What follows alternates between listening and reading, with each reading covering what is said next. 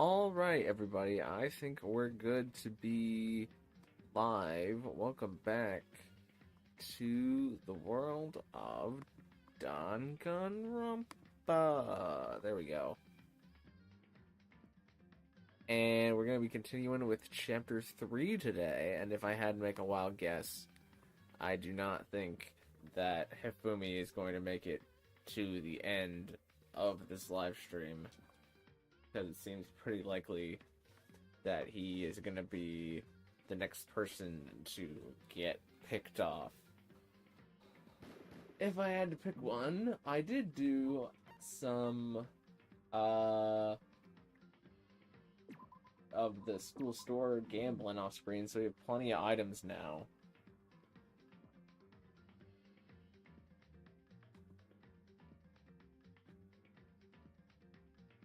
Let's continue where we left off. I also looked at the other abilities. Where's my map? Oh, the other map. Useful map. This map. That I need. Oh, we have to go for breakfast first.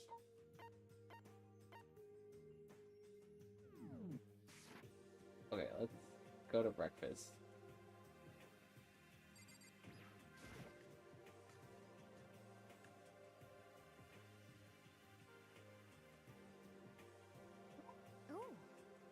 Oh, I didn't get any water to prepare for doing voice stuff. Let me go fill that up real quick.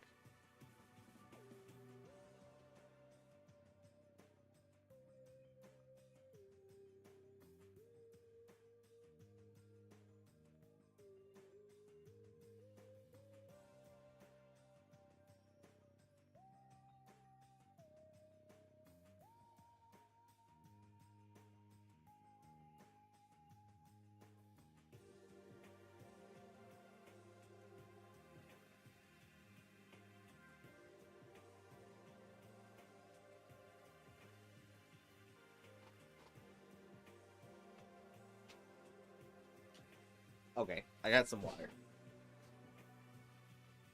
Now, where were we? Taka and Yoko are not here today. You know? Kyoko's still on guard duty, probably. I have no idea about Taka. Well, just forget about that guy. You don't have to go and get so mad. You know? They're rivals in love. What are you gonna do? Don't put me on the same level as that. I don't know if I can say the word on Twitch. Can we do that? As an insult like that?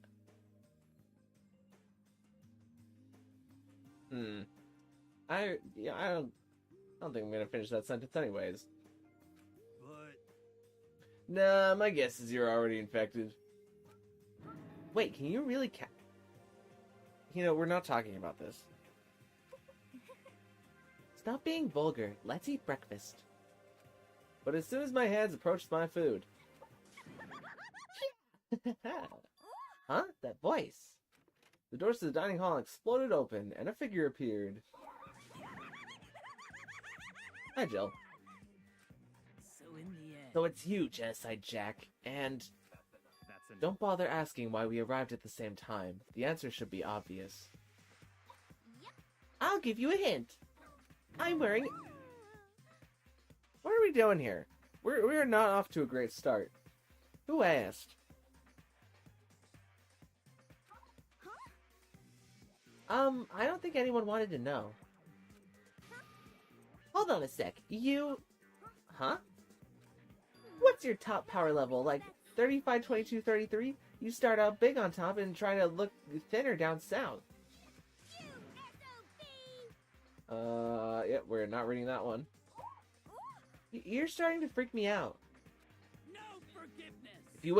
If you lay a finger on Hina, I will show you no mercy. So, what do you want? Surely you're not here to join us for breakfast.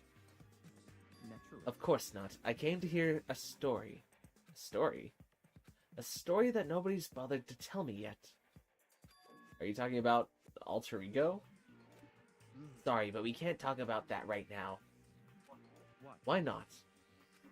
Because of certain circumstances. Up till now, you haven't given a crap about anything, and now you're all concerned? I don't buy it.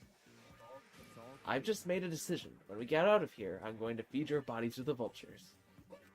What kind of messed up dictator are you? what? But this isn't a democracy. Or would you exclude those who don't fit into your tyrannical majority?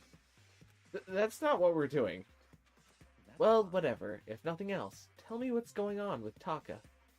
When I saw him yesterday, I happened to notice something seemed off, so I was curious. Indeed. Taka has become utterly useless. Celeste, you don't have to say it like that. I mean, she kind of can, though. Kind of base Celeste.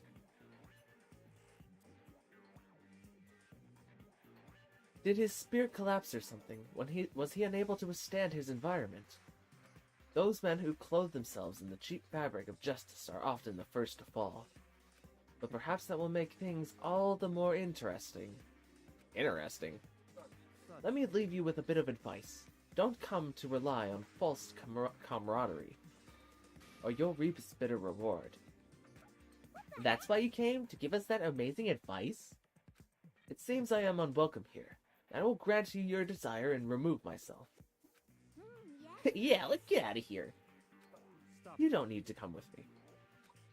You don't have to play hard to get, Master. You can just play.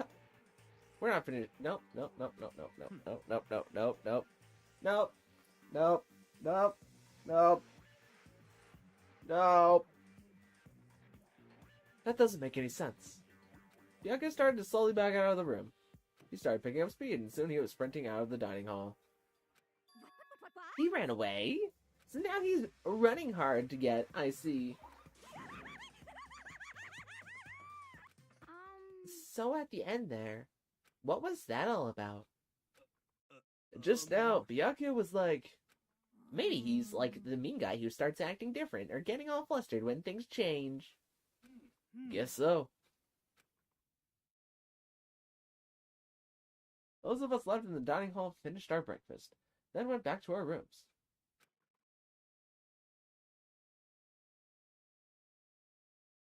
What to do today? Got some free time. Let's head out so we can use the map. Okay, so I do need Kyoko's ability. So if I can spend time with her today, I think we'll do that. Who's around? Oh, Kyoko. That's pretty perfect, actually. We don't have to go very far. Why? Who set all this up, and why did they choose us? There's so many mysteries. Should I talk to Kyoko for a while? Let's spend some time with Kyoko. Well, I'm in no position to tell you what to do. You're free to do as you wish, right? But I have my own way of doing things. I joined Kyoko while she searched the school. We didn't say anything to each other. Kyoko and I grew a little closer today. Would you like to give Kyoko a present? Yeah, definitely. What would Kyoko like? Sonic Cup noodle. Maybe not food.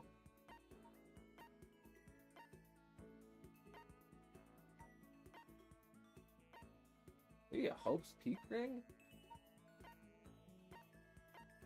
Keep that one in mind, I guess.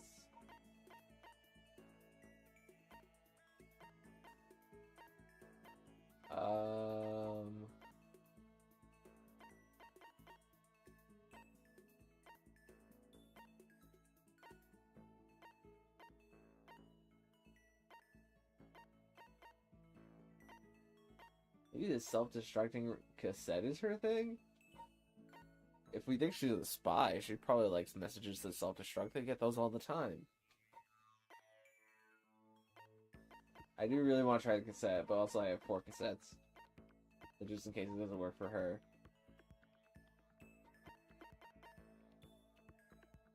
Millennium Prize Problems? What is this? These 7 important mathematical problems were posed by the Clay Mathematics Institute with a reward of $1 million. Oh, I know about these. I only know one of them off the top of my head, but I believe it's like you have to have 15 watermelons in a truck. Or the problem might not be phrased exactly with watermelons, but the basic idea is that you have 15 objects, and you only know the weight of all of the objects, but you have to figure out the weight of the individual objects without weighing the individual object is the math problem, I believe, or something like that. So you need to know the weight of like 15 watermelons without knowing the weight of a singular watermelon. And then when you solve it, it becomes like a new way to look at mathematics or something like that. That might be a good... We have 2 of these, right? Yeah, I might give her that one.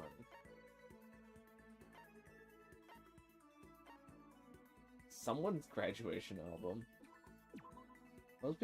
Help speak graduation album that someone left behind, and the signature pages are all completely blank. Huh.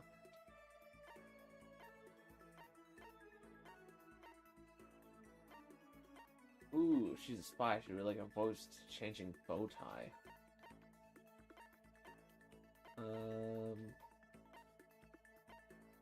Oh yeah, I think I also got this one. I'm pretty sure this is a Danganronpa reference, or not Danganronpa, a Gurren Lagann reference. So I think everything after... Oh yeah, what is a red costume? Jump into this, and you'll feel like you can support the world. It resembles some kind of Yeti creature. I don't know what this is. If this is an anime reference, I did not get it. You'll feel like you can support the world.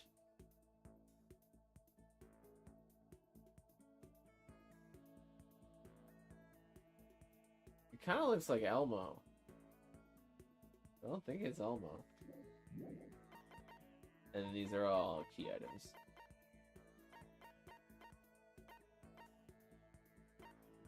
Kind of a magazine reference?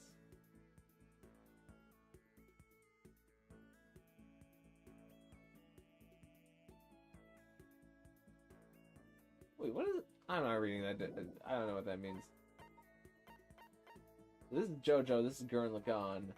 Something, and then something else that I don't know, and then something, and then something else I don't know.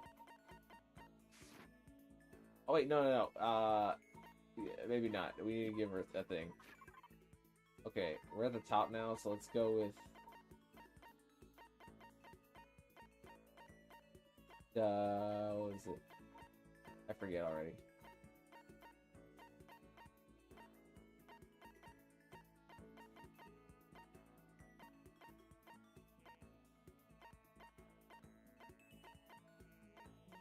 Oh wait, the self-destructing cassette.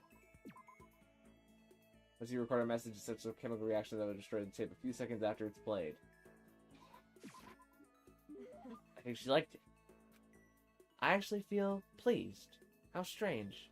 I get the impression that she liked it. That's good. Are you scared, Makoto? Huh? Hey. Being trapped in a place like this. Who wouldn't be? Of course I'm scared, being trapped in this insane school. Correct. Ah, that's good. That's good. So... Fear is proof that your imagination is functioning. Frankly, I feel bad for anyone who can't feel fear. Without imagination, you can never deduce which action to take next. But what about you? You seem totally calm. You don't act afraid at all. Wrong. I'm scared too, of course.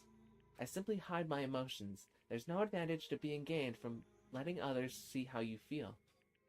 You hide, huh? Correct. What I mean is, I'm not as foolishly open as you are. Foolishly open? Listen. Also, the fear I experience is a little different from yours, I imagine. Huh, what do you mean? So... You're afraid of what you might lose, right? But I'm afraid of what I've already lost. I'm sorry, I don't understand. Also, hello, Don Ito, how you doing? I know. She didn't bother answering any further. She just turned and... Goodbye. Goodbye. With that, she was gone. Well, we're just getting to know each other. Maybe we'll talk more next time. I don't think I understand her at all yet. Yoko's report has been updated based on your experience with her. Your maximum number of skill points has increased. Oh, I didn't get her ability. Once we were all done, I headed back to the room for a little while.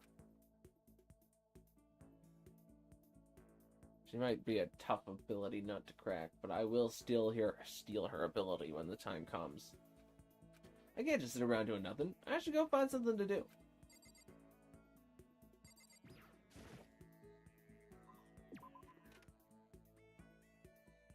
Oh, hi. I don't know if Genocide Jill has an ability that I can steal, but we have tried to talk to her twice previously, I think, and it just didn't give us any kind of prompt to continue on. I forgot I was gonna write down all the people who I haven't interacted with enough yet. I guess Byaku's in his room. Oh, Taka was definitely one of them. Let's go to the laundry room and we'll talk to Taka. Maybe get his ability. I knew this was gonna happen! Who's got a problem with who my friends are? We're gonna have a little chat. Maybe I should leave him alone. Okay, I guess we cannot steal Taka's ability right now. Let's look at the map again. Or not this map, the other one. Everybody seems to be around here. Can I...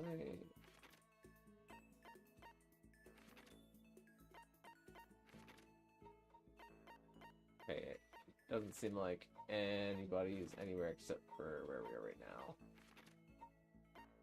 now. I mean, I guess we could go see how Hifumi is feeling. We do have a lot of stuff for him. And I think you can upgrade the abilities that you steal. It's just... You know, I've already been doing so good in the discussions and stuff, I don't really see a point in adding too many abilities. It might make it too easy. Ah, Mr. Negi. Funny meeting you here. A salute to you. Salute! I just saluted, did you see? That was the Hifumi Ultimate Salute. Sam! Do I want to hang out with Hifumi? Alright. Cosplayers these days are totally ignorant of the origin, the history, the significance of their hobby. And if you don't know your history, you can never have a complete cosplay experience. Still, Mr. Negi, prepare for a gloriously detailed history of the cosplay world, now in 1955. I'll listen to Hifumi's half-obsessed ranting for way too long. Hifumi and I grew a little closer today.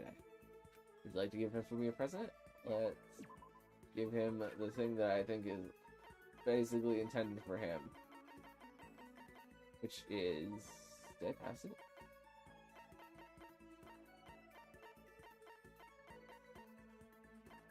Oh, this.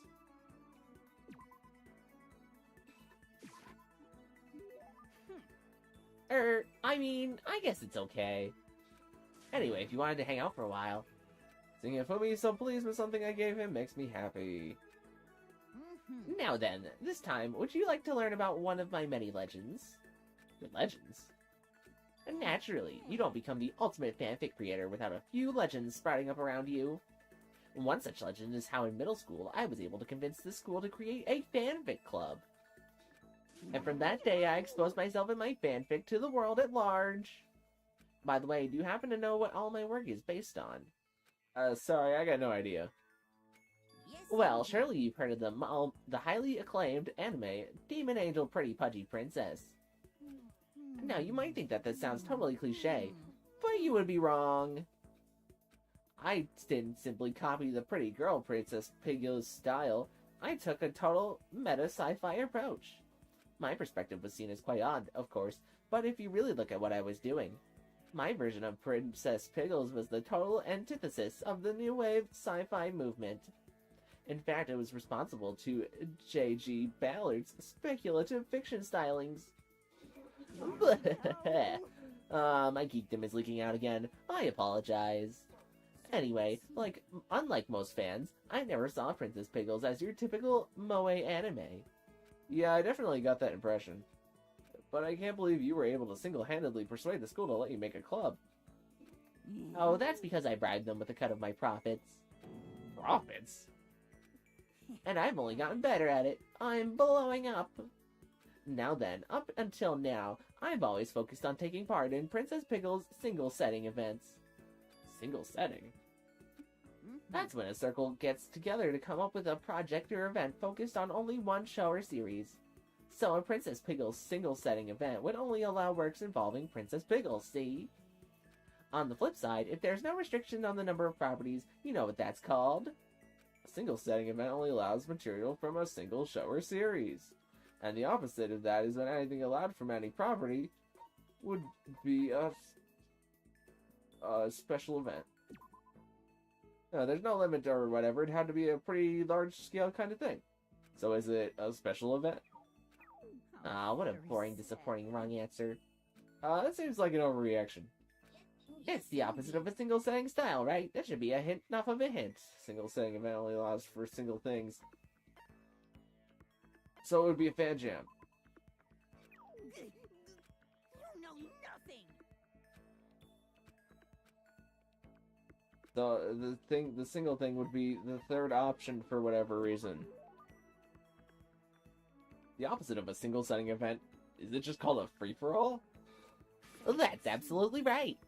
There are actually plenty of free-for-all events every year, and yet, more and more slackers are showing up with no idea what a fanfic really means, and it's so annoying. In order to crush these peons with my might, I'm going to start taking part in more free-for-alls. Crush them? That doesn't sound very friendly. I don't participate in these events to make friends, and I cannot forgive those lazy... Can I say that word? I don't think I should say that word. It's not a very nice word. And don't tell them to ignore... And don't tell me to ignore them. If you let some little whip survive, you'll regret it later.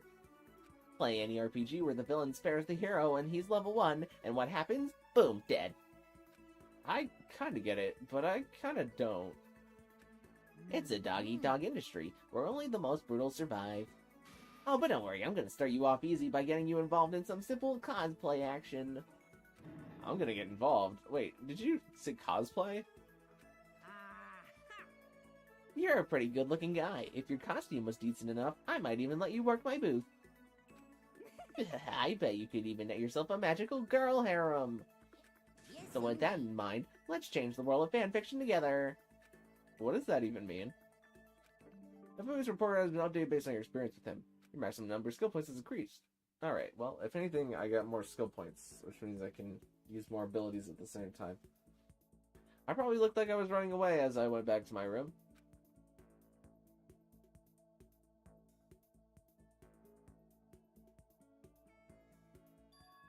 Oh, there's something by the door. There's a slip of paper on the floor by the door. I'd better check it out. Oh no, it's not my cosplay outfit, is it? It's like a drawing and it's just like very obviously me in like a Cookie Monster outfit.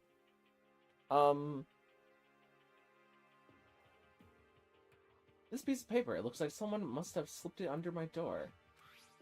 Meet in the dining hall. The handwriting is really good. But I want to meet up so suddenly? Who wrote it? And why? What's the point of calling me out like this? I'm kinda nervous, but there's no way I can't check it out right now. I mean, I guess so. Are we breaking the rule? What time is it? It is nighttime. We are not supposed to be doing this.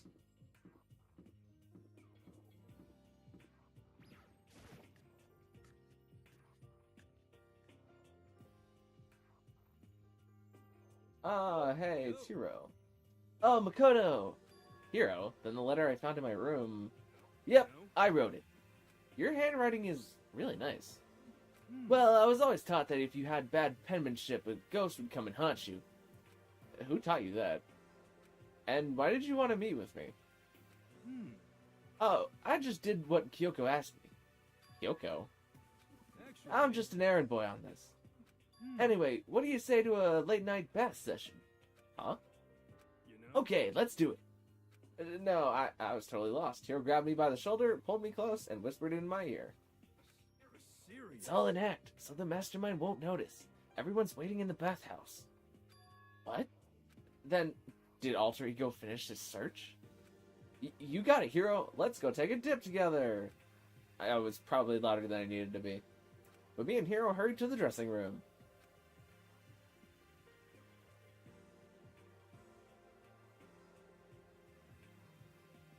As soon as I got to the dressing room, an angry voice echoed out. F you. Hey, you! How long were you gonna keep us waiting? Taka's irritated voice pierced the air as he stared pointlessly at his wristwatch. It's almost 10 o'clock. You know that. Bedtime for all the little good boys and girls. Just shut up. What'd you say? You want me to make you cry, little girl? Taka, he seems to be even worse off than I'd heard. Well, maybe it's a good thing. Maybe he's finally starting to grow a personality. What? You got a lot of poop falling out of that mouth of yours. You know that? How rude. A maggot like you should have no right to speak that way to our heaven-sent master. Oh. Are you going back to your normal glowing self? I can hardly keep track at this point. Shut up. Hey, Well, anyway, everyone's here, right? Then my messenger duty is complete. Hey, You wanted us to all meet here, right, Kyoko? So what are we doing here? Isn't it obvious? It's gonna have something to do with alter ego, right? That's right. Yeah, totally. Did he finally find a clue? What is it? A way out? The mastermind's true identity? Kyoko seems to kind of be enlightened. It's gone. Gone? I came here a little earlier to check up on things, and that's when I discovered Alter Ego, the laptop, has disappeared. What? No. You're kidding, right? oh, Huh. What? She gone? You can't be fudging serious. What did you do with them? Was it the mastermind? Did they finally notice what we were up to?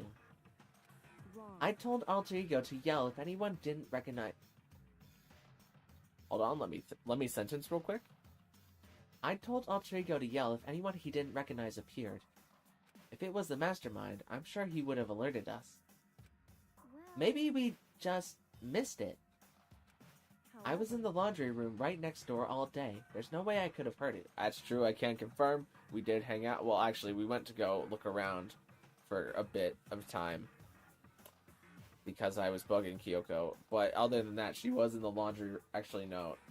Taka was also in the laundry room a little bit. But Kyoko, your story doesn't line up at all, actually.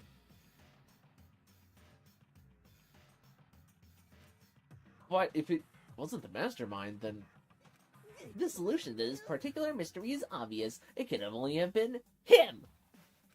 Mr. Ishimura, you stole her, didn't you? what? I'm the ultimate moral compass. I would never do something like that. I don't think it counts when you say it about yourself like that. You're the suspicious one here. You're nothing but a big jiggling sack of fat. This shows what you know. This isn't my true form. I still have 3 more transformations left.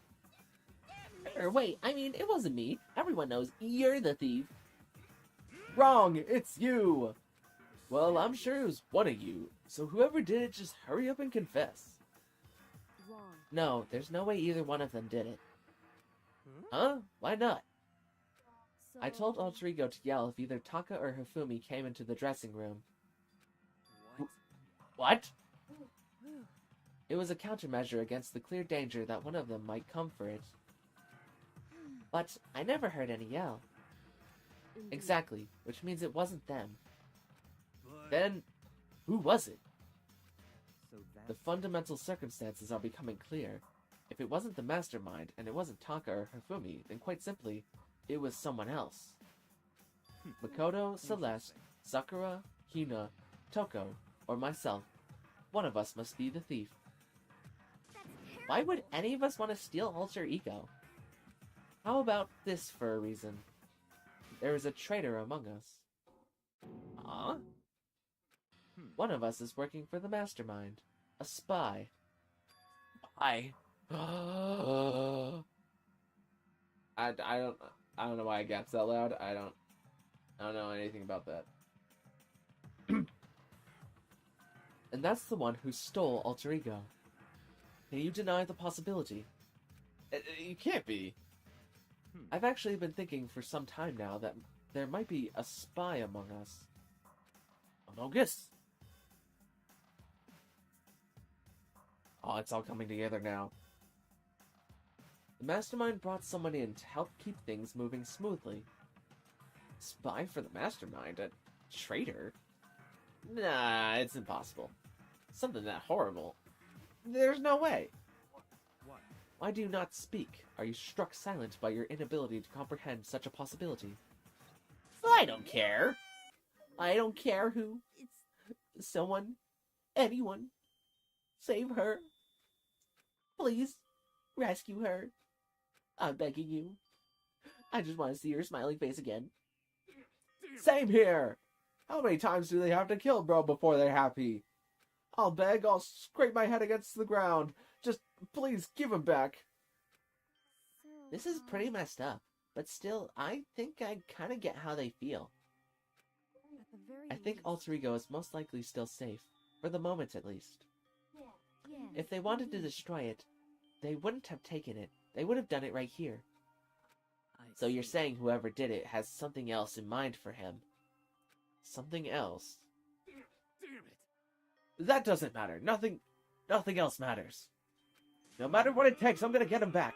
That's my promise as a man. I swear I'll save her using the power of love. Ding dong bing bong.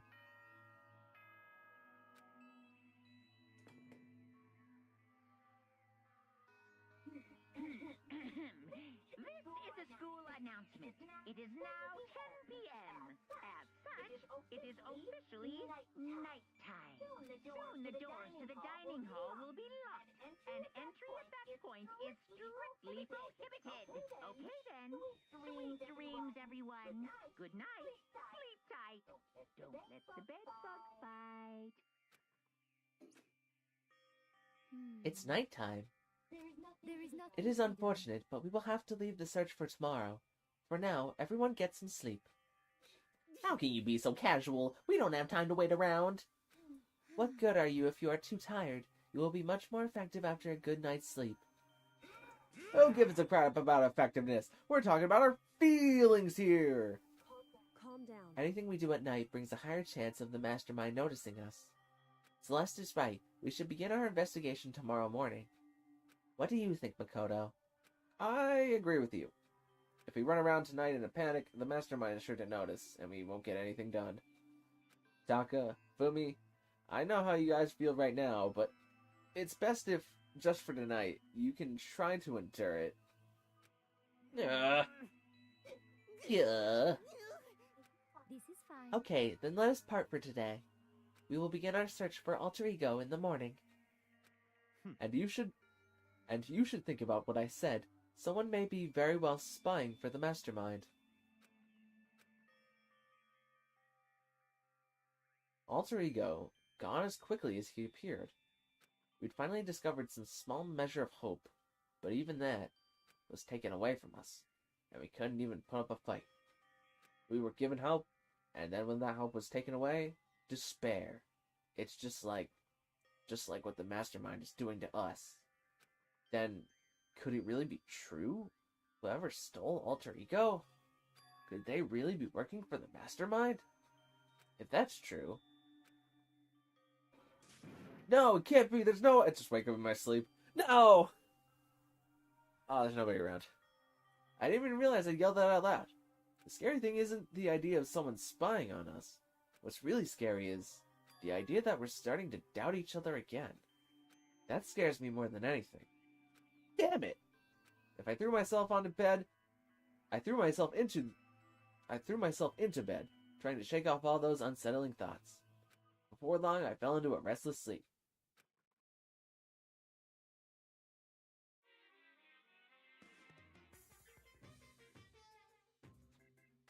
Murder is a word whose definition changes with time, place, and with society. If murder is evidence of abnormality, then all of history's greatest heroes must have been abnormal. Sometimes the murders that people forgive are way more abnormal than the ones they don't. Ding dong, bing bong.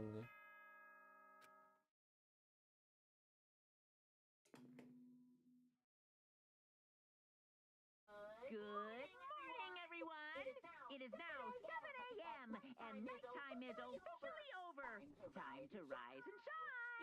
Get ready to greet another beautiful day. Today, we have to look for alter ego. Okay, first things first. To the dining hall! I found myself in surprisingly high spirits and hurried to the dining hall. But when I found out what was waiting there for me...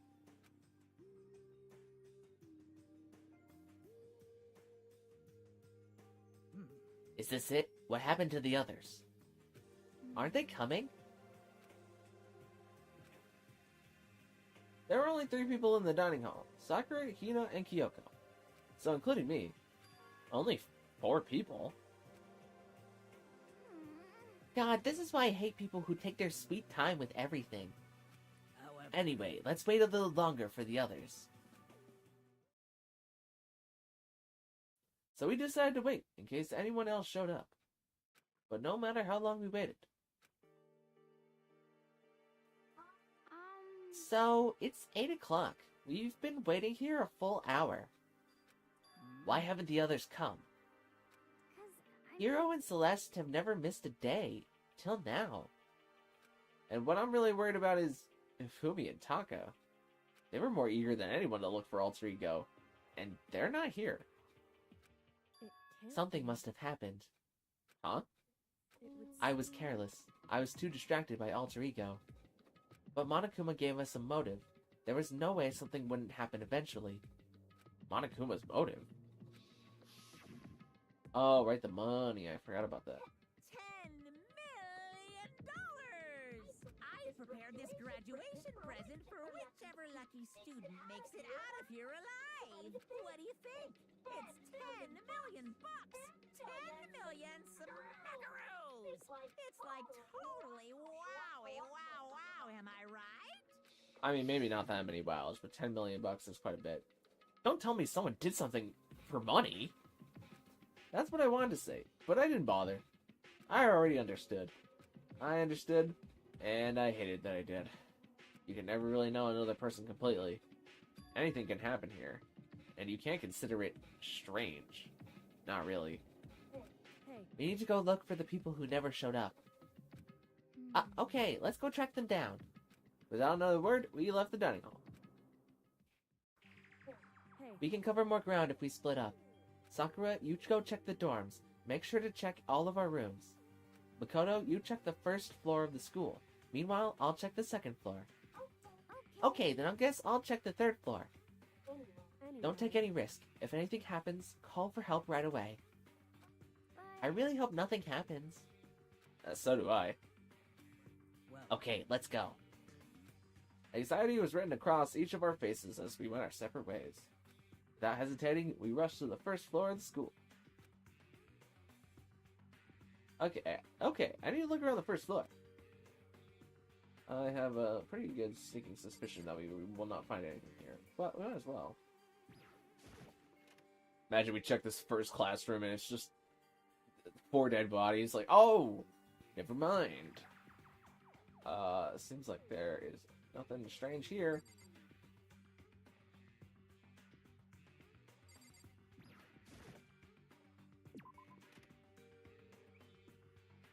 So what is the order I should check things? The classrooms, and then the videotape place, and then the main entrance, I think that is? I'm gonna be thorough, even though I really don't think there's gonna be anything in these classrooms. Is this note still here? Why can't I look over the pamphlet? There might be something important in there. Also, it's something that was, like, purposely left behind. Oh! Someone, come here! What? That was Hina! She was supposed to be checking the 3rd floor! There was no time to think. I was running for the stairs before I knew what was happening. Trips up the stairs, falls down the stairs a little bit, walks back up the stairs. I flew up the stairs leading to the 3rd floor! Right away, I saw her standing there in the hallway. Makoto! Hina, what's wrong? It's awful! The rec room door was open! And when I looked inside, I saw... What did you see? I'd better get the others, right? I'm gonna go get him. You go on ahead, Makoto. Before I could say anything, she was rushing downstairs. The rec room? What did she see in there? At this point, I was used to acting without thinking. So without thinking, I leapt into the rec room. Did a little pirouette on the leap, too. First thing I saw when I got in the rec room was... Oh, it's Celeste, but she's still alive. It was Celeste, and she was hurt. Oh, there's nobody dead in here. There's nobody dead in here. I can't remember if that locker had a Monokuma coin on it or not. Yeah, how do I do slightly pained Celeste? Should be like, yeah, Makoto. Celeste, what happened? I was stupid. I got attacked. Attacked? By who? I am not sure. Some sort of strange man. Strange man? A suspicious person whose existence is so unusual, I can't help but call him strange. Without a doubt, it was some sort of strange, suspicious individual. And that man attacked me with a hammer on the ground there. Where? I don't see any hammer. Oh, is it there? Got it. What is this? It's some kind of wooden hammer or something. Pretty strange design. There's some writing on the head. Justice Hammer 1?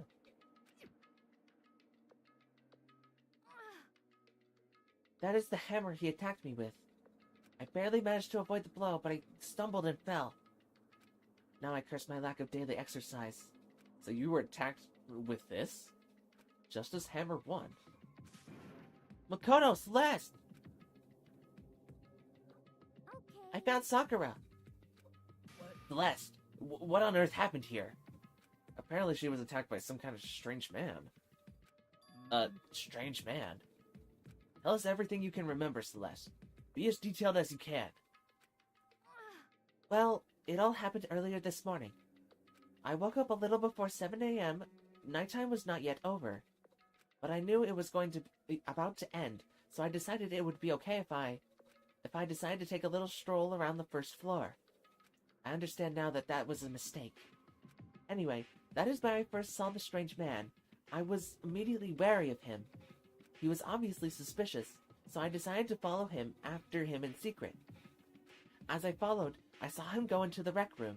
I tried to peek through the gap in the door, which is when he noticed me, and that's when you were attacked.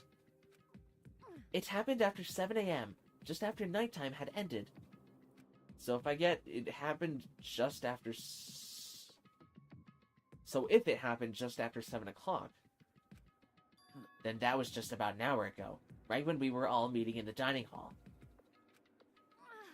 The attack caused me to lose consciousness, which would mean I was unconscious for about half an hour. But Well, I'm just glad you weren't hurt too badly. That is because I begged and groveled for my life. You did. as for me, I told him I would do anything if he spared me, and I offered to lick his boots, whatever it took. So you were willing to throw away all your pride. indeed. It is a necessary skill for survival.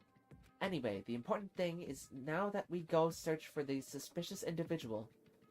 If we do not hurry, this could become a serious problem. A serious problem? Celeste, what do you mean a serious problem? Did we just...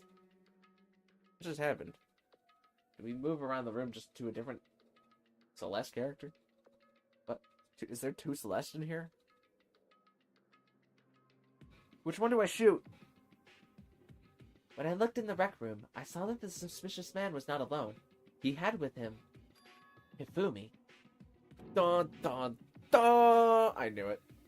I knew it. Hifumi? After he attacked me, he dragged Hifumi away. What? You mean Hifumi was kidnapped?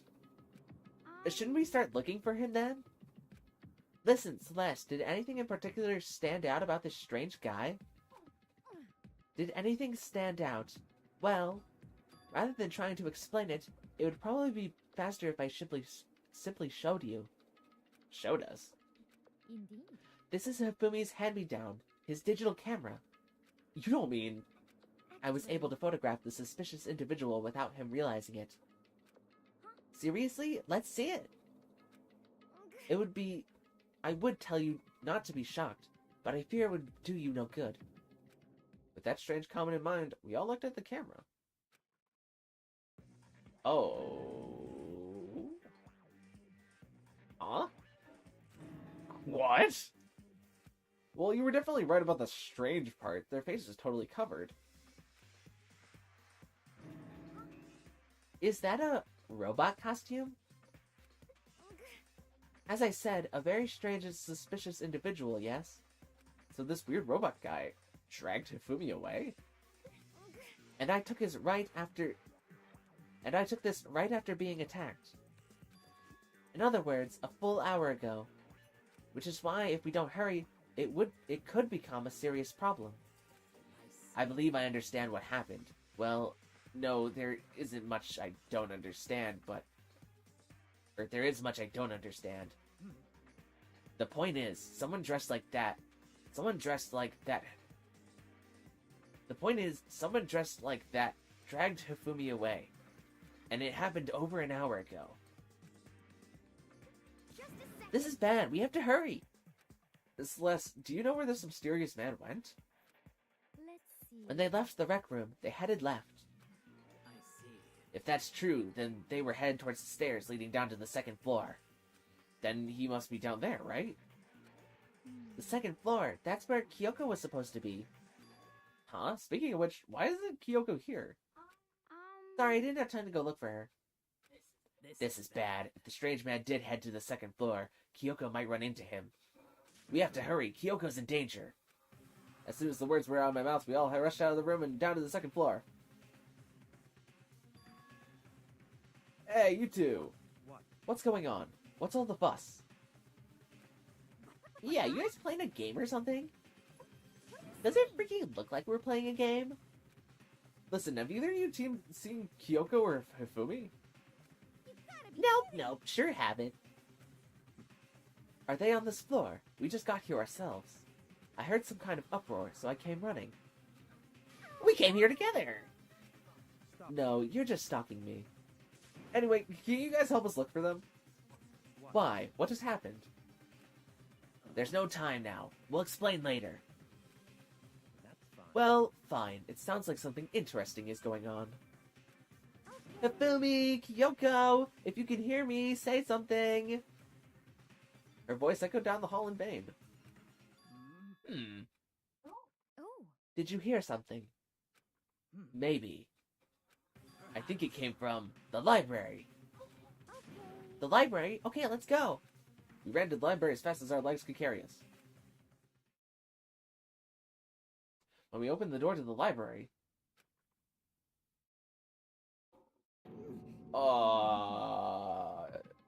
he's still alive. Man! I really thought they were gonna get Hifumi here. It hurts. It hurts. We found Hifumi seriously injured. Are you okay? I'm glad to see you're still alive. I'm glad to see you're still alive. Should sound more like that. There was a little bit too much Hifumi blending into Hina there. And those two need to stay very separate. Need some water too.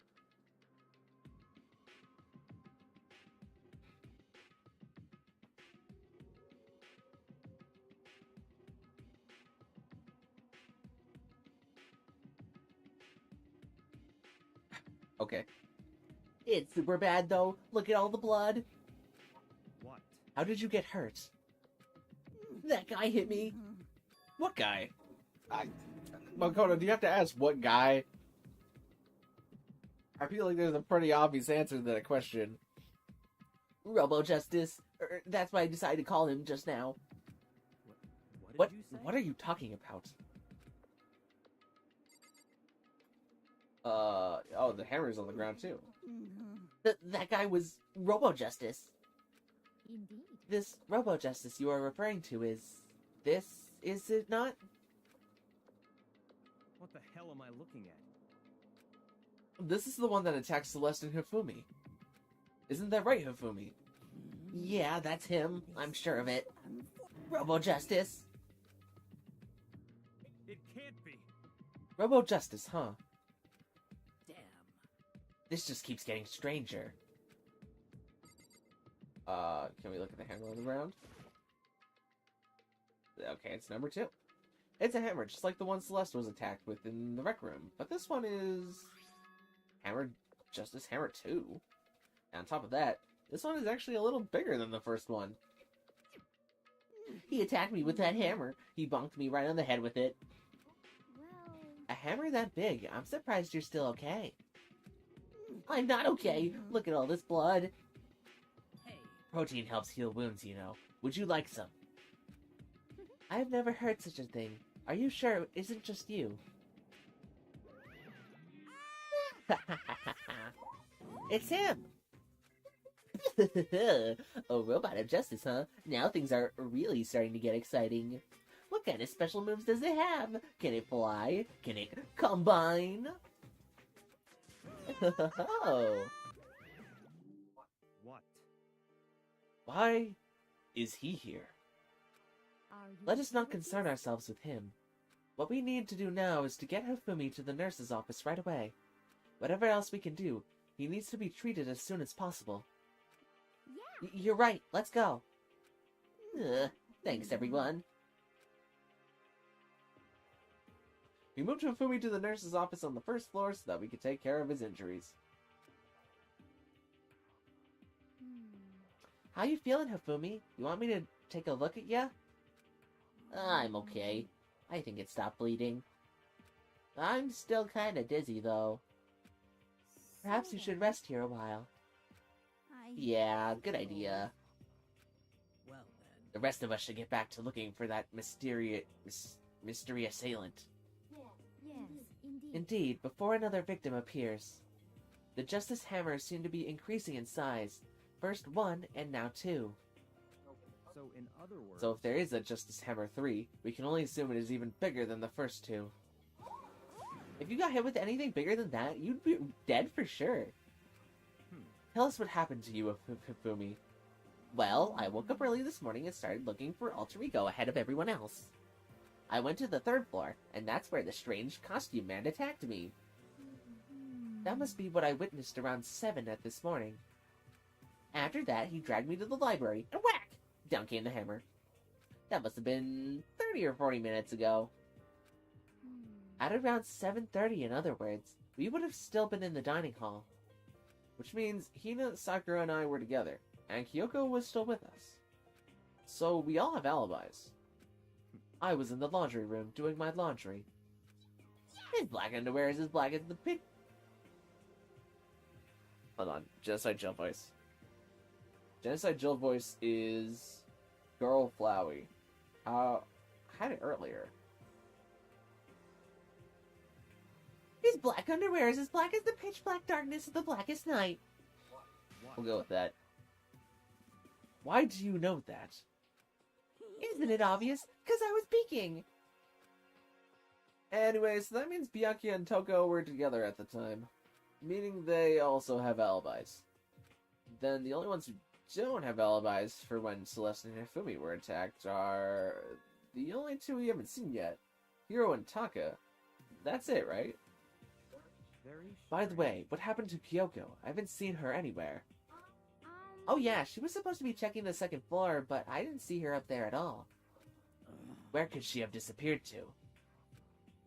She's disappeared, huh? What a strange woman. So She that's- might be exactly as I suspected. Hold on. Kyoko was with us in the dining hall when Celeste and Hifumi were attacked, so... I'm not talking about who attacked them. Huh? in I'm other referring to what we talked about last night. Who the mastermind spy might be. Are you saying Kyoko's working with the mastermind?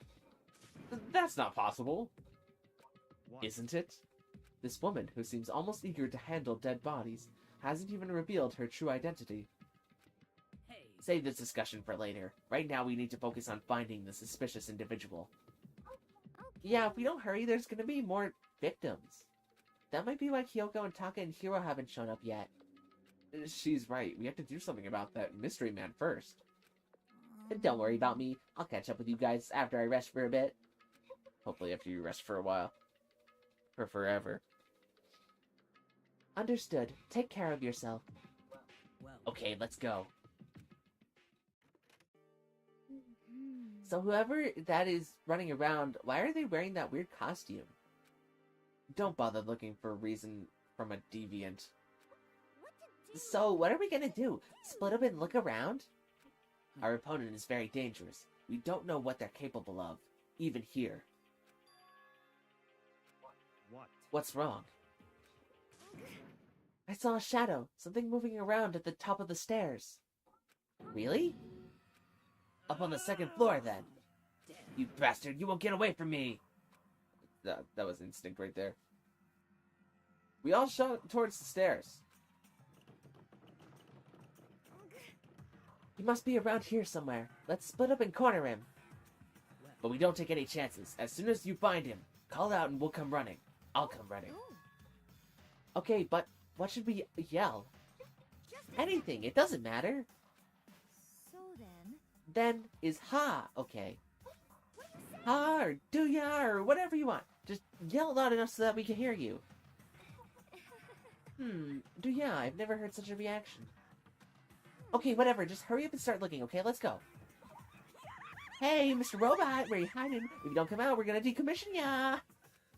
We spread out in every direction to track down the costume suspect.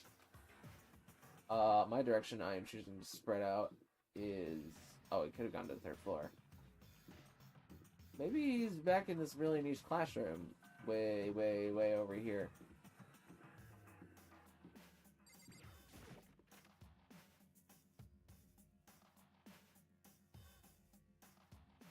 Nope. Now I gotta walk back. Are the classrooms ever gonna be useful? That strange cry! That had to be Celeste! It came from the floor above. She's on the third floor. I sprayed up to the third floor. Creeped down the stairs a little bit. everyone. Over here, everyone! Everyone who heard the scream had come running. Just a second. Celeste, what's wrong? What? That was a rather intense scream for someone like you. I saw him, the strange costumed man. He ran off as soon as I screamed. I was blocking the stairs, so he headed further down into the hallway and disappeared. He must be down this hall. Come on, let's go. What is it now? Huh? Whoa, it's really true. Oh, she changed back into Toko from Genocide Jill. But that doesn't matter right now. Huh? What was that? That came from downstairs. It must have been Hifumi. He's in the nurse's office. This is bad. Come on, we have to go back. What? What about the suspect? We've gone to all this trouble to capture him, right? Then why don't we split into two groups? I'll lead the hunting party. That seems much more interesting. Very well, then Makoto and Hina, you come with me to the nurse's office. I will lead the capture of the suspicious individual to Toko, Sakura, and Byakuya. That does seem like a great idea. We'll handle it. Just go take care of Hifumi. Okay, you guys be careful. With that, we split into two groups. Me, Celeste, and Hina all ran downstairs to the first floor. Just a second. He's in the nurse's office. Let's go. Which one is the nurse's office again? Okay, it's literally this one. We stormed into the nurse's office, and what greeted us was a world of dripping crimson.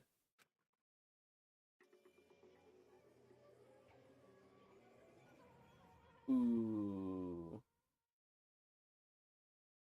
Everything was covered in red. And in the center of all this red was Hifumi?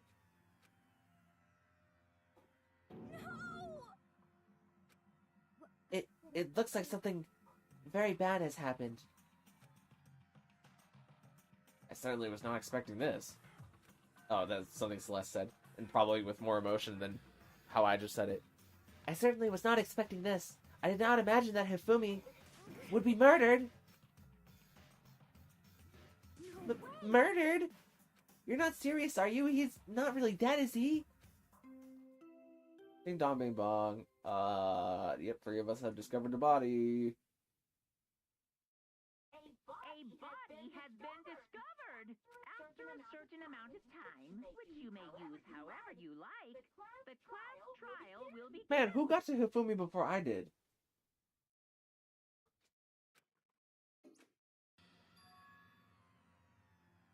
This could be such easy pickings. He was already pre-wounded. If he had a focus sash, I would have been able to hit him through it. Just in case, you never know. What the? That was the body discovery announcement. The body discovery announcement. When 3 or more people discover a body after a murder, that's what plays. And since we just heard it, that means... It must mean Hifumi. Someone killed him. One of us. One of us? And look at that. When Celeste said that, she pointed to something. Something on the floor. Something that had also been on the floor after the last 2 surprise attacks.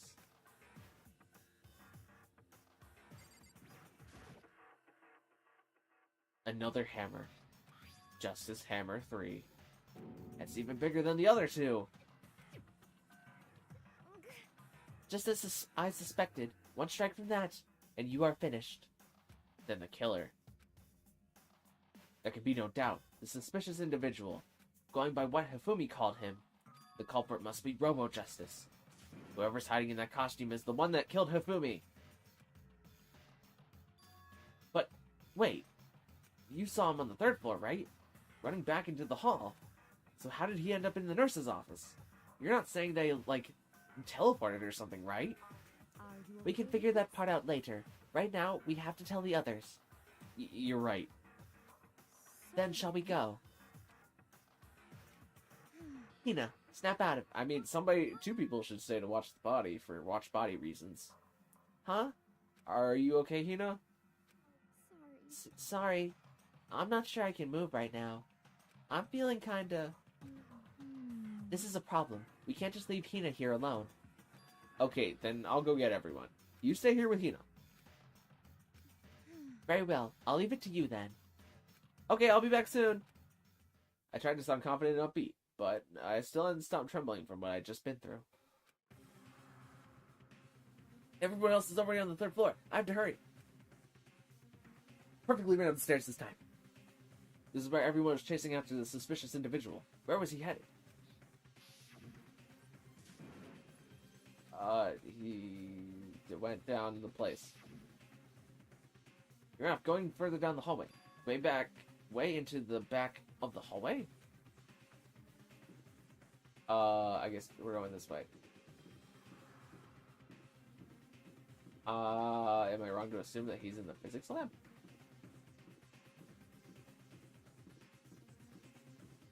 Fourth floor is closed.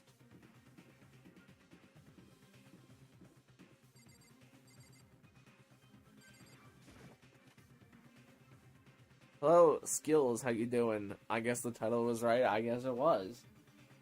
I mean, I had a sneaking suspicion that his time was coming. He was quote-unquote too innocent and also quote-unquote too killable. Not me. I would never say something like that. I mean, I wanted Hifumi to live as much as the next guy. You gotta believe me. But also, like, he was next on the chopping block. Kind of hard to argue that he wasn't. As far as I can tell, there's nobody here. But still, I feel some kind of presence. Yeah, I'm sure I can feel someone's presence. This presence. Is it coming from over there in the back?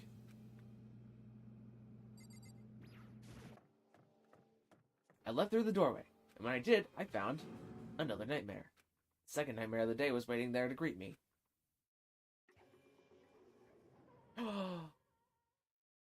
Not Taka!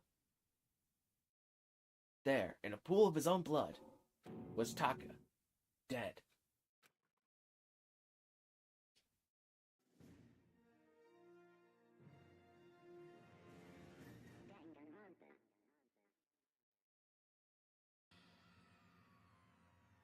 Hifumi's body discovered in the nurse's office. Tanaka's body discovered in the equipment room.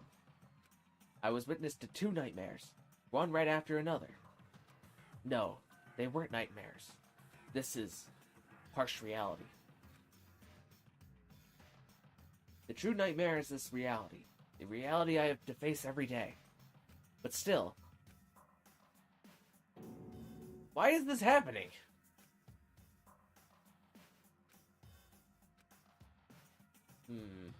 Like Coco was taking a nap. Oh, is this Justice Hammer 4? Another hammer. Now it's Justice Hammer 4. It's even bigger than before. Is that suspicious individual responsible for killing Taka too? What, is this like some kind of Mario power-up? Wherever you get a kill and you get a bigger hammer or something? But he didn't kill the first 2, though. Just whacked him. I don't know, it kind of sounds like a JoJo stand. Where, like, I whack you on the head and my hammer gets bigger. And every time I whack you on the head, then my stand grows inside. Great stand ability. Sakura, what do you have to say? Your voice is easier for me to do than Byaku's. Okay, thank you very much, Sakura. Very helpful. Byaku, you're the second pick. What do you have to say? Okay, thank you, Byaku. Very helpful. Toko, what do you have to say? Toko? Don't tell me Toko too. Relax, she just passed out when she saw the blood. That tracks. The blood? Ah, that's right. When Toko is, Toko, she is a fear of blood, right? We've tried everything to get her to wake up, but no luck. Just leave her be for now. It's like you said, I should just leave her alone for now. However, But why is it Justice Hammer 4? What do you mean? Celeste was attacked with Justice Hammer 1. Sakura, we have some bad news to deliver. A third Justice Hammer has hit the Danganronpa.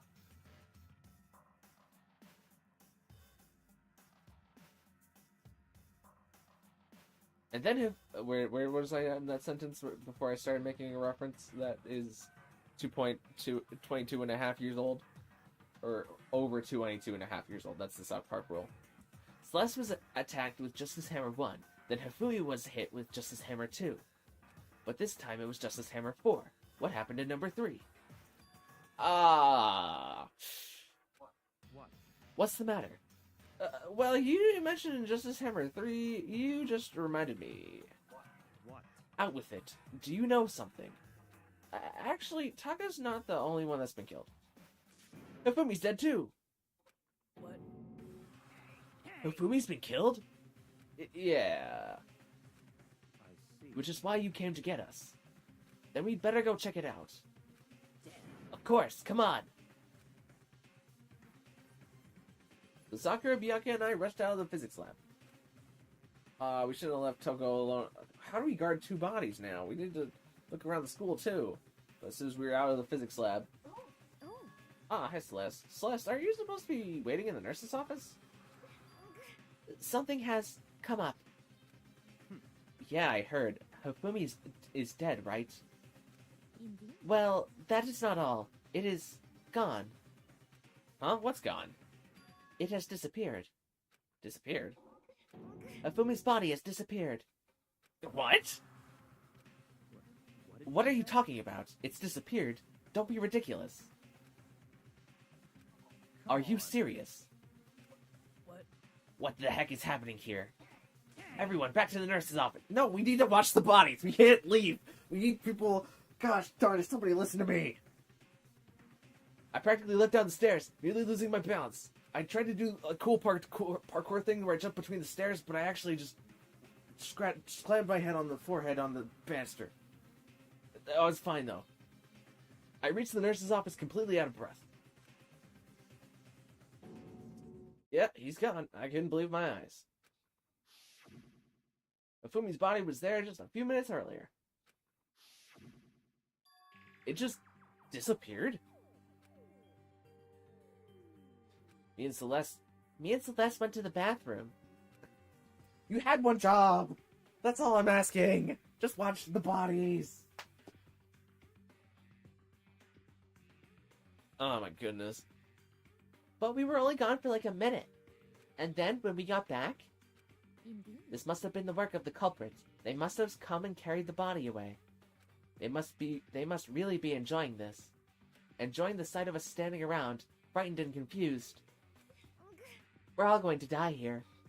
We're all going to die, just like those guys died. I don't believe this. I don't believe a body would just disappear. Why? First, there were 2 murders, and now one of the bodies has been taken. This is unnatural.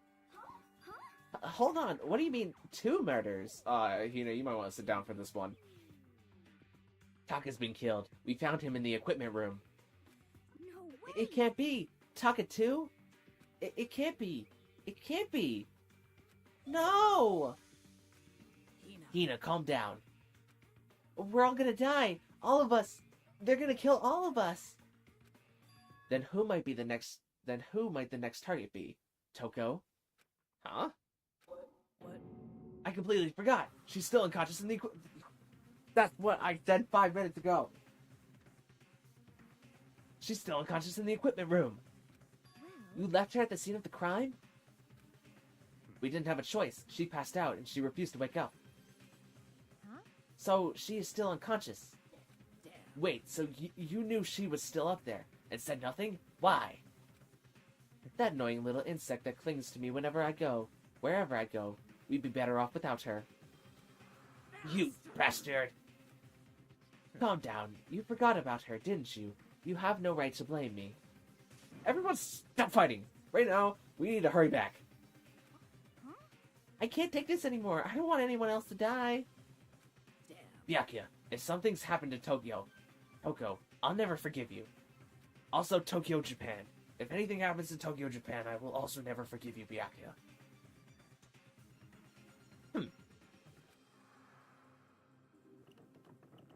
We shot out of the nurse's office and bolted up the stairs, heading back to the 3rd floor.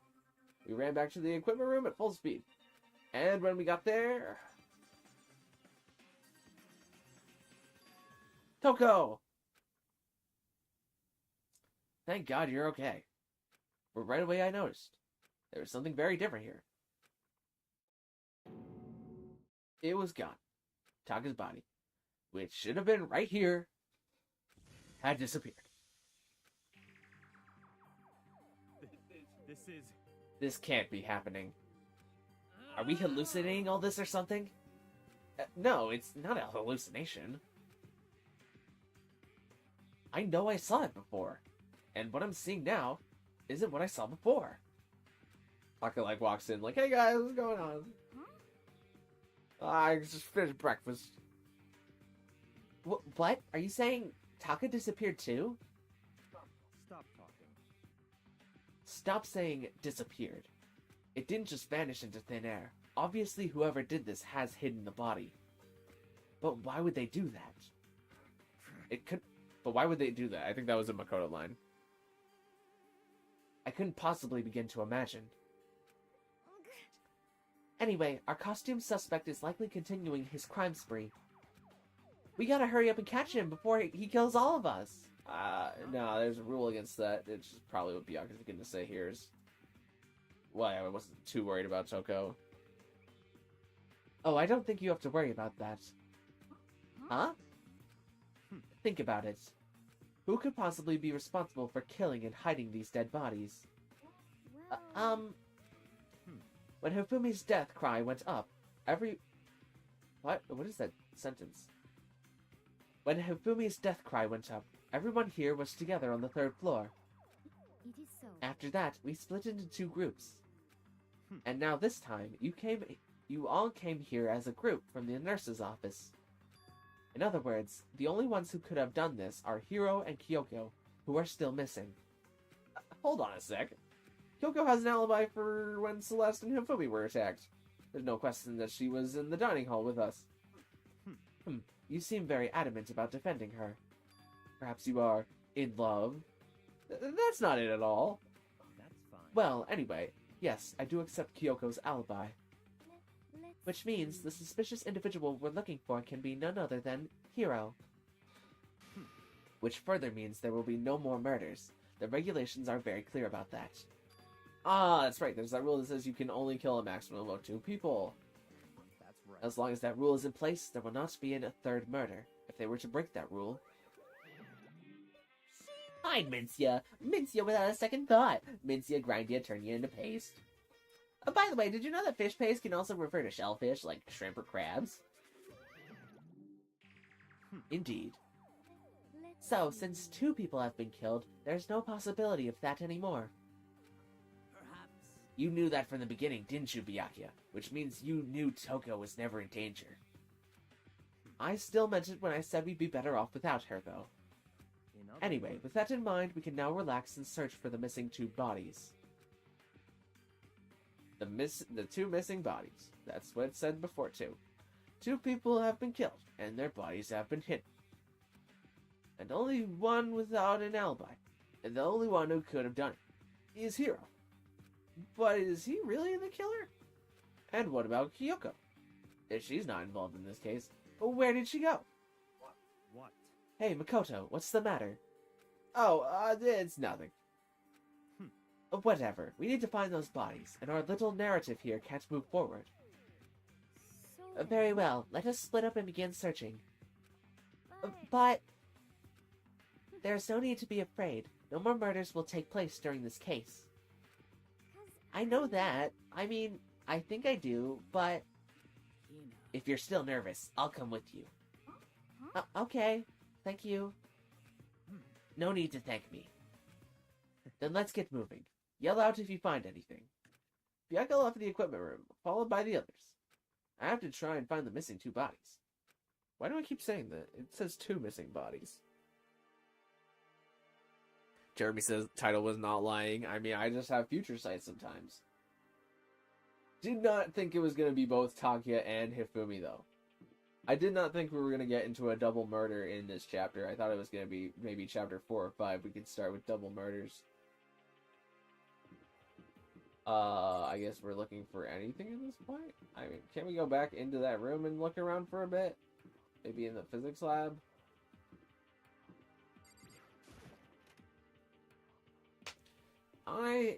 Okay, so what I think has happened is that there is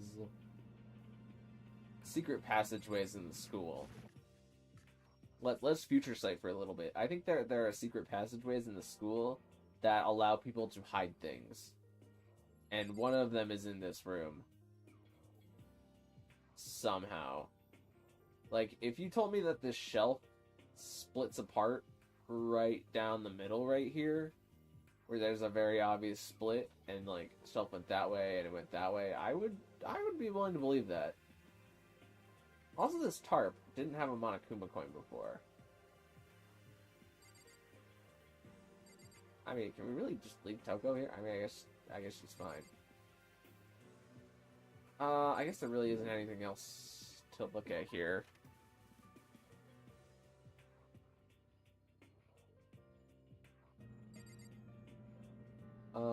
Anything new here? Guess not. Something up here? It's just that camera. Okay, I guess there really was nothing in here. We really don't have much to work on. Do we still get to know how they died if we don't have the bodies? Because if they both didn't die from, like, blunt force trauma to the head, then we have something worth looking into. I'm also not super familiar with this floor. Let's look in the art room, because the art room is special. / could be a place for someone to make a costume. Why a costume, though?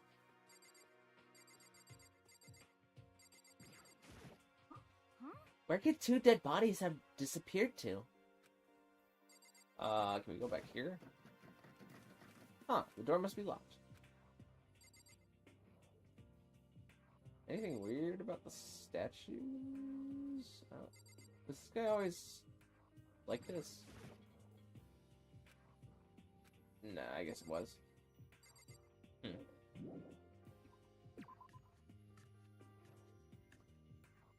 So, if there are secret passageways in the school, Are we gonna learn who the spy is?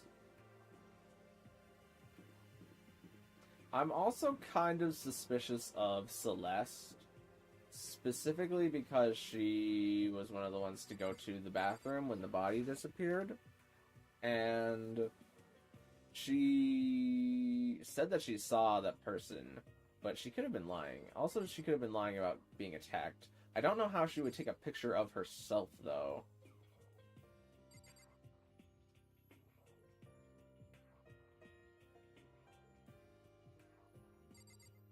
Unless the camera was... Is this locker gonna come into play? I kind of thought there was gonna be a dead body in this locker when we came in here before, when Celeste was in here, but that does not seem to be the case.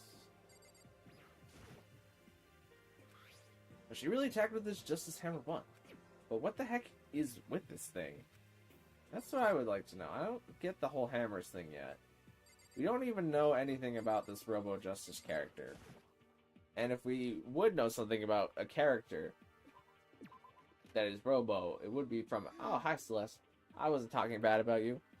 Makoto, Come on. why are you just standing there? We need to get to the repository.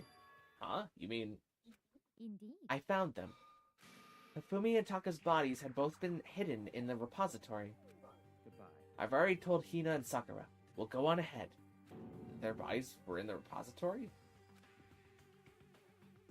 What is that the entrance? Can I just teleport there?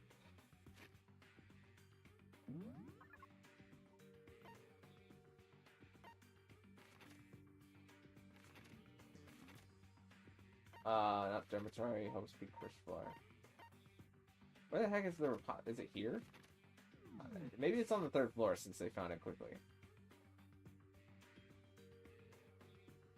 I don't think any of these are the repository.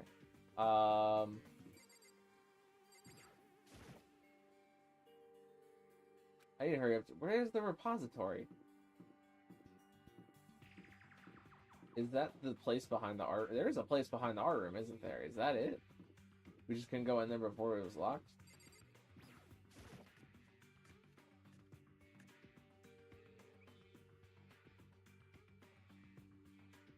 Are the bodies here somewhere? Up ahead is the repository. The doorknob turned. I guess it's unlocked. Then I have no choice but to go inside. So I opened the door. And when I entered, I saw...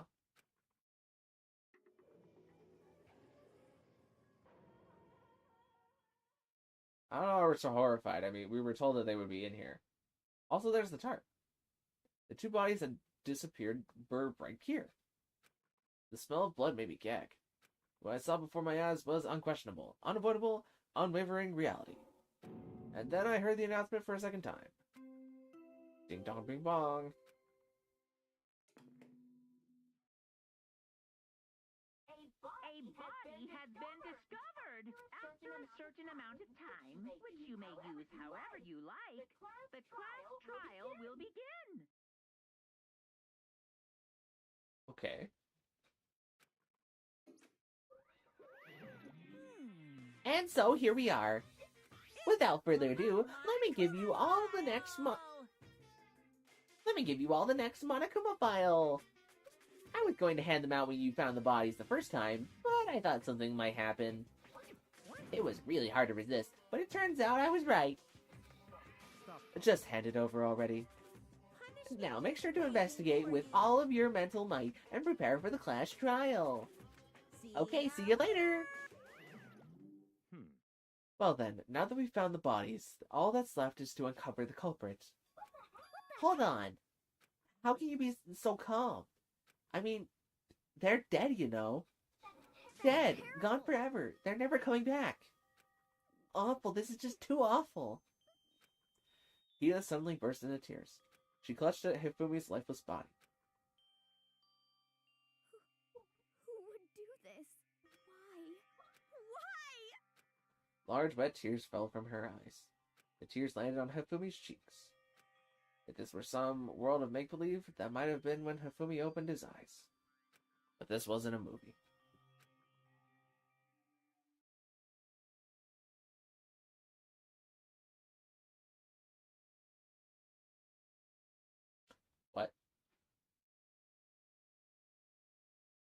This wasn't... He's alive again? Where am I? Cold. So cold. Is winter coming? Hifumi! Wake up! Huh? That's right. I remember now. Hope's Peak. Come on, you gotta wake up! I remember everything before I met you all. I met you all.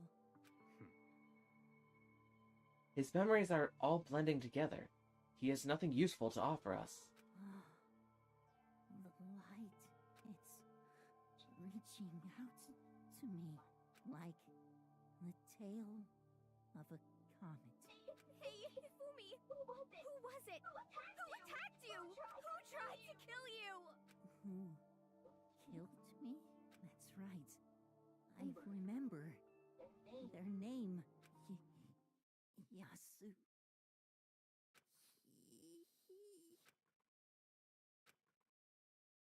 Well, case closed.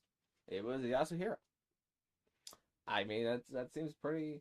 His eyes closed, and they never opened again. Death for the second time. Absolute, undeniable death. No matter how many more of Hina's tears splashed on his face, there was no second miracle. Reality set in again. This isn't some stereotypical fantasy world. Tears can't restore a person's... I mean, they just kind of did, though. Like, he was dead. And then he came back to life. What do you mean? Honestly. You have no tears, do you? No blood in your veins. No calcium in your bones. At least you have your meat. Stop talking. You're just angry. Going out of your way to return, just to leave us with those unnecessarily dying words. Now this game has become exceedingly boring. He said, Yasuhiro, right? Then perhaps... Yasuhiro Hagakure. That is the only person he could have been referring to. So in And other with that, words, the case is solved. Assaulting people and even killing Taka and Hifumi. And then going so far as to hide their bodies? A criminal that hides his face behind a mask and uses a bunch of giant wooden hammers. Is that what Hiro did? What is this? If it's true, I can't forgive him. No way I can ever forgive him. To kill two of our friends. Anyway, it's about time we track down the culprit in our little life or death game here.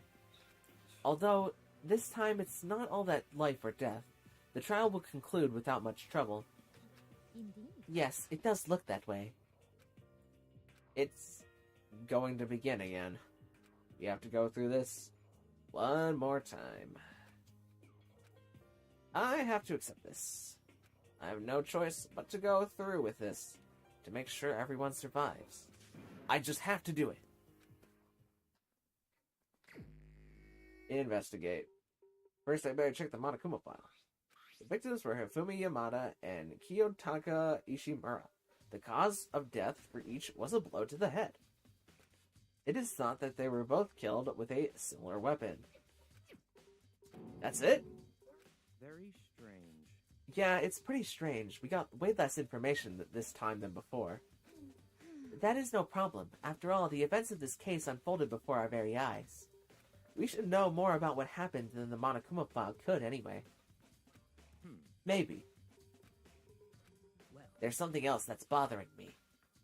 Someone else has been missing for quite a while. Are you talking about Kyoko? perhaps. Without a doubt, she has an alibi for when Celeste and Hifumi were attacked. But what if the killer wasn't acting alone? What if they had an accomplice? An accomplice? An accomplice? What are you doing here? Don't be so rude. I'm here to answer your question. What question? You're talking about accomplices, right? I'm pretty sure I explained it before, didn't I? During the first class trial. Speaking of which, I'd like to ask the bear, if there is an accomplice, do they also become blackened? So you ask, and so I shall answer. Each murder is allowed to have an accomplice, but only the one who does the will get to graduate. So, in other words, two people can work together, but one of them has no chance of profiting from it. Then there's no way anyone would work together, right? In other words, So basically, you can be an accomplice if you want, but there's no gratification in it. So are you saying nobody worked together this time either? hey, I'm sorry, can't answer that. I would obstruct the free exchange of information between you guys. I just want to make sure you don't forget, no matter how much you might assist in a murder, only one Blackened can graduate. An accomplice gets nothing. So, in other words, But then we only need to figure out who that one Blackened is that did the killing, right? Just like normal. well, Okay, let me take this opportunity to clarify the whole shebang. In this class trial, what you need to determine is the one true Blackened who devised the murder plot and put it into action. The true Blackened, so just one person? well now. That's enough for explainifying. Now it's down to the final battle between all of you and the Blackened. Good luck, all the contestants. So there can only be one Blackened. An accomplice wouldn't benefit. And then I can't see any way Kyoko would be connected to this case after all.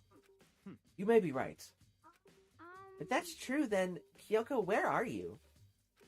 However, As long as she's not connected to the case, it doesn't matter. Let's get back to the investigation.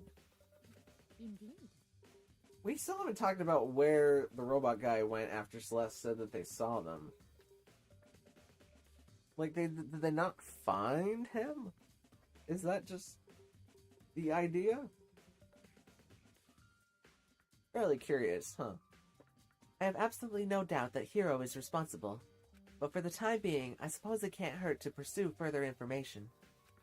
You know, don't you think we should consider a certain someone a suspect just in case? I'm talking about the murderous fiend, Genocide Jack. What? I'm offended. When did you... I've been looking all over for you, Master. When I woke up, you were nowhere to be found. Anyway, you there... We're not saying that. You gotta be kidding. Why do I gotta be a suspect? What the heck? Well, I mean, you are a serial killer. That's fair, honestly. So what? I'm like a special guest suspect every time. I have an alibi, you know. She's right about that. When we heard Hifumi scream, she was with me. And when the bodies disappeared, she was still lying unconscious in the equipment room. Plus, Taka's body aside, I can't imagine any way she would have been able to move Hifumi's body. Yep. Besides, I calculate every move I make. I'm not gonna kill someone when everyone knows what I look like. They don't call me the murderous fiend for nothing. What do you say? It's not the kind of thing you should be bragging about.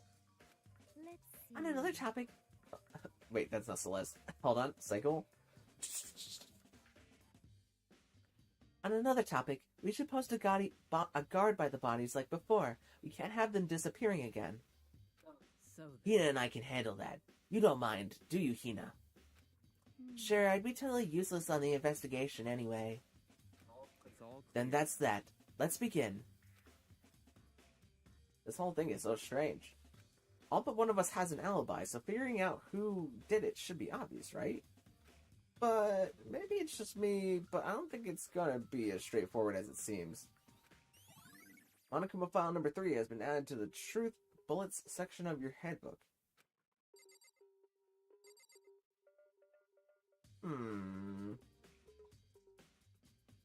What was the thing I was thinking that I was going to talk about once everybody stopped talking? I'm really not sure what to make of the accomplice thing right now, because it doesn't make sense to me to be an accomplice. Maybe an unwitting accomplice. But why would somebody do something unwittingly that has happened so far?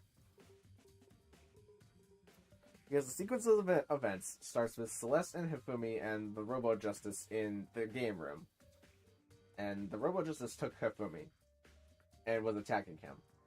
Wouldn't Hifumi mention that the Robo-Justice was not attacking him if it was not attacking him in some way? Like, he got bonked on the head with the second hammer. And then the Robo-Justice came back and did the third, we assume.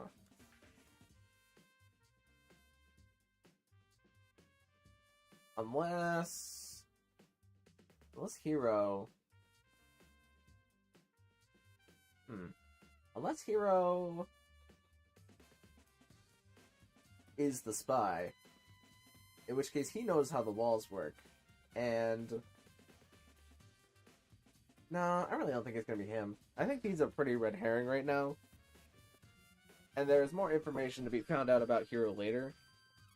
So let's go maybe try and find some information. Also, this cart is maybe important for moving their bodies. Saw this in the art room before. I guess it's just used to move statues around. It's kind of awkward, but if you had to bend down, it's not too hard to use. Huh, but wait. Wasn't this in the equipment room when we found Taka's body? See, that's what I'm saying. And look at the wheel. There's a blood stain on it. I guess it's on the one in the back that we can't see. Or they just decided not to model another wheel. So there's blood on the wheel of the dolly that was moved from the equipment room to the repository. What's the explanation for that? That it was used to move the bodies. Has this tarp always been under Taka like this? Taka, he'll never move again. According to the Mamakuma file, Taka died from a blow to the head. We found Justice Hammer 4 near the body in the equipment room. Is that what was used to kill him? And there's a tarp laid out under his body. Did the killer use this to move Taka's body? That way there wouldn't be any blood left behind while the body was moved. Blue tarp has been added to the truth bullet section of your handbook. Really? The tarp? How would you use a tarp to move a body? Other than just not letting blood be everywhere. But why would the blood not being everywhere be important? Because... other than if it was to hide the path that the body took to get here. Which gives further credence to my secret passageway idea. That I'm patenting. My idea. Nobody else is allowed to use it.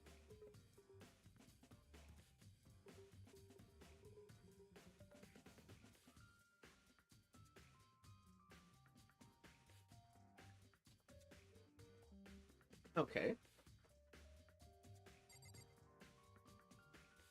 Is there something else I can glean from this room?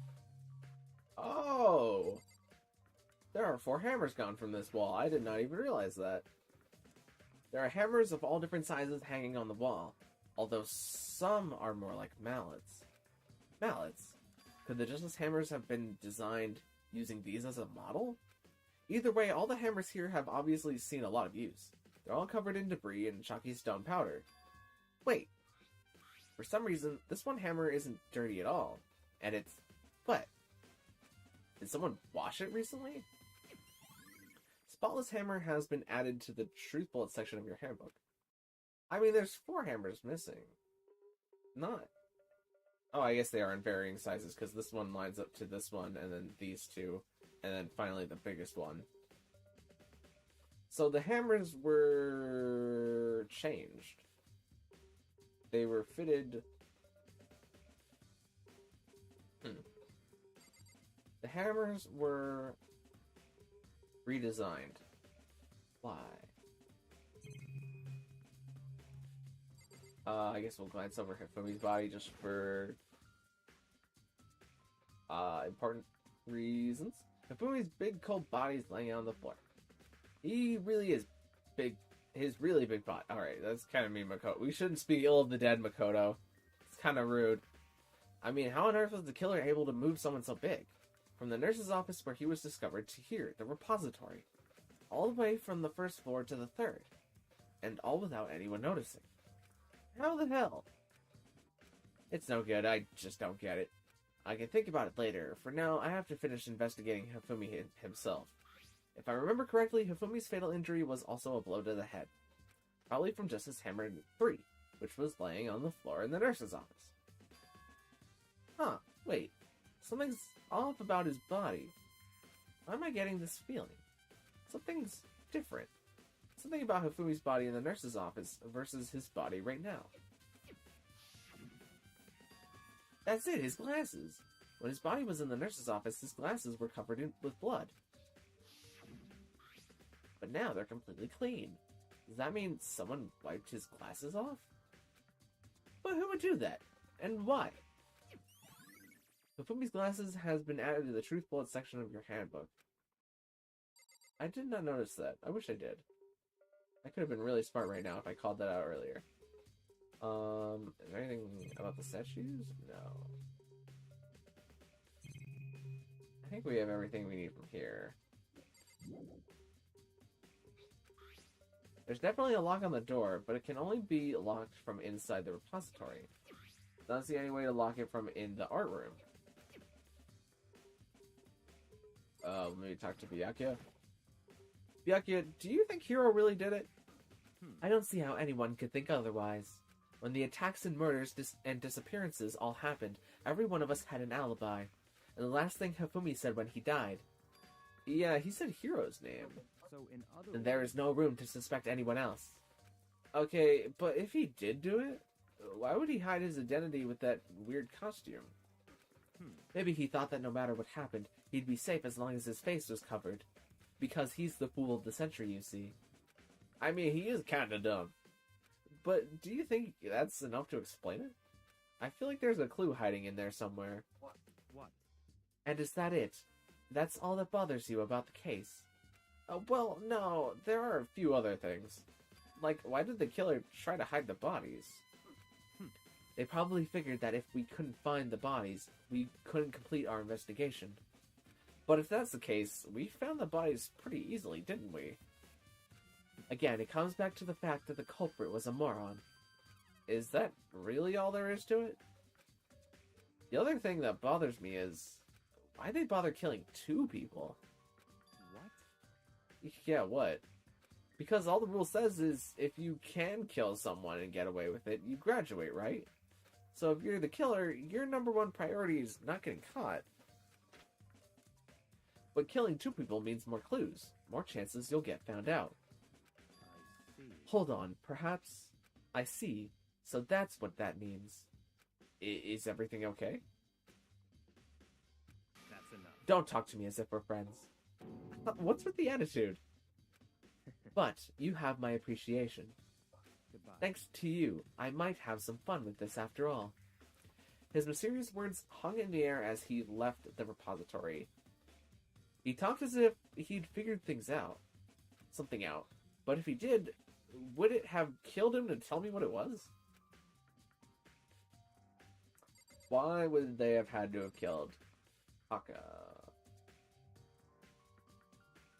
This dolly was in the equipment room before, right?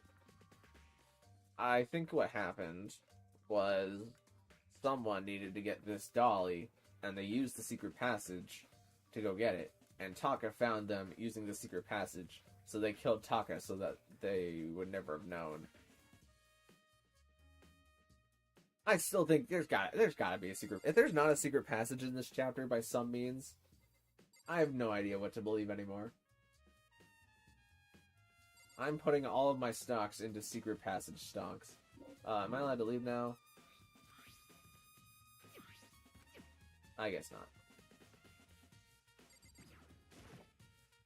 There are many aspects to the incident this time. Too many, to be honest. Considering that, it may be good to look back on everything that's happened. Would you like my help? Yeah, sure, Sakura. Yeah, let's look back on things. This morning, only 4 of us met up at the dining hall. Hina, Kyoko, you, and myself. We waited for the others, but nobody showed up, so we decided to go looking for them. It was around 8 o'clock when we began our search. And soon after we split up, Kyoko disappeared. After that, Hina found Celeste in the rec room, on the 3rd floor, then quickly came and got you and me. According to Celeste, she was attacked by a suspicious individual and lay unconscious for about an hour. In other words, she was attacked an hour before we found her, meaning just after 7 o'clock. Based on the picture Celeste took, we discovered her attacker was dressed in a strange costume.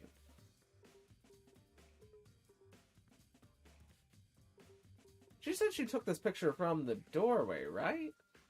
Then why is the door in the picture?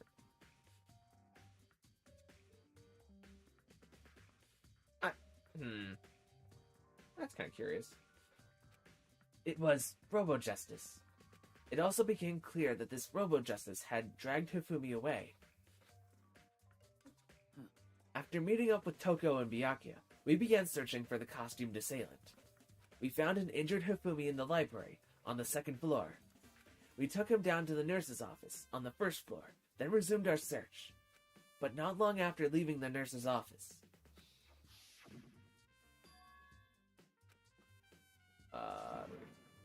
I saw a shadow, something moving around at the top of the stairs. That was way more accent than usual. Based on Celeste's claims, we went back out to the second floor, where we split up and began searching. Then, right after that... Celeste screamed. This time she had apparently seen the suspect on the third floor. Hearing her screams, we quickly made our way to the third floor. But why are we still not talking about how they didn't find the robo guy? Why has that not come up yet? I feel like that's very pertinent information. Celeste, what's wrong? That was a rather intense scream for someone like you. I saw him, the strange costumed man. He ran off as soon as I screamed. I was blocking the stairs, so he headed further down into the hallway and disappeared. And then... Huh? What was that? That came from downstairs. It must have been Hifumi. He's in the nurse's office. This is bad. Come on, we gotta go back. That's exactly what I sound like in my own head. At that point, we decided to split up into two groups. Celestina and I went back to the nurse's office. Meanwhile, you, Byakuya, and Tokyo pursued the suspect up on the third floor. And when we got back to the nurse's office, we found Hifumi's corpse, which is also when we heard the body discovery announcement play. I left Celeste and Hina alone and headed back to the third floor to tell the others what had happened. However... But at the same time, we had discovered Taka's body in the... We had discovered... Sakura, you didn't discover... Well, I guess you did discover it. You were there. Were you there? I guess you were there, yeah. But at the same time, we had discovered Taka's body in the equipment room, which means Hifumi and Taka's bodies were discovered right around the same time. Because I remember hearing the body discovery announcement play right after finding Taka. And that's when I showed up and told you and Byakuya that Hifumi had been killed, right? Then you, me, and Byakuya all headed back to the nurse's office, leaving behind Tokyo, who had fainted. But as soon as we left the physics lab, we ran to Celeste, who had just arrived to tell us something very unusual. Hifumi's body disappeared. We hurried back to the nurse's office to discover that his corpse was, in fact, gone. Then we remembered we had abandoned the unconscious Toko, who rushed back to the equipment room.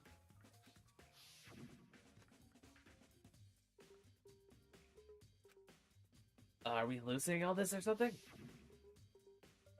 This time Taka's body had disappeared. So from there, we began our search for both of the missing bodies. And after some time, Celeste told us she'd found the bodies, and we all headed to the repository. And there we rediscovered the two bodies that had apparently vanished.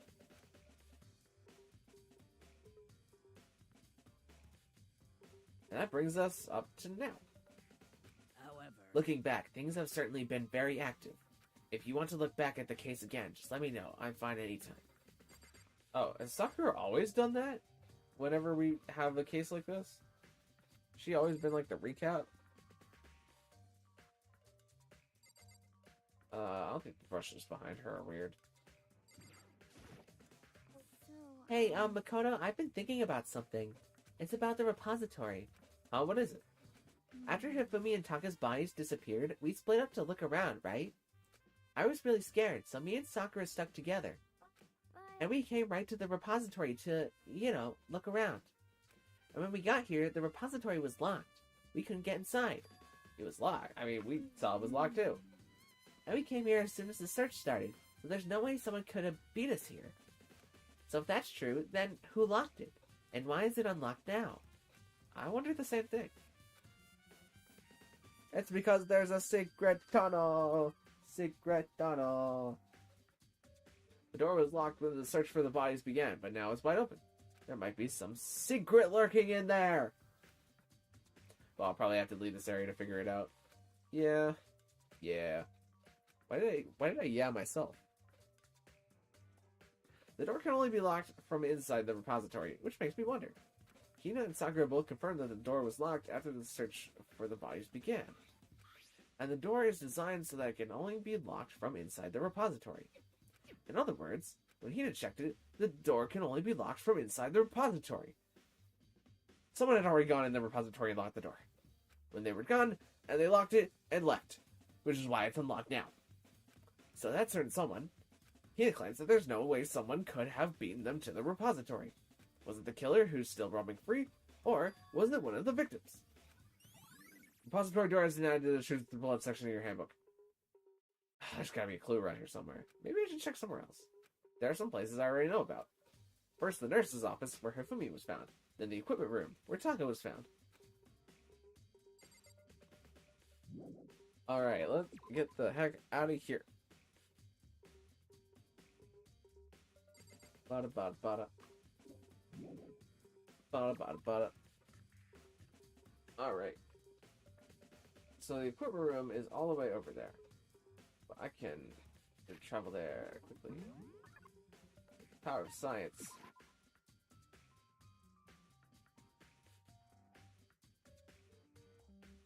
I mean, the body itself was dragged a little bit, but only on wheels. Those are 2 wheels on the bloodstain. Let's look at it and see if our Makoto Mans comes up with the same idea. There's some kind of tire mark going through. That's exactly what. All right, good job, Makoto. You said exactly the thing I wanted you to say right away. There's some kind of tire mark going through the pool of blood in the middle of the room. That reminds me about the dolly in the repository. There was blood on its tire. Could that blood have come from here? Which could mean that Taka's body was moved from the equipment room to the repository using the dolly. Both rooms are on the 3rd floor, so that should definitely have been possible. Equipment room bloodstain has been added to the Truth Blood section of your handbook. But even if the dolly was used to move Taka's body, what about Hifumi? Hifumi's body was in the nurse's office on the 1st floor. Even with the dolly, there's no way to get it up to the 3rd floor. That's still a total mystery.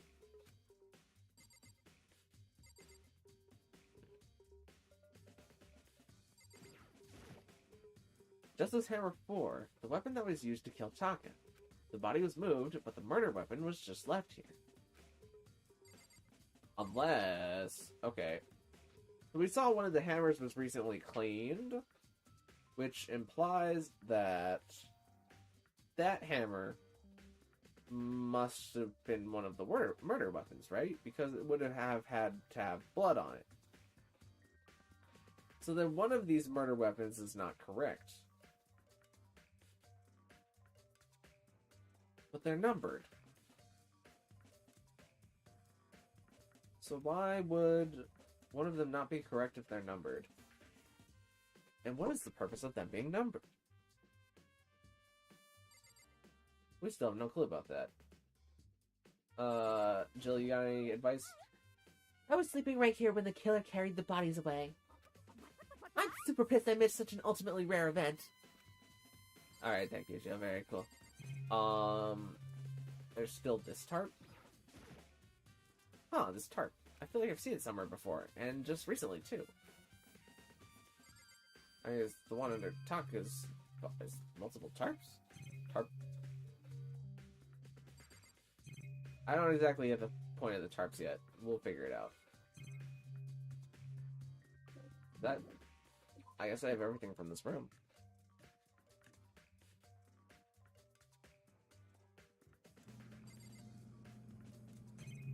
I don't need anything in this room. I just wanted to use the map. The actual map. That way we can go down to the nurse's office.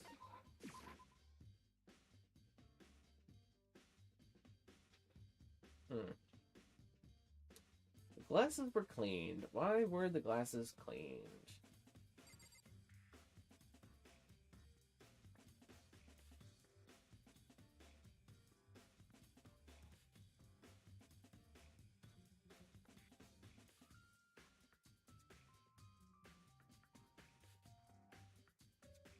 What if Hifumi was not dead yet? Because we saw he wasn't dead. But there was a dead body announcement, though. Oh! No, there was only one dead body announcement. We assumed that the three of us walking in here was the dead announcement for Hifumi. But what if it was actually the one for Taka? And Hifumi wasn't dead yet. So he just got up and walked away. That is a fascinating idea to play around with here. What if Hifumi was faking it?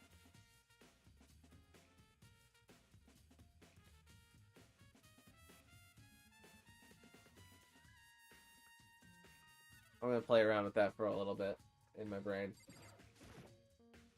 Justice Hammer 3. Then we're saying this hammer is... Back to the idea of a murder weapon being fake.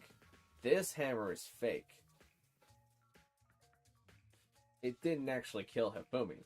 The one in the room that was wet, that was recently cleaned, killed Hifumi. Because Hifumi was the murder accomplice. Dun dun dun! The plot thickens. Justice Hammer 3, the one that was used to kill Hifumi. Someone moved the body, but left the weapon behind. Aw, man, but if Hifumi got up and walked away, that means that the secret passage idea is completely out, right? There's no need to get for a secret, like, elevator to get him to the third floor. He just walked there himself. Huh.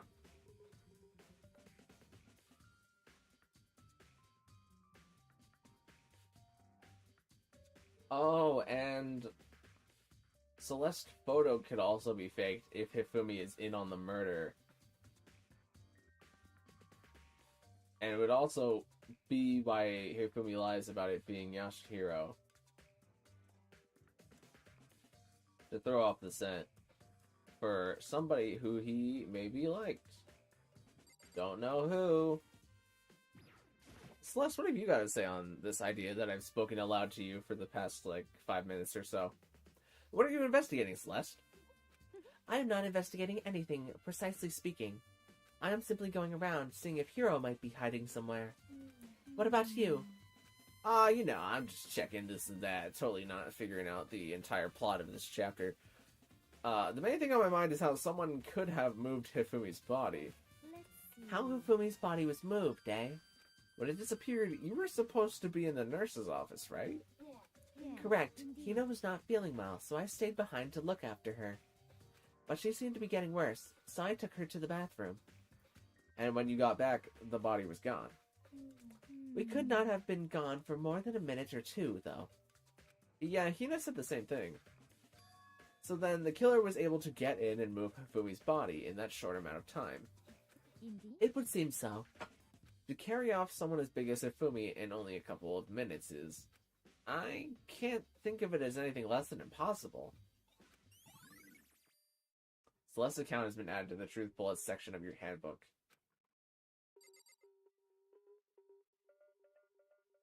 Can we look at the bloodstain itself? Oh, the trash can? It's just a normal trash can. Huh? Wait, there's something inside. It's too small to be a handkerchief. It's a glasses cleaning cloth. And it's got some kind of cartoon character on it. But it's also covered in blood. Oh. Ah, did you find something? Yeah, there was a cleaning cloth in the trash can. A cleaning cloth?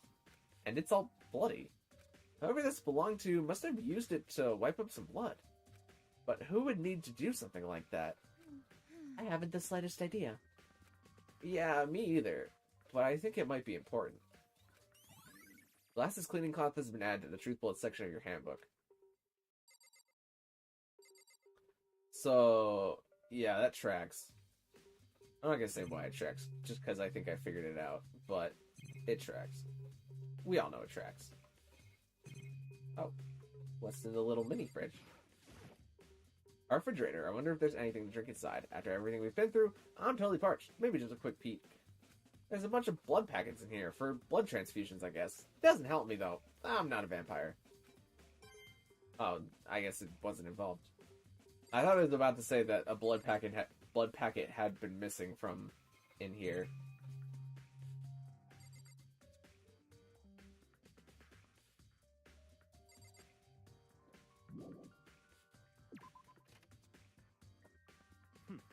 So this is where you were. I've been looking for you. You have? I want to thank you for what you did. Not that you meant to, but you ended up making this little game of ours very interesting indeed. You should head to Hero's room. Oh, and let me give you this. Meet in the dining hall. This is the note Hero wrote to get us all to meet up, right? You remember it well. Well, the penmanship was really remarkable, so it left an impression. Anyway, this makes it clear, right? This is a trap. What is? Things grow ever more exciting. What are you talking about? I've already repaid my debt. I don't owe you any more explanation. Goodbye. Yeah, we don't know what's up with Hiro yet, or Kyoko.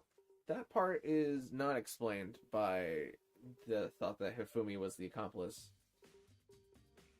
At least not yet. So he said to go to Hiro's room, but what's waiting for me there? We're on the first floor, so we can... Might be faster if I use the map.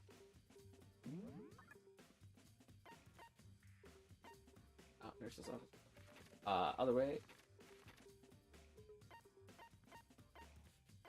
Oh, it's the one with the exclamation point. Let's see how Hiro lives it up. The door is unlocked. I guess I can go inside. Byakuya did say to go look. It might not be a great idea, but I'm going to take the plunge.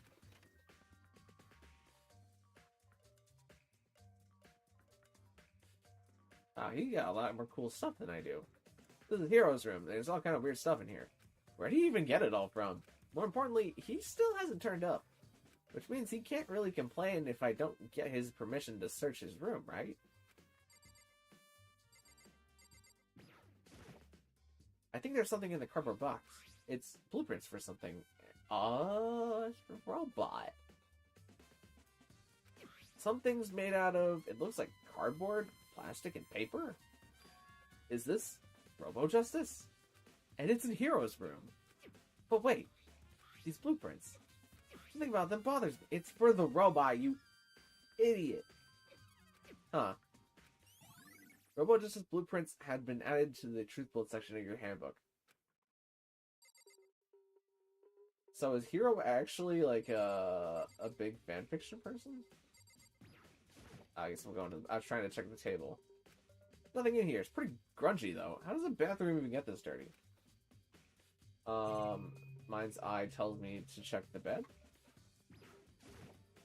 It's a normal bed, pretty much like the other ones. Yeah, it's a camera. Can I do anything else in this room? It's like pretty complex.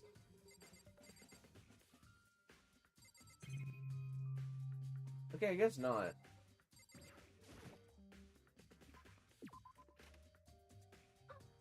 Makoto, big news! Big news!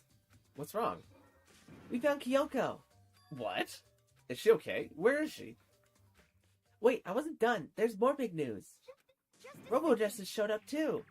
Robo Justice? It's Hiro wearing the costume. Anyway, as soon as you can, head to the pool on the second floor. To think Hiro and Kyoko would turn up at the same time. Anyway, I had to head to the pool. I ran up to the second floor as fast as I could. This time, at the top of the stairs, I thought there was a phantom stair. And I, like, slammed down really hard at the top of the stairs. You know how it is. Why are you guys so small over there? I'm, like, at the other side of the pool, and I, like, do the thing with my fingers where I, like, squish them while they're really far away. Kyoko, and... I mean... Phew, man! I have had the worst day. Hiro? Hiro? Hiro? Huh? Oh, hey, Yeah, dude. Hiro. Who else would it be? That's a good question. Huh? What? Why do I look like this? What, did someone come along and remodel me while I was sleeping? Was it the Illuminati? Kyoko, what do you have to say for yourself? I found Hiro. He was jammed into the pool room locker. It looked like he was fast asleep, so I kicked him and he woke up. Don't be mean. Hey, I still can't believe you kicked me. I could have been a little more gentle about it. Like, I don't know, caress my face or something. That's creepy. Anyway, Kyoko, where have you been all this time? You just disappeared all of a sudden without a trace. Wow. There was something I had to check up on. What do you mean? Never mind. I can't never mind. It's nothing. Never mind. Hey, More importantly, She says that, but does she have any idea? Does she know people might be spying for the mastermind? and first of all, Hiro, you need to explain to us why you're dressed like that. I mean... Oh, well, I mean, I have no idea. One second I was asleep. I don't even know how that happened. Then I woke up, and then I was here. I don't care. Do something about that costume. It pains me just to look at you. Well, I don't know what's up with this thing, but it can't actually get it off. A little help? Why would you make something that you can't take off by yourself? I didn't make this stupid freaking thing. it would There's a clasp on the back that's keeping you from getting it off. It looks pretty sturdy. I don't think you can get it off on your own. We don't really have a choice. Let's help him. It took everyone's help, but we slowly were able to get Hiro out of the suit. It took a few minutes, but eventually we got all the pieces off. Phew! Free at last! Isn't it kind of weird how perfectly the suit fits Hiro? So then, More to the point, nobody but Hiro would be able to wear that costume. Wait, what? Hold on a second. honestly, Don't bother trying to act innocent. The blueprints were in your room as well. In other words, it is obvious to everyone that you made this costume. That's true. I saw the blueprints myself. Yeah, me too. could it be? Then it's obvious the one who put this costume on and went around attacking everyone was Hiro. Shall we tie him up and gag him? Just the Good idea. We wouldn't want him killing anyone else. Tie me up? Hold on, guys. I think that's going a little far. That's right. He may be a suspect, but he deserves fair treatment. Yeah, I mean, attacking blueprints. I have no idea what you guys are talking about. You can't talk your way out of this. It's been decided. You killed them. What? Killed who? I have no idea what you're talking about right now. It must be a fake hero running around. You're the only one who can wear this costume. So who else could possibly be the costumed attacker? How do you know I'm the only one? Maybe you should try it on for yourself before you convict me. Fine, if you're gonna be a jerk about it, I will. Without missing a beat, Hina started putting on the Robo Justice costume. See, look. See how loose it is? I mean, come on. I'm blind as a bat in here. I can't see my feet at all. I'm surprised you got anywhere in this thing. I'm telling you, it wasn't me. And not to mention, you totally can't bend at the waist. Seems like a pretty obvious oversight. That's not a very nice thing to say. I mean, it's not like I made it. I just got caught up in the moment. Nah, he made it. He's just embarrassed about it. Well, either way, now we know for sure, right? I mean, it seems pretty clear that nobody but Hiro could have fit into this dumb costume. In a huff, Hina took the suit back off again. Well, now you're all out of excuses.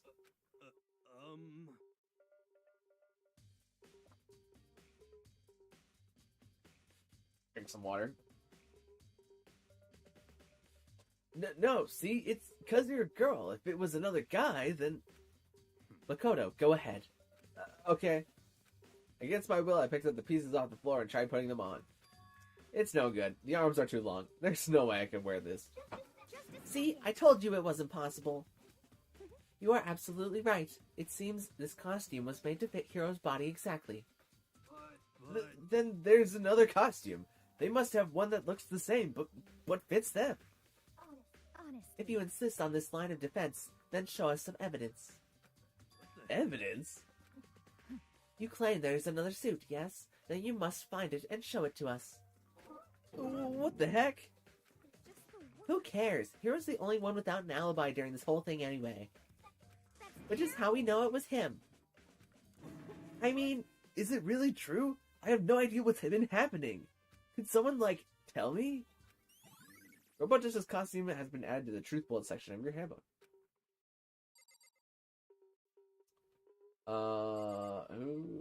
Maybe Kyoko could get a little bit more? She looks like she's lost in thought. I don't think she's in the mood to talk. Better leave her alone. There's no talking your way out of this one. You did it. Everyone knows it. If you don't tell me what's going on, how am I supposed to understand? I think I figured out that someone's been killed, right? Hey, Makoto, who was it? Well, 2 people were killed. Taka and Hifumi. What? 2 people? Why are you freaking out? You did it. I did not. Wait, hold on. If those 2 are the ones that were killed, that's it. I know who did it. So then, You may as well tell us then.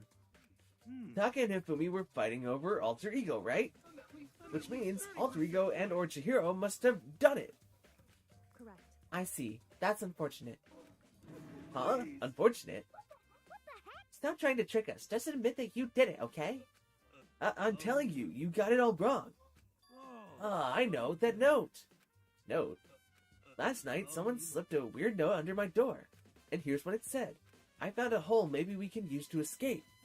Monokuma can't find out, so don't tell anyone else for now. Let's meet in the rec room at 1 a.m. But the last thing I remember is doing is going to the rec room, and then for some reason I fell asleep. The real killer probably drugged me or something. And not a chance. So, No, hold on. He could be onto something. The nurse's office did have chemicals that could do that. What? Really? I told you, someone's trying to set me up. A secret tunnel! Secret tunnel! Secret tunnel! A secret passage, a chance to escape. Someone wrote all that to trick me.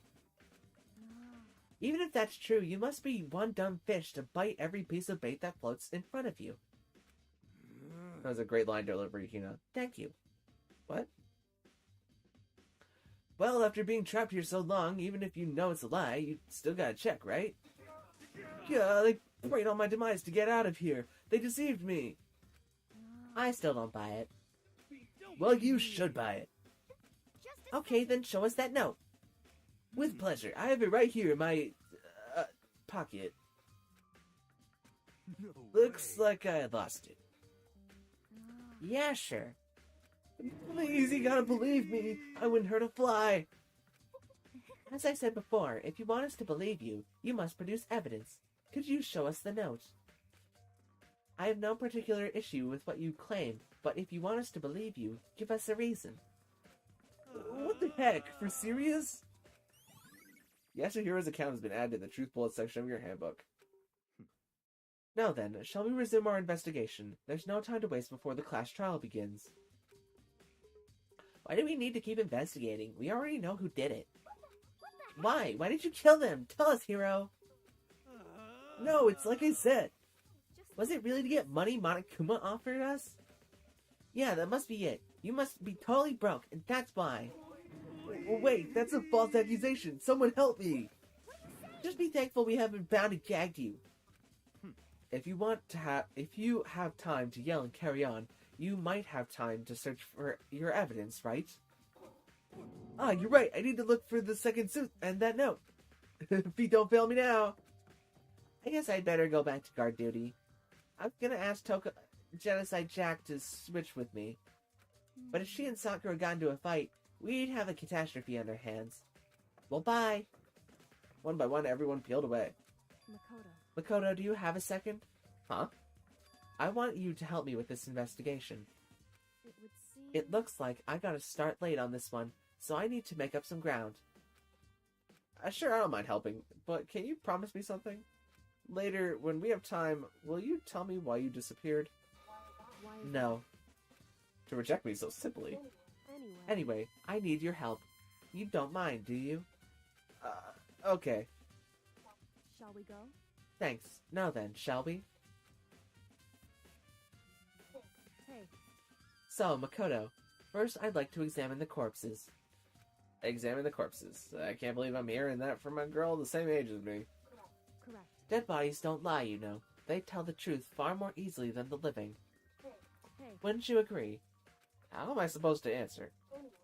Anyway, we have to hurry before the class trial begins again. Yeah, you're right. Okay then, show me where the bodies are. They're in the repository. I guess we should head that way for now. We gotta go to the third floor. Let's just walk there normally and see if anything happens.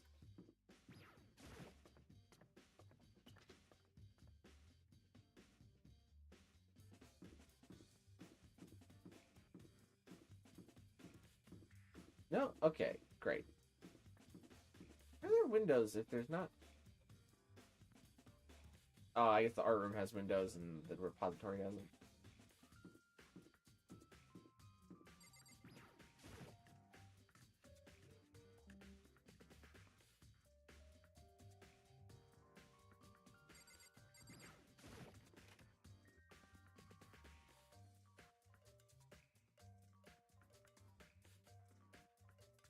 Hifumi and Taka. For a moment, Kyoko seemed to go rigid. But only for a moment. So then, Well then, let's get started. She crouched down next to Taka and without hesitation began poking and prodding the bodies. I knew. The monocamophile was right. They were killed using similar weapons. Her movements were so similar. She was so calm. Seeing how comfortable she was actually made me feel a little more uncomfortable. Are we gonna talk to the bodies again? Taka was killed by a blow to the head. He must have been struck with Justice Hammer 4, which was laying on the floor in the equipment room. And there's a tarp laid out under his body. The killer must have used it to move Taka's body. That way it wouldn't leave any bloodstains as it was moved.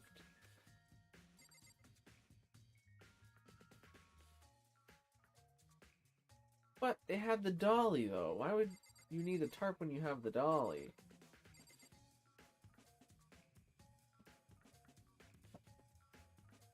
That's the part I'm not sure if I'm onto something or if it's just being I'm kind of losing the point in the semantics. Kyoko, do you have something else to say? I see. Makoto, I found something. You did? Hey, You remember the wristwatch Taka always wore on his left hand? He did? Oh yeah, he did. They mentioned his time, something like that before. Whenever we went to go see Alter Ego. We still haven't found Alter Ego, which is something I haven't really thought about yet. Could Alter Ego play into this some way, somehow?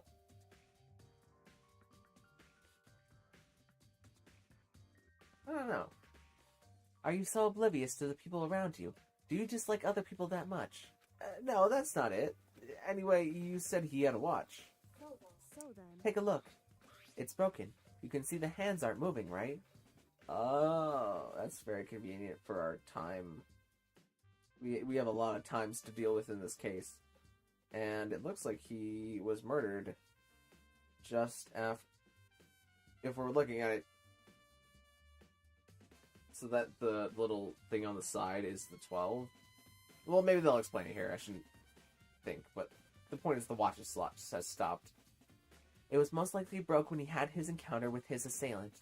And if you notice, the hands are frozen at just past 6 o'clock. So that would mean the watch was broken sometime at just after 6. That's right. But last night, Taka's watch definitely wasn't broken. Hey, you! How long were you going to keep us waiting? Taka's arrayed voice pierced through the air as he stared pointedly at his wristwatch. It's almost 10 o'clock, you know that. Bedtime for all the little boys and girls. In other words, So if it worked at 10 last night, it couldn't have been broken at 6 p.m. Meaning it must have happened at 6 this morning. Broken wristwatch has been added to the truth bullets section of your handbook. however, And that's not all. Look at Taka's left hand. He appears to be gripping something. You're right, there's something white in there. Makoto. Can you try and pry it out? Me? because- Rigor mortis has already set in. Boys are better suited to this kind of manual labor, right? Okay. As much as I didn't want to, I grabbed Taka's cold hand. The ice-cold hand was nearly enough to cause my heart to stop beating. After some effort, I was finally able to free the object from his tightly clenched fist. A piece of paper. Hey, Was that all he had in his hand? Yeah, that's it. Just a little scrap of paper. Doesn't seem like much of a clue, does it? is that I wonder about that. Yoko then turned to Hifumi's body. so? Let's then, check Hifumi's body now. Perhaps he left us a few clues of his own. Kiyotaka's scrap of paper has been added to the truth bullet section of your handbook. Why would Taka have paper? The clocks implies, well, actually, we know for a fact that Taka was murdered before Hifumi. Because if he was murdered at 6, then also the hammers are wrong. Hammers are super wrong. If he was murdered with Justice Hammer 4,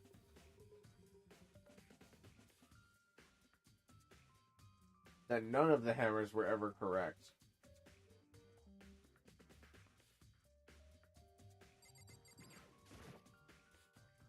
Because Celeste was attacked at 7, after 7. So that entire thing just doesn't make sense. I don't get why the hammers would be numbered in the first place, except if you wanted to know which one was the heaviest one. Actually, that's probably exactly the reason why you would number them, to know which one was the heaviest one. Or to mislead us about which order the hammers were used in. It's kind of a dumb thing to mislead somebody about, but I get it. The biggest problem I have right now... Wait, but that also means that there probably wasn't a secret tunnel to move the dolly, because Taka didn't discover a secret tunnel if he was murdered first, because there would be no reason to move the dolly at that point, because Hifumi would not have been dead. Oh, the secret tunnel believers are not enjoying this right now.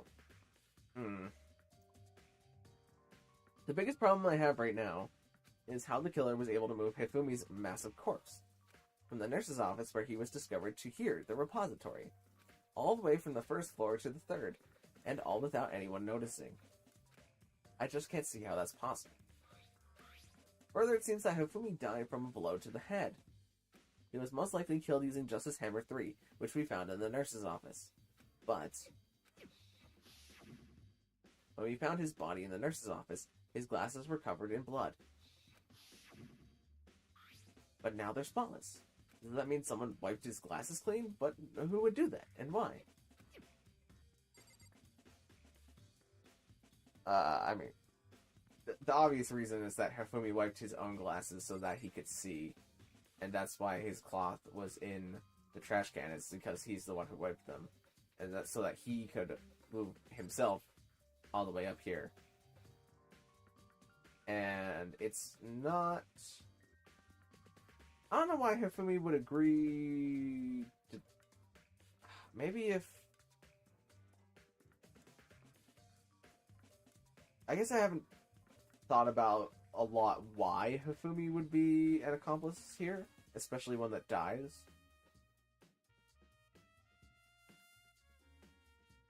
He did say he remembered all of us before he met us, which I'm not sure if that's important for the case or if that is important for the overall narrative yet. I feel like it's important for the overall narrative because we had that picture of Chihiro, Leon, and Mondo all together, which means that we all knew each other before we knew each other in not this place.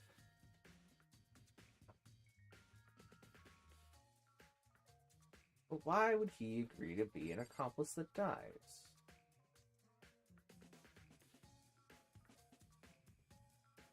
Also the money. Okay, I'm not going to include this in the video if I do a Chapter 3 video, but let's assume Celeste is just broke. She is not very actually good at gambling. She is just broke. And she convinces Hifumi to do this because she would just kill Hifumi if he didn't agree to this. And she also guilt-tripped him into thinking that she's broke, so she needs the money. So they devised this plan to make Hiro's robot costume, or they use the fact that Hiro already had a robot costume, and they use the robot costume to fake that first picture somehow, either with a second costume or with the costume just maneuvered in a way that it still looks like it was being used. And they fake that first picture with Celeste. They fake the story. Or, well, the timeline, hold on. The timeline hasn't included Taka dying. Why was Taka up at 6 o'clock? I guess he was looking for Alter Ego.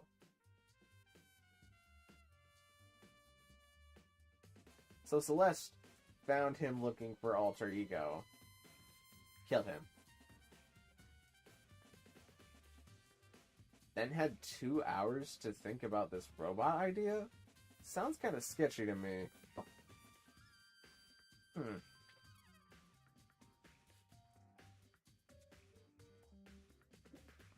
Oh, I guess I should still listen to Kyoko. I don't know. I just like thinking out loud. That way I can call that I called something. So, did you find anything? Indeed. I did. More than I expected, to be honest. Look at this. A lot of paper. That's right. Hifumi had it hidden on him. Hidden.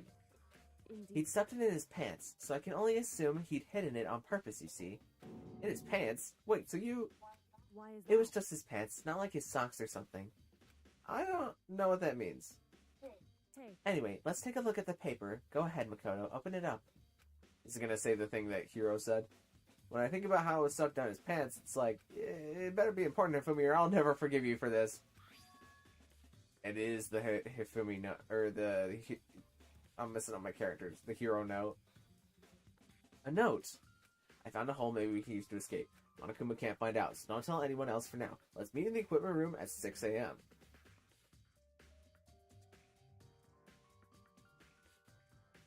Wait, let's meet in the equipment room at... This is not Hiro's note. This is a different note that is asking, assumedly Taka, to meet up in the equipment room at 6 a.m.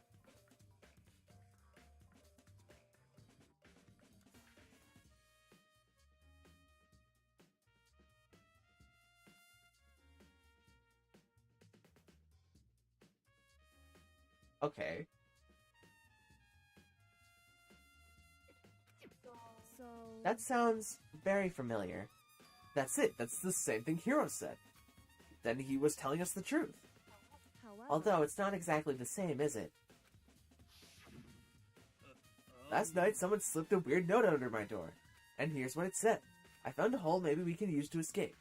Monokuma can't find out, so don't tell anyone else for now. Let's meet in the rec room at 1 a.m. Oh yeah, the times are also different.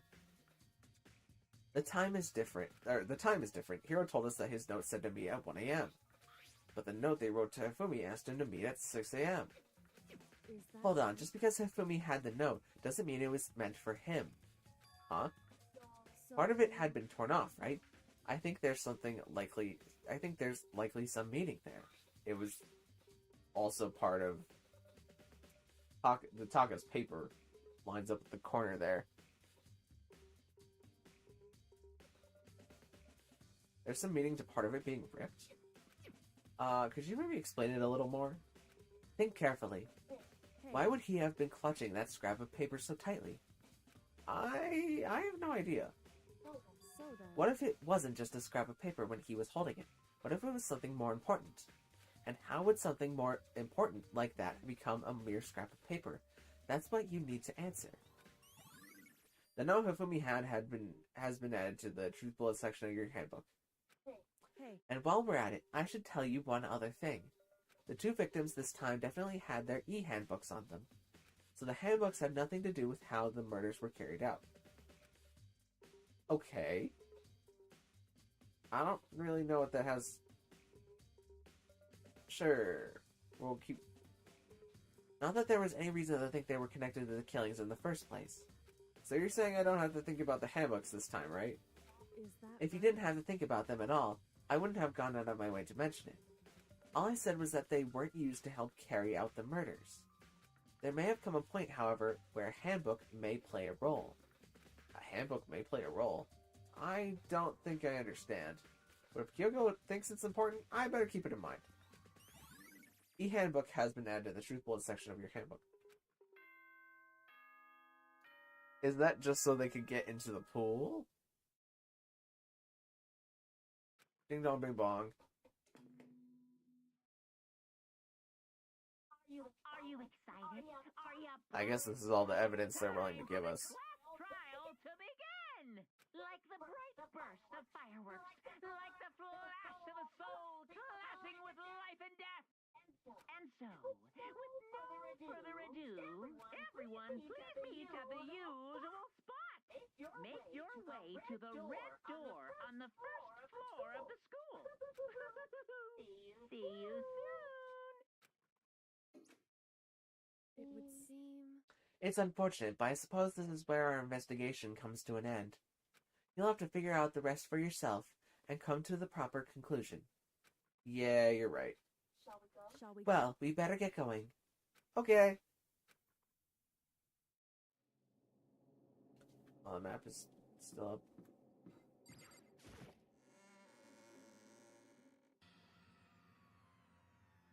Everyone heard Monokuma's proclamation, and they were gathered by the red door. And as soon as we were all there, Monokuma dual Monokumas. Hello, hello, hello. He's multiplied? Nope, not multiplication, but it looks that way because it's of an illusion. I'm moving so fast it only looks like I've multiplied. Hey, can you guys tell which one is the real Monokuma? Can we just get on the elevator already? You're not playing along. We're not here to play with you. Okay, fine. Then if everyone's here ready to go, please board the pain train elevator. I'll see you guys down there. Let's go. Okay then, shall we? Hold on, I'm not mentally prepared yet. You'll never be mentally prepared. You can't run away anymore, hero. You're gonna pay for your sins. I told you already, I didn't do it for serious. That reminds me, did you ever find the other costume, or the note? Well, no, but... How unfortunate. It would then seem we have our culprit. Hey, This isn't the place to talk about it. Save your accusations for when we get to the courtroom. That's right. She's right. We'll get down there first. Then the story can really begin. Yeah, good idea. That's right. I have to do it. I can't let whoever killed Hifumi and Taka get away with it. For everyone who's still alive, and for the two that lost their lives.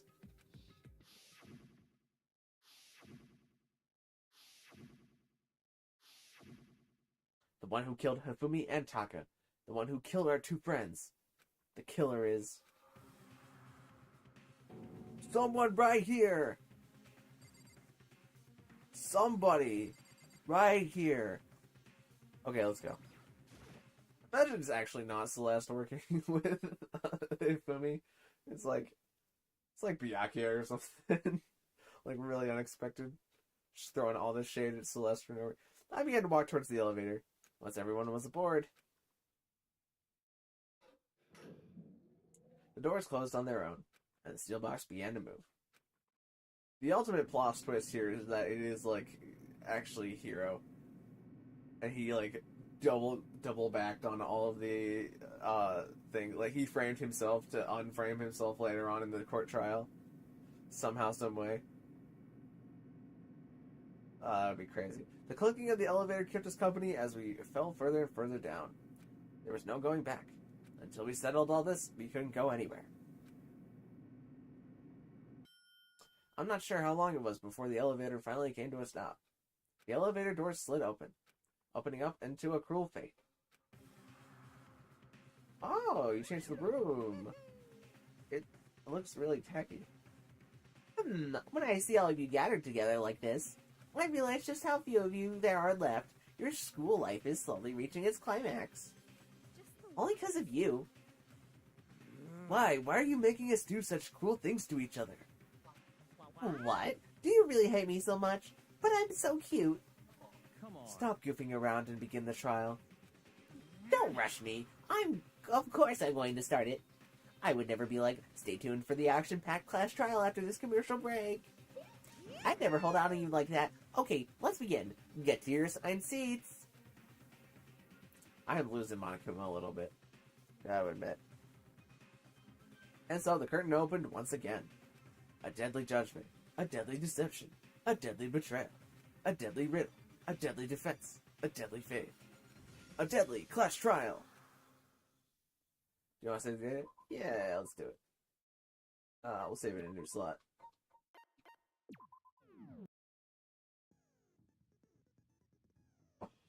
Alright, let's use some of our stolen abilities. We currently have 5 points available. Oh wait, there's a lot of abilities. Saves your aim a little. Effective during the non-stop debate and the hangman's gambit. I mean, sure. Oh, handiwork. This costs 4 though. Allows you to reload 2 bullets at once. Effective during the bullet time battle. Cost 4 though. I guess I'll pass. What the heck are all these abilities? There's not even this many characters in the game. How am I supposed to steal this many abilities?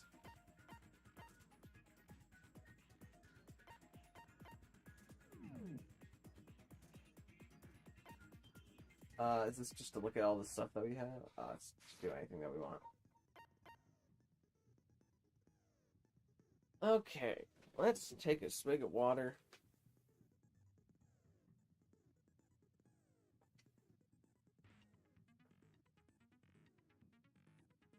And try and get through all of this in one go.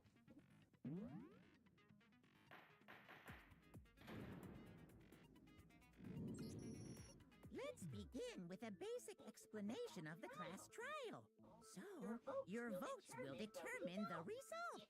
If you can figure out who done it... I didn't need to drink water. I forgot all of this is voice acted from this point on. But if you pick the wrong one, then I'll punish everyone besides the blackened.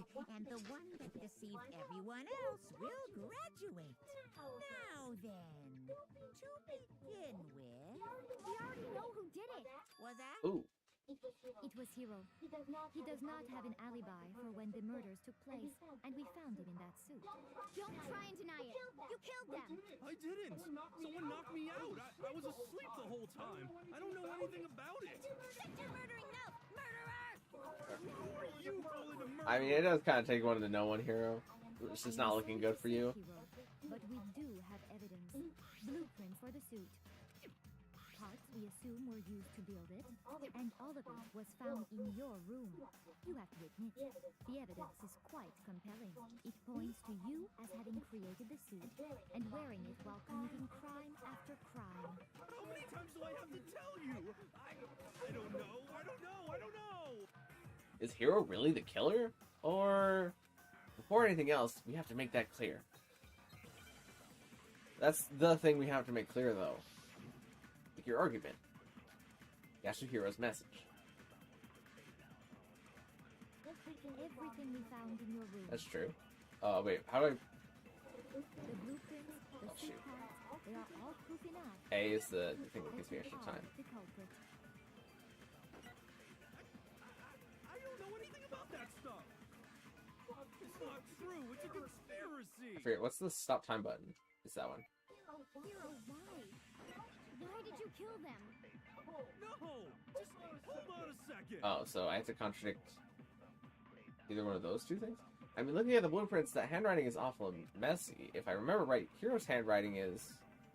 Everything we found in your room. The blueprints, the suit parts. I guess it's the blueprints? No, it's wrong. Are we really assuming that he couldn't have made the blueprints be... Are we sure Hiro really made those blueprints? Okay. What do you mean? Well, take a look at this. It's the note that Hiro wrote, asking everyone to meet up after Alter Ego disappeared. The handwriting's obviously different, wouldn't you say? When you compare it to the blueprints, There's no way you could think the same person made both of them. Unless that person made it a point to disguise their handwriting. No, the differences are bigger than that, I think. Come on! I'm not smart enough to think of trying to change my handwriting. That's true. He is stupid. So Makoto, are you saying you don't think Hiro's the culprit? And he's not the only one. I think Hiro is innocent as well. Then who was in that Robo-Justice suit? Is it like Hiro said? Was there really someone running around in a second suit? The suspicious individual hidden within the suit. Go ahead, Makoto. Tell them who it was. Okay. And of course he passes it off to me. So, who was in the Robo-Justice suit? The suspicious individual in question was the one that must have been in the suit. I mean, it must have been Hiro. Here's the only one that could fit in the suit. I got it! Other than Hiro, I can't think of anyone else it could have been. Obviously, he was the one in that particular suit. We never found any kind of second suit. Then there can be no doubt. Hiro is the prime suspect. That doesn't make any sense. You just said Hiro didn't do it. It makes perfect sense.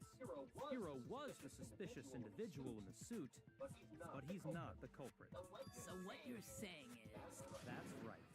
The culprit in this case has nothing to do with being in the Robo-Justice suit. What? Now that's a bold assumption.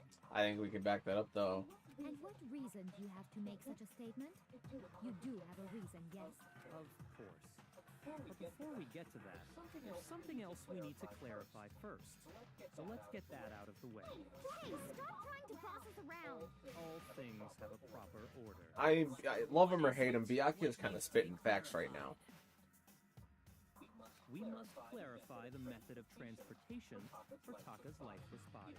It would seem that his corpse was moved using certain particular items. Makoto, can you tell us what they were? The things that were used to move Taka's body, they must have been the repository dolly. I got it! There's still one more thing. The things that were used to move Taka's body, they must have been another thing?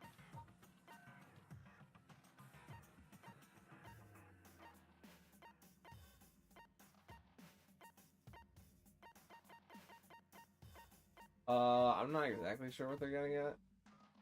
I guess we just use this to pair up with it. Shoot! Looks like I'm embarrassed myself in front of everyone. What are the things that were used to move Taka's body? They must have been... Oh, they're talking about the tarp. I got it! They were a dolly and a tarp. What does the tarp have to do with anything, though? Oh, is it just so they didn't get blood on the top of the dolly?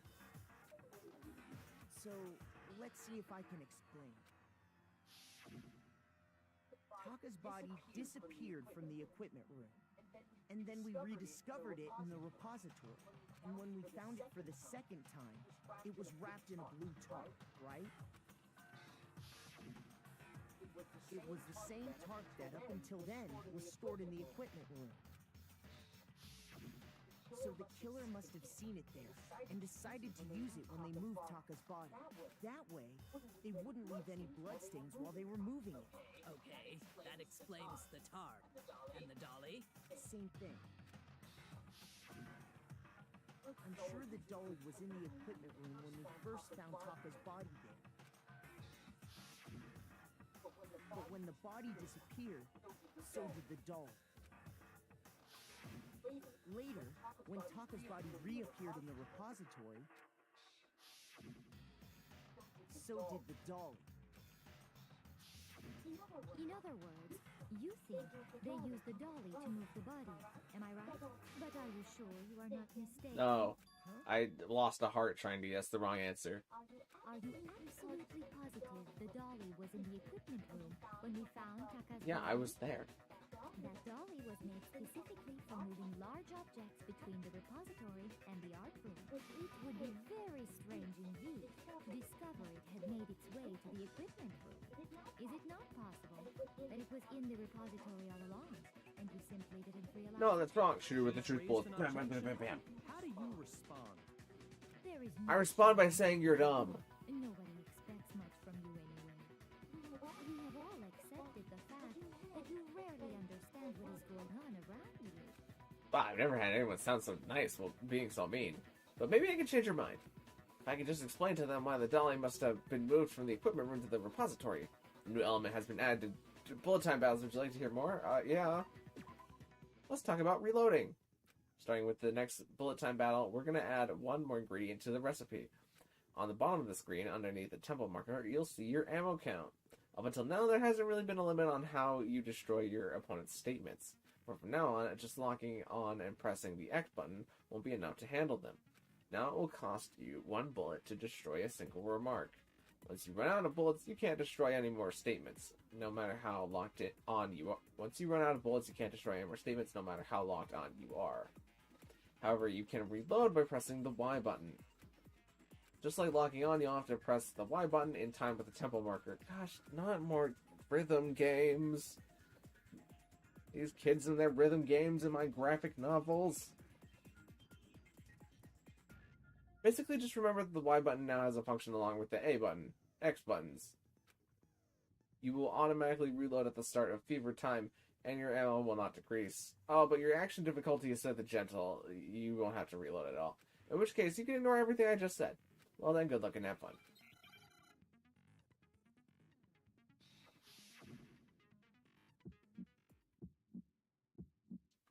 You have it wrong. I forget the buttons for this. Lock on with the A button. As you continue to match the rhythm, you will have the chance. Press the A button to lock on and attack with X. You can also lock on to multiple statements and destroy them at once.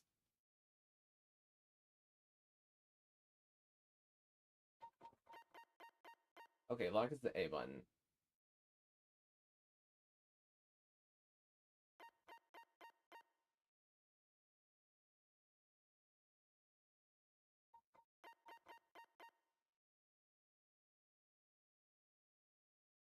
As you continue to match the rhythm, press the A button to lock on. Once you're locked on to spray, press X to destroy and deal damage.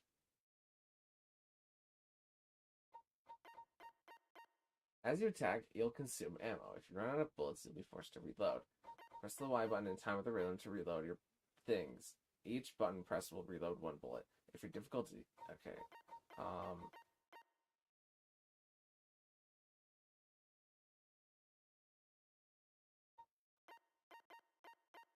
During battle, God, this is so complicated. I like this port so much. During the battle, your enemy may activate negative time. When this happens, your tempo marker will disappear, making it more difficult to match the timing. In addition, their word bombs will explode after a short amount of time. Use X to final strike.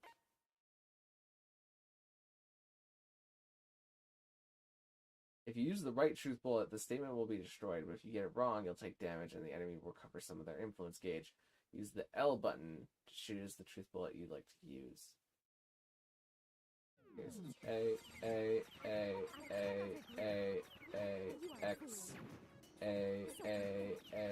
Y, X, X, X,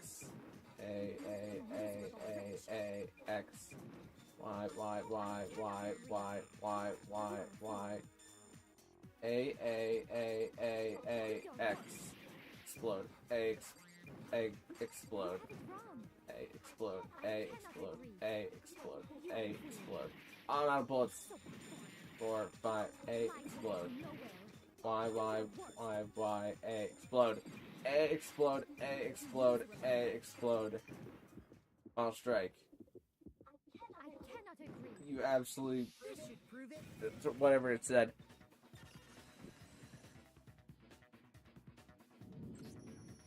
If you're asking for proof that the dolly moved, I have it right here. When I found the dolly in the repository, one of the wheels had a blood stain on it. There was a pool of blood in the equipment room with a tire mark in it that matched the dolly wheel's trail. The killer probably rolled the dolly through the blood on accident as they wheeled the body out of the room, and as the blood dried on the tire, they moved the body into the repository. So there's my proof that the dolly was used to move Taka's body. Jesus, Celeste really hate me that much? Well, anyway, that was just something we had to get out of the way. Let's get back to the main subject. Yeah, the subject of how Robo-Justice didn't do it. Because if it's not a killer robot, then what kind of robot is it? I'm not sure that really matters. I'd be happy to explain why the occupant of the suit couldn't possibly be the killer. So Hero didn't make the... just another thing I want to go back on is that I said I thought Hero made the robot, but it kind of implies that Hero didn't make the robot. Which would mean that the killer made it for him. But why Hero?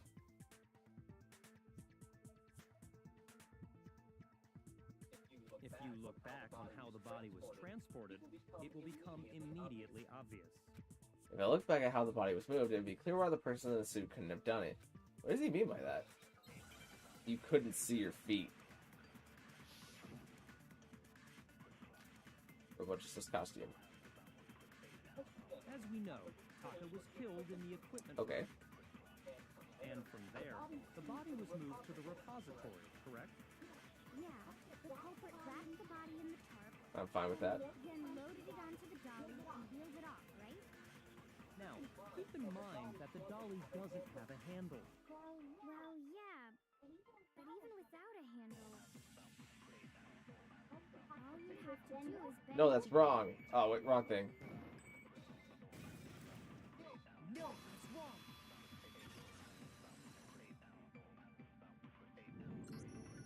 You're absolutely right that you could push a dolly without a handle if you stoop down low. But if you were wearing that suit, do you think you could actually get into a position like that? What do you mean? Think back to what you said when we were all checking out the suit together. Remember? I'm light as a bat in here. I can't see my feet at all. I'm surprised you got anywhere in this thing. I'm telling you, it wasn't me. And not to mention, you totally can't bend at the waist. It seems like a pretty obvious oversight. When you're in that suit, not only can you not see your feet, but you can't even bend at the waist. Am I right about that? Now that you mention it, yeah. Yeah. Why did she not say the yeah part? It'd be awfully hard to push that dolly if you couldn't bend over. Well, what's to stop you from simply pushing the dolly with your feet? The fact that that would be really stupid, Celeste, and you're You really stupid. think someone could kick the dolly all that way?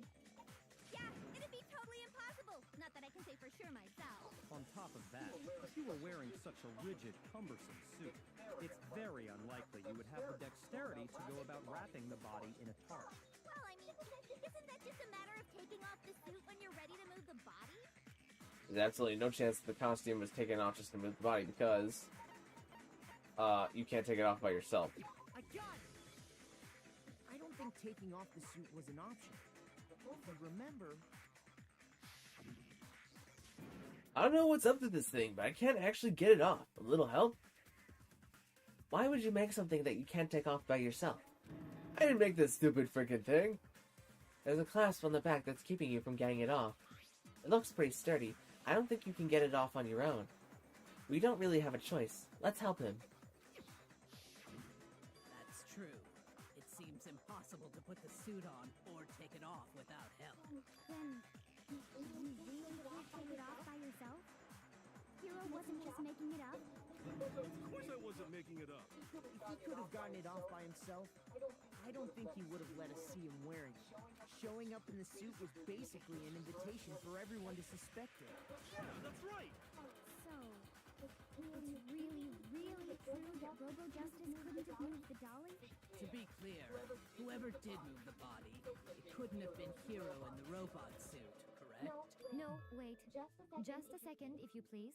Have you forgotten about the picture that I took? Alright. Let's talk about the picture, Celeste. You all got a good look at it, did you not? The image of Hifumi being dragged away by Robo-Justice? If whoever was in that suit is not the culprit, how do you explain that? I don't know, Celeste. How do we explain it? Now deceased Hifumi said.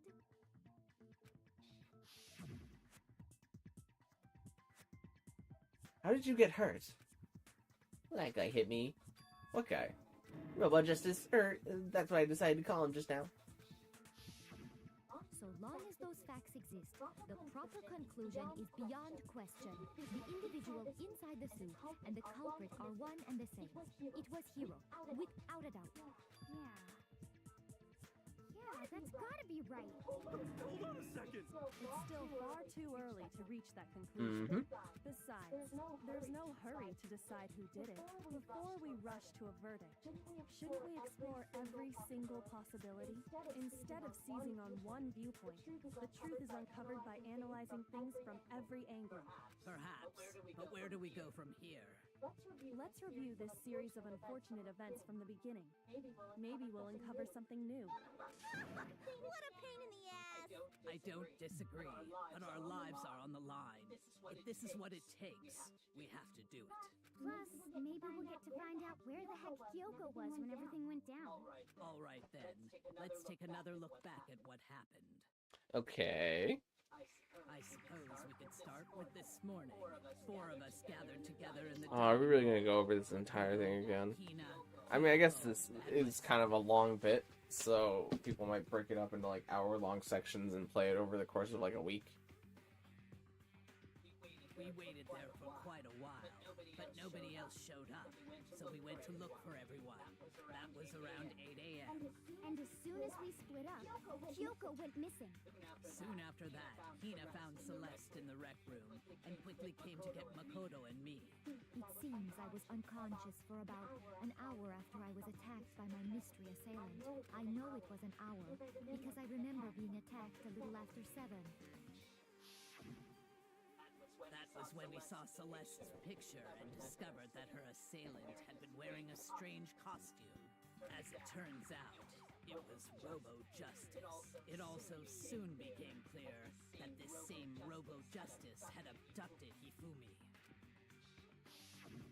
We were soon joined in our search by Byakuya and Toko, and then went on to find Hifumi in the library. He was injured, so we took him to the nurse's office and resumed our search for the suspect. But not long after leaving the nurse's office... What's wrong? I saw a shadow, something moving around the top of the stairs. When Celeste told us that, we decided to split up and search the second floor.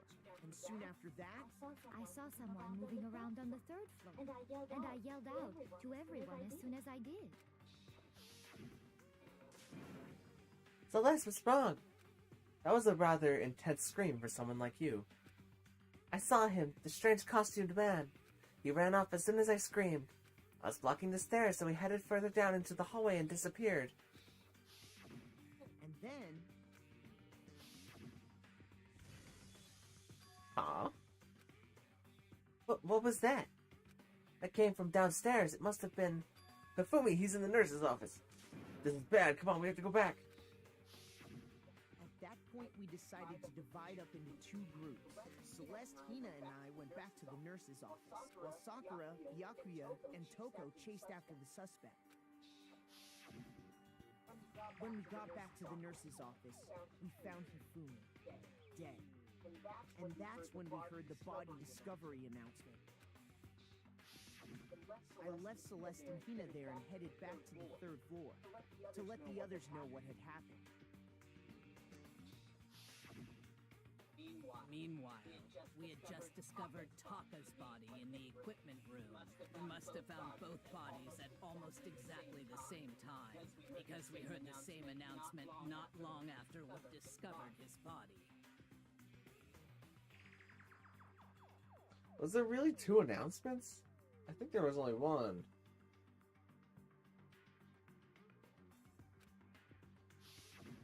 And that's when I told you guys about Hifumi. Then the 3 of us headed for the nurse's office. I mean, it's not unprovable, but like, come on. Hifumi definitely was not dead at that point. When we found him the Right first after time. we left the physics lab, we ran into Celeste, who'd arrived after us, and she told us something very surprising.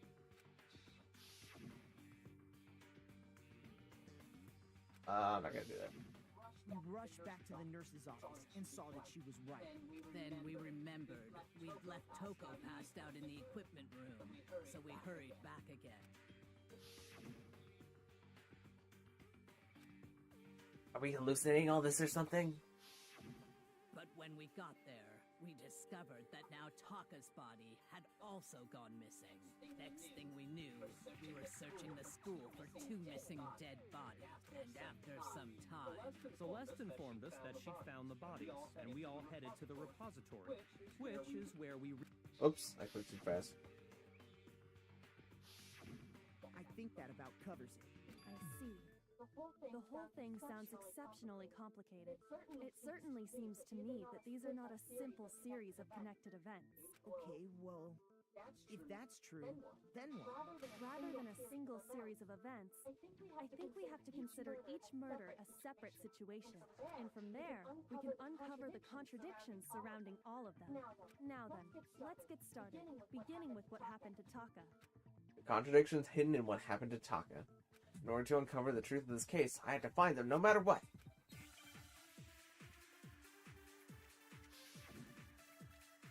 Give me my truth bullets. Monokumo file number 3. Is that it?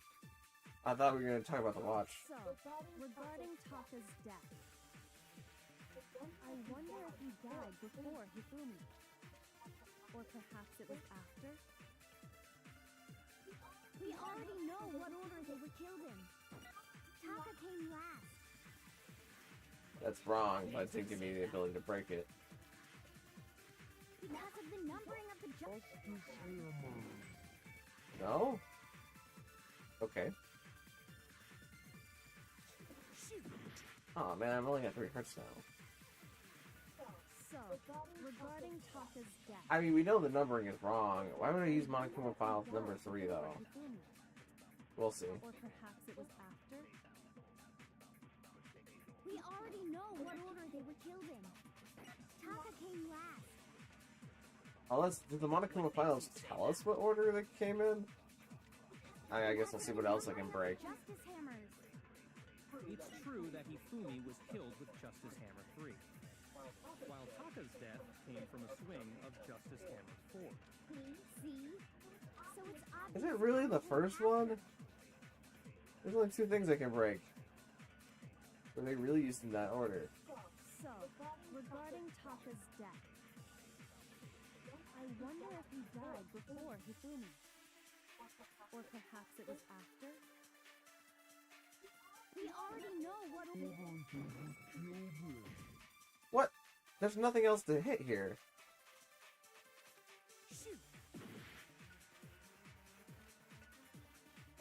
So, Am I dumb? regarding Taka's death, I wonder if he died before Hifumi. What's the fast forward button Or again? perhaps it was after? We already know what order they were killed in. Concentrate. Hold on B to speed up the day. Taka came last. What makes you say that? Because of the number. The numbering is not true. While Taka's death. See? So it's obvious Taka came after. What? Oh! I forgot the thing about me absorbing the things. That's why, I could use it. Wait, how do I absorb the weak spot?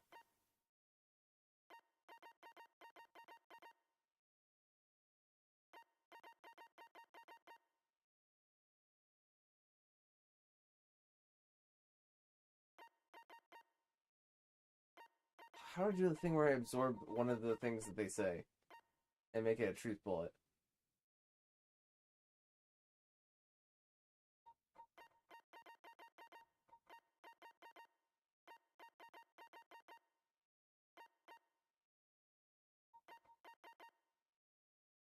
Darn it, it doesn't mention controls. Select truth bullet, fire truth bullet, open handbook menu, fast forward segment, silencer, aim. How do I do the thing where I copy what one of them says? Or perhaps it was after? We already know what order they were killed in. I totally forget.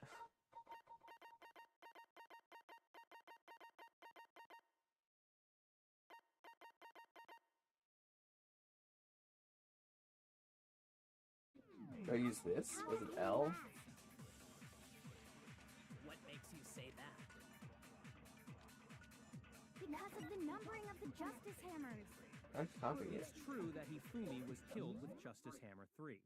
I need to copy one of them and then shoot the other one. But it doesn't tell me how to copy it. Parcel is down.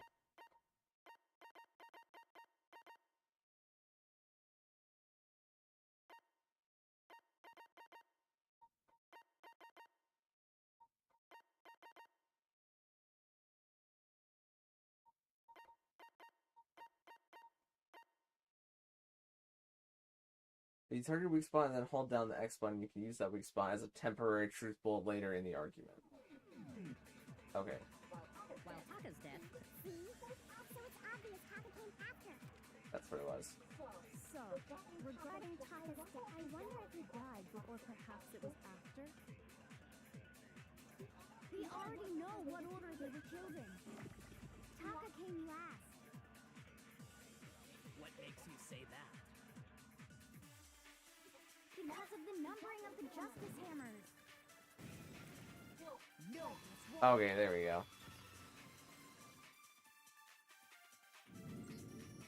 Hold on.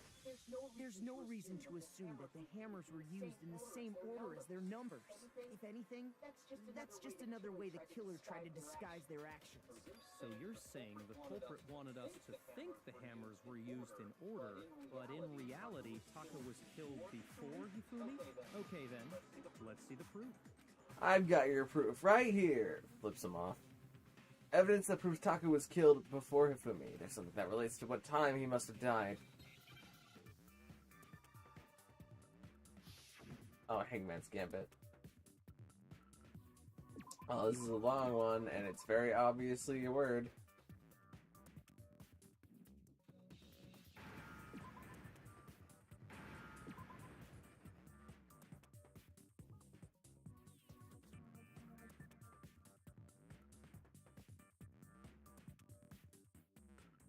Oh, there's one. Oh wait, is the one that I need to pick always red? No. Oh, but one hit away. But the ones that I need. His wristwatch. Now I understand. Seems like a rather weird. I mean, I think Dolly would have been a better one to Hangman's Gambit, but Got it. Taka's wrist. maybe it's longer because it's longer on in the story. Never mind. See? Look. It broke with the hands pointing just past 6 o'clock. It must have gotten broken when he was attacked by the killer. Because as of last night, Alright, so this part, but it's, you know, his watch works.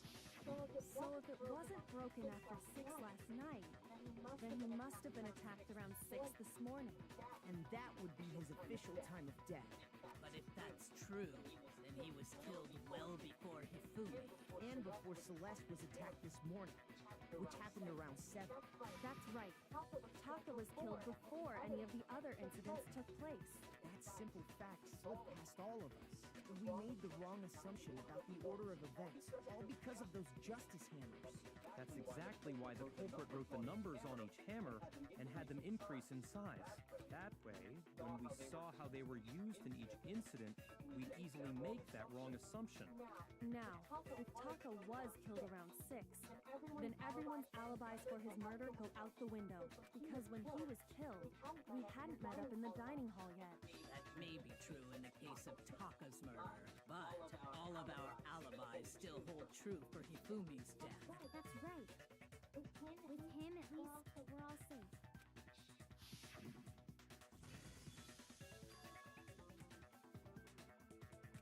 Came from downstairs. It must have been. Hifumi, he's in the nurse's office. This is back. Come on, we gotta go back. Back. When we heard Hifumi screaming, we were all together. Except for Hiro and Kyoko. Then we all ran down to the nurse's office. And that's where we found his body. That's totally true. We're all in the clear. Oh, I know. They must have recorded him screaming on a tape or something, then played it later on. If that's true, where's the tape? I don't know. Don't just go making stuff up. Anyway, we all have rock-solid alibis for when we heard Hifumi scream. Since all of us were there together, clearly none of us could have killed him. And it does not stop there. There was also the moment when we discovered his body had disappeared. When his body vanished from the nurse's office, Hina and I were in the bathroom together, while everyone else was in the equipment room, correct? And then there's the disappearance of Taka's body from the equipment room. At that time, we were all gathered together in the nurse's office because of Hifumi going missing. Oh, so I guess I didn't think about this, but Hifumi must have been the one to move the body. Which doesn't contradict anything that I've said, it's just kind of an interesting tidbit. Oh, and Hifumi locked it from inside. Then how do you get unlocked? We'll see.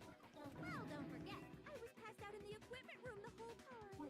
Wait, then what if Genocide Jill did it? She could have dragged Taka's body out of there right then. Even if she could pull that off, there's no way she could have done the same with Hifumi's body. Because, as we just established, she was passed out in the equipment room when his body disappeared. Besides, I didn't do either of them anyway. In other words, it is impossible that any of us could have killed Hifumi or moved either of their bodies. On the other hand, Hiro and Kyoko had disappeared, so they most certainly could have done those things. So what now, Kyoko? For now, we can't get fixated on who did it, or we'll just keep going around in circles. So instead of who, I propose we start talking about how.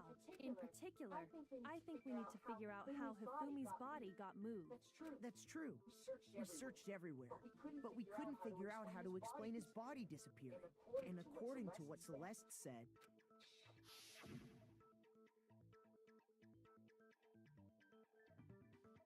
We could not have been gone for more than a minute or two, though.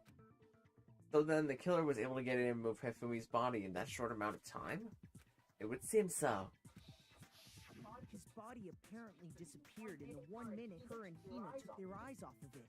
But to carry that much weight from the first floor up to the third in that short amount of time? Oh man, yeah! There's no way! It's impossible! Well, what if I told you there was a way to make the impossible possible? What? How? If the dead body were to move itself. Kyoko knows what's up. The dead body moved on its own? No! Not another... ghost! I don't think it has anything to do with the occult. I think what she's implying is, we thought Hifumi was dead, but perhaps in reality he was still alive. Alive? Are you saying Hifumi wasn't carried out of the nurse's office, but simply walked out on his That's own? exactly what we're saying. We found his body. Me and Kyoko had the same idea at the exact same... Well, I actually thought of it before her. She was getting caught up, but Perhaps he was simply... I am also included in the conversation. That it isn't possible. The idea that Hifumi was still alive. Is it really possible?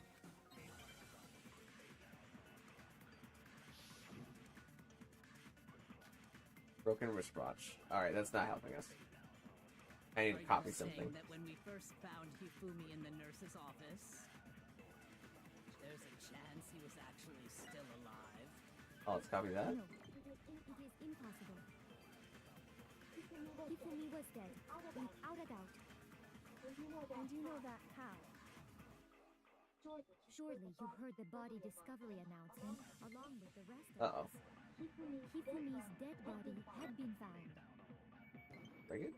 I was a little overzealous there. Hold on, I need a charge.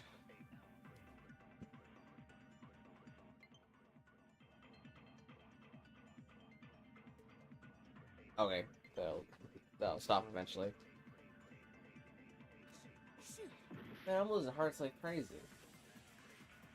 Are you saying that when we first found Hifumi in the nurse's office, there's a chance he... No, it is impossible. Hifumi was dead, and you know that. Surely you heard the body. Hifumi's dead body had been found, and that is why the announcement was made. Are we really so sure about that? Maybe the announcement was intended to signal someone else's discovery. Yeah, okay. I know what I need to do. saying that when we first found Hifumi in the nurse's office, there's a chance he was actually still alive? No. I'm not exactly sure what I need to break with the last thing, though. I either need to break it with he was still alive. And you know that how? Surely you heard the body discovery announcement along with the rest of us. Hifumi's dead body had been found. And that is why the announcement was made. Are we really so sure about that? Maybe the announcement was intended to signal someone else's discovery. I need to break someone else's discovery.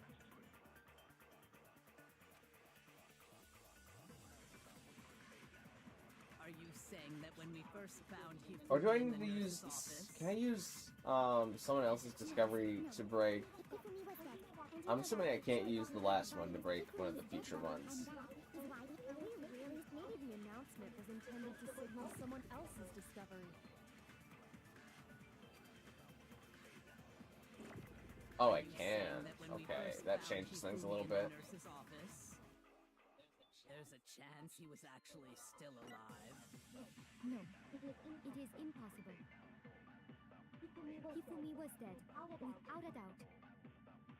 And you know that how?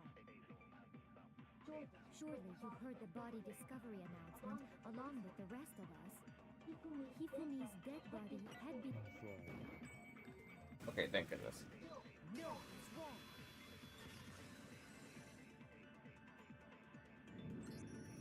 Was the body discovery announcement that was made really intended for Hifumi? Of course it was. The announcement played right after we discovered his body. Maybe. But that was also the same time that Taka's body was found. That's right. It wasn't long after finding his body that we heard the announcement. So there's a good chance we made a mistake in there somewhere. I think we've confused whether the announcement was for Hifumi or Taka. First of all, if two bodies had been found, there really should have been two announcements. Maybe Monokuma simply got lazy. Monokuma's gonna have something to say about that. What do you say, Monokuma? Any comment? Well, it's a very sensitive issue, so I can't go into too much detail. But what I can say about the body discovery announcement is that it's only broadcast when 3 or more people find a dead body for the first time. That didn't answer our question, man. We're asking if you're a lazy bum. No, actually, that was It plenty. was plenty, because there was an announcement whenever we found Hifumi's body in the repository.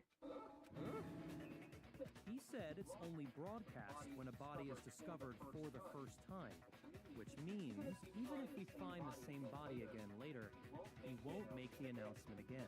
If that's true, then why was the announcement made again later on? Huh? Later on? Exactly. We heard the body discovery announcement twice. The second body discovery announcement. The first time it played was when we found each body in the nurse's office in the equipment room.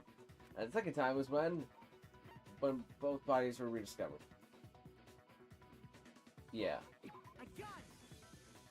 We heard it a second time in the repository, when we rediscovered the two bodies. Ding dong, bing bong. Body has been discovered. After a certain amount of time, which you may use however you like, a class trial will begin. I'm really losing the Monokuma. I don't know where he's going. But it contradicts what Monokuma just told us, doesn't it? Exactly. If we were actually rediscovering both bodies, the announcement shouldn't have played. And in reality, when the two dead bodies were rediscovered, one of them was actually being discovered for the first time. So, when we found Hifumi the first time in the nurse's office, he wasn't actually dead yet. Meaning, he wasn't actually found dead until we came upon him in the repository. And that's just part of it. There's one other thing that leads me to believe he was still alive in the nurse's office. Oh, I know! Because he was super good at playing dead! Bada bing, bada boom! That is the worst logic I have ever heard. But honestly, I do not think there's anything that can prove he was still alive. Okay then, let's take another look at the events surrounding the discovery of his body. Then it should become clear whether he was really alive or not. This whole I mean, we have the thing that can prove that he was in fact not, or, There has to be proof that shows Hifumi was still alive. I have to find it and show it to everyone.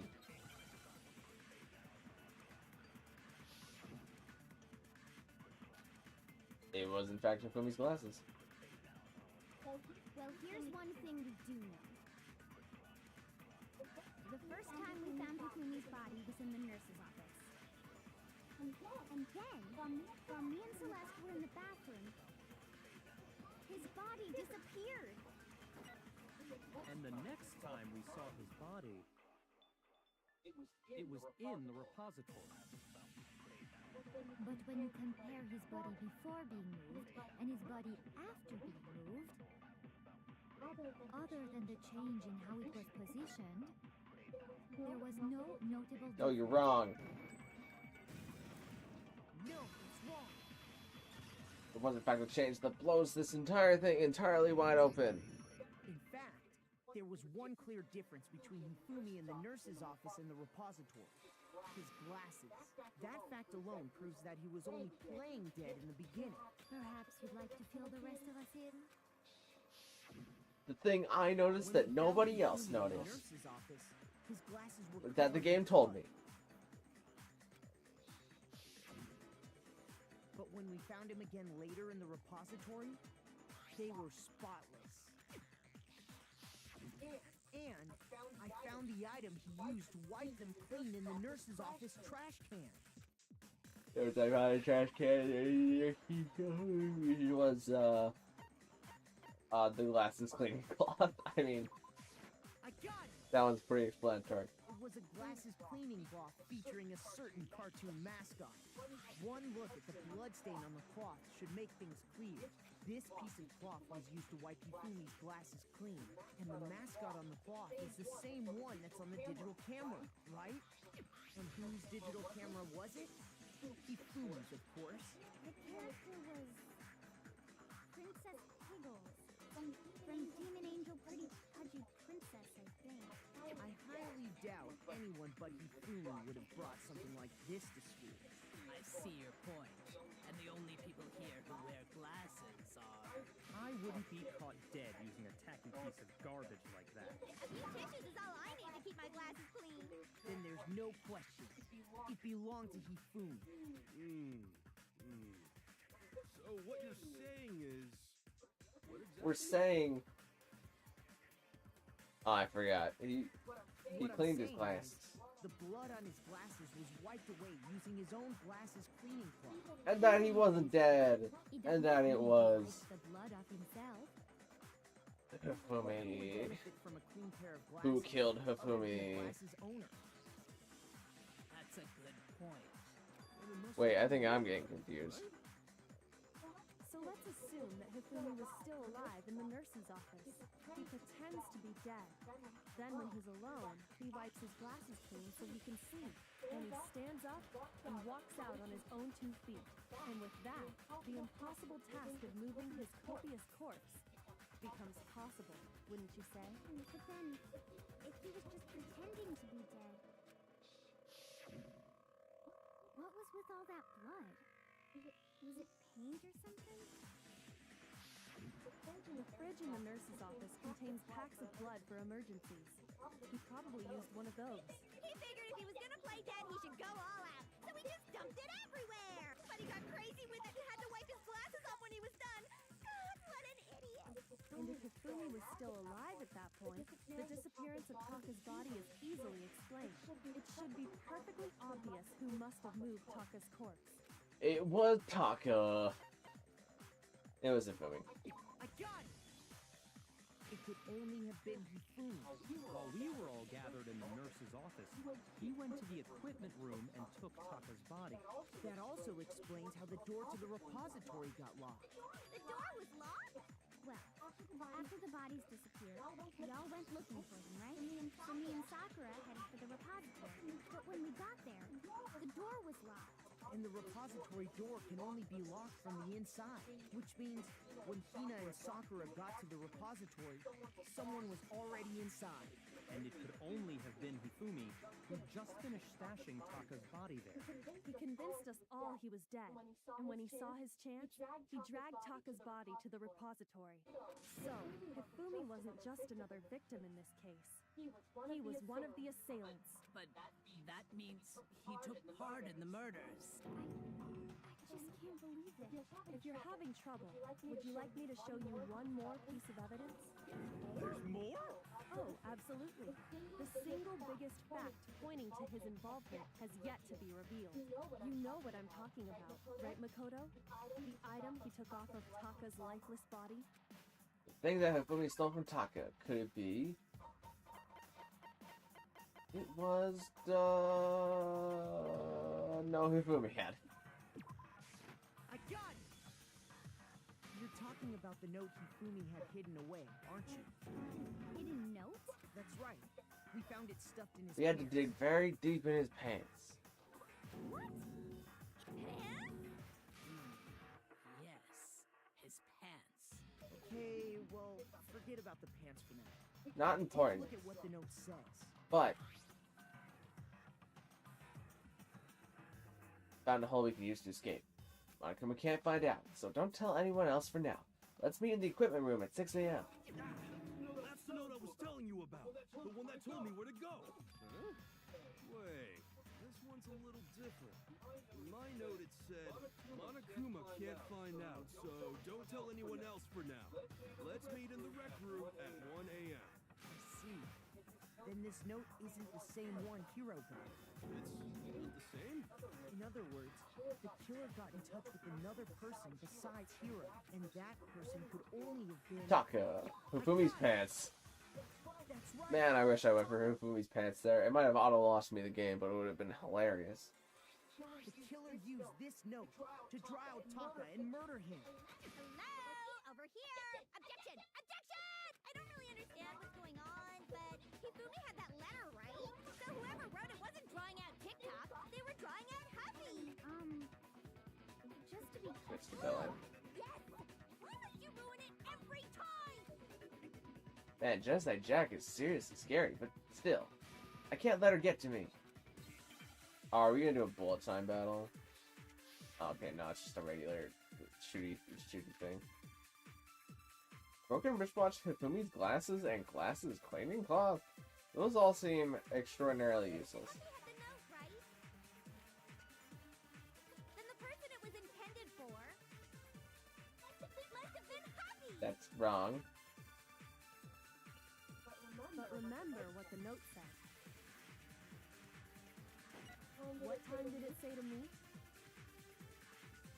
6 a.m., I believe. The time doesn't matter!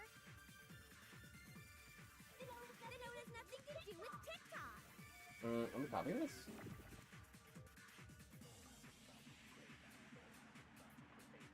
Time on notes at 6 a.m. What happened at 6 a.m.? What did it say? Nothing to do with TikTok. Then the person it was intended for Broken wristwatch, I think, is what I need to must have been use. Huffy. But remember what the note said. Darn it. I When did can't it hit say to meet? those. 6 a.m., I believe. The time doesn't matter! The note has nothing to do with TikTok! No, it has something to do with TikTok. That's because he could tell time good. No, there absolutely And his is a watch was connection. crummy and cheap, and it broke when he died. What the hell are you talking about? The note said to meet at 6 a.m., which is the same time Taka was murdered. We've already proven that using his wristwatch. But there's more. Look where the note says to meet. The equipment room, right? Which is where Taka was killed. Oh, you know what? I just figured out how Alter Ego works into it. Celeste probably took Alter Ego so that Taka would be out looking for Alter Ego at like 6 a.m. Well, no, but then we still have the note, so it's kind of not. Where did Alter Ego go? We still don't understand that part entirely. So, Just forget that, me. Was murdered at both Who was editing the time video? and place, written in the note. I think that should be plenty to show that this note was definitely meant for Taka. Well, when you put it like that. No further objections! Then someone used that note to trick Taka. Just the same as me. The culprit really is a cold-blooded monster. Telling people they found a way out. But if they gave the note to Taka, what was Hifumi doing with it? Stuffed down his pants, no less! Most likely. Hifumi stole it off Taka's corpse after he died. He stole it? Where's your proof? Go ahead, show us. Alright, what I need to prove this? I mean, it's so easy to prove it, but what I really need to prove this? It's the scrap paper. I got it! Crap, it's so many When hurts I searched now. Taka's body, I saw that his lifeless hand was gripping a small scrap of paper. If I'm right about this, the sheet of paper this piece came from is... I knew it! It fits perfectly with the note we found hidden on Hifumi. On Taka's scrap and Hifumi's note. Yup. They're from the same piece of paper. Hifumi had the note meant for Taka, while Taka's corpse still grasped a small piece of that note. There's only one way to explain it. Taka died clutching the note. Hifumi tried to free the note from his death grip, leaving behind only one small scrap. Did I get all that right? That means Hifumi knew the note was important. Exactly. Which proves that he was an accomplice in the murder. Whoa. Yeah. After seeing all this, Hifumi was super involved in this whole thing for sure. In fact, he was behind the whole thing. In fact, he's still alive. Hiro, you were almost cooking there for a sec. Sorry, no. When we found him in the repository, Hifumi was truly and completely dead. The second body discovery announcement proves that. So then, who killed Hifumi? Whoever did is the mastermind, the true killer. He was killed in the repository, so he must have been killed not long after transporting Taka's body. So, he must have been killed after Taka's body vanished, but before we found both bodies in the repository. During that time, we'd all split up and were searching for Taka's missing body. In other words, during that time, none of us have alibis. Wait, but me and Sakura were together. Stop trying to steal the spotlight, you stupid walrus! Who are you calling a walrus? Anyway, when they were killed bothers me too. But there's something that's been bothering me even more.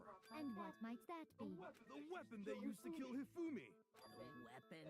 Yeah, because I mean, according to the Monokuma file, the way Taka and Hifumi were killed was almost the same, with them having similar fractures. Hiro might be cooking. Justice Hammer 3 and 4 were still laying around in the nurse's office and equipment room, right? So if Hifumi was killed in the repository, the culprit would have had to grab one of the hammers, kill Hifumi, then put the hammer back where they found it. But wouldn't that be seriously risky for him? I'm surprised. It seems there's some semblance of a brain knocking around that skull of yours after all. Hell yeah, it's packed in there good and tight. He's right, though. I don't understand it either. The Monokuma file makes it clear that they were killed using similar instruments. But if the hammers were already laying around those other rooms... So the question is, how could the culprit have gotten their hands on either of the hammers? Personally, I haven't a clue. So which hammer was used to attack Celeste? Number 1 or number 2? Those were accounted for in other rooms too. And I don't think either one is big enough to kill someone. Then... Is it not possible they used a different weapon? I don't think it is possible. They were both killed with the same kind of thing. Only there were more hammers on a wall somewhere. So then, what was used to kill Hifumi? The power of love. Wait. No. That's for saving people. The weapon that was actually used to kill Hifumi. The whole picture surrounding this case won't become clear until we figure that out. Somehow I have to find the truth. I'm a truth seeker. I seek the truth. Okay, well, there's the truth. I've seeked it correctly. What was used to kill Hifumi? Spotless Hammer was, but I don't think I can contradict Was it that. Justice That seems Hammer? way too easy. Maybe Justice Hammer 4.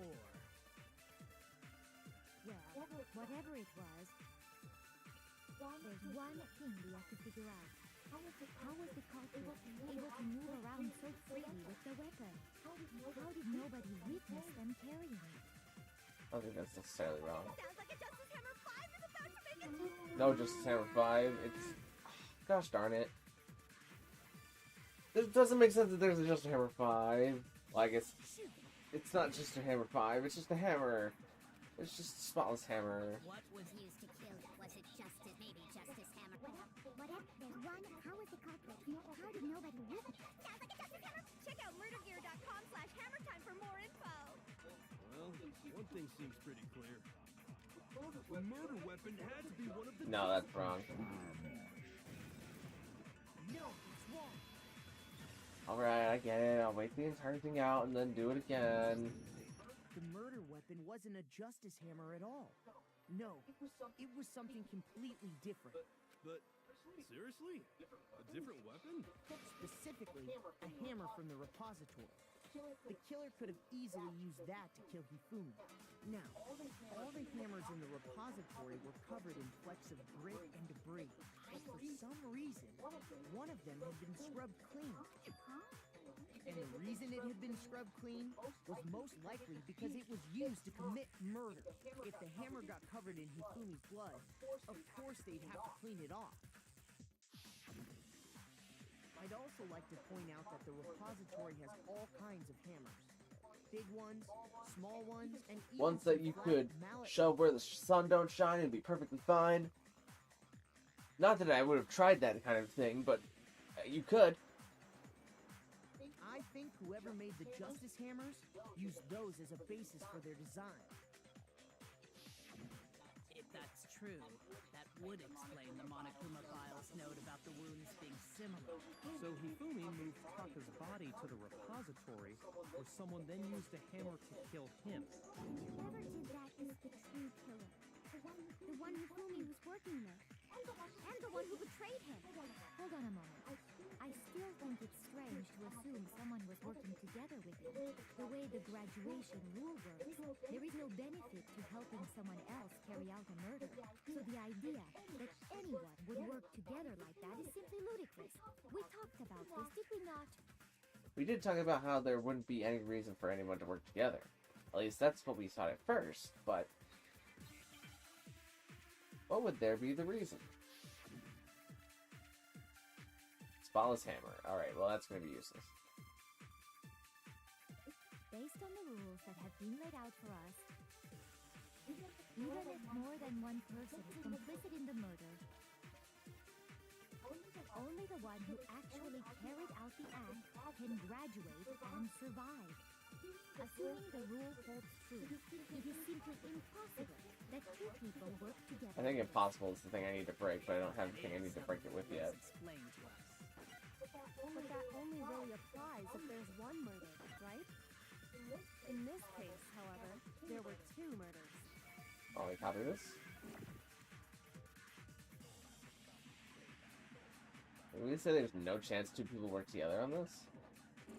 Based on the rules that have been laid out for us, Certainly not going to break impossible. even if more than one person is complicit in the murder, only the one who actually carried out Or, the no, act am I can supposed to use graduate the and fact that the survive. hammer was spotless Assuming the rule holds true, to show that the hammer was clean and Hifumi couldn't have... two people Yeah, work I think that's together. actually what it is. Whoops, don't hit anything. Here's how the rule was explained to us. But that only really applies if there's one murder, right? In this case, however, there were two murders. Maybe it's the Occam's razor, and the answer is the most simple, is that it wasn't impossible. Based on the rules that have been laid out for us, even if more than one person is complicit in the murder, only the one who actually carried out the act can graduate and survive. Assuming the rule holds true, it is simply impossible. Maybe this is dumb. Work Oh, I didn't hit together. it. It'll give me another second to think. That is how the rule was explained to us. If the hammer's spotless, it means that somebody cleaned it, which means that somebody else is working with Hifumi. There were 2 murders. I don't think it makes much sense to break spotless hammer with 2 murders.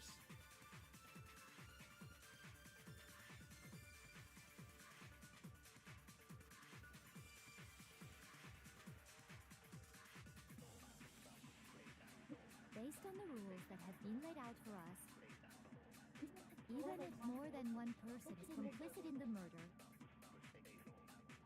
only the one who actually carried out Speed the it up a little bit. can, assuming the rule. Darn it!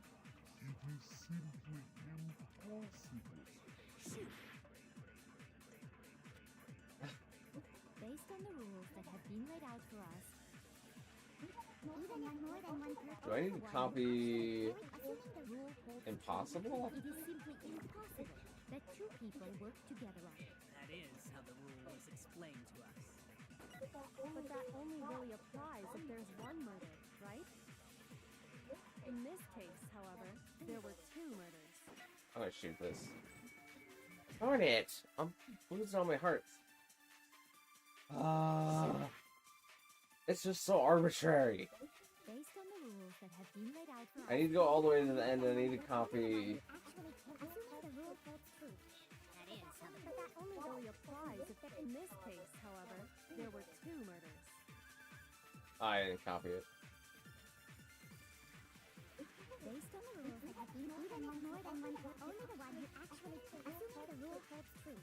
That is how the But that only really in this case, 2 murders. We really said there's no chance to work together on this. I don't know at this point.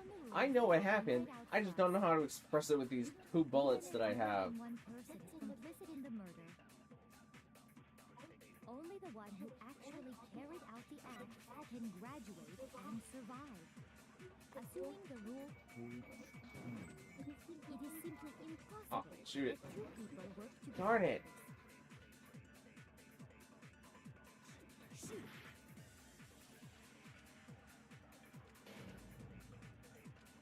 You've gotta be kidding me, man.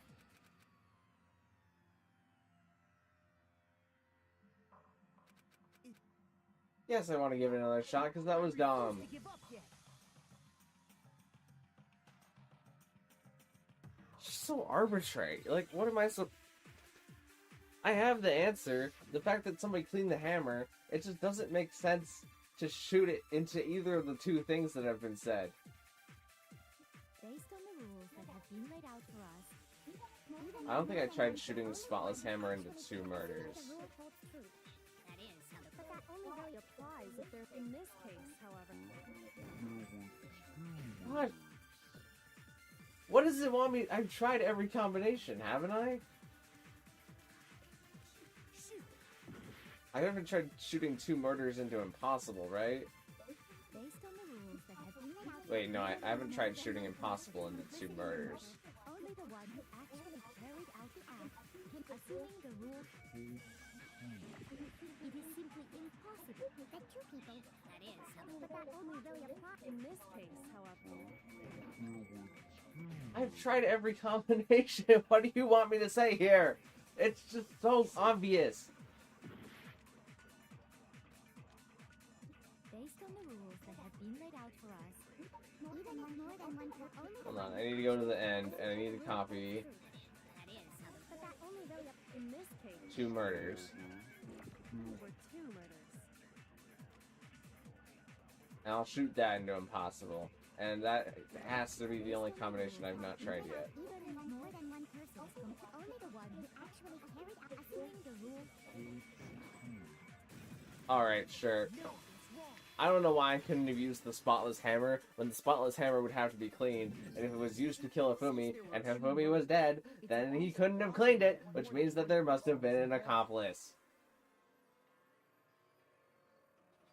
What do you mean? If there'd only been 1 murder, then yes, the idea of an accomplice isn't really worth considering.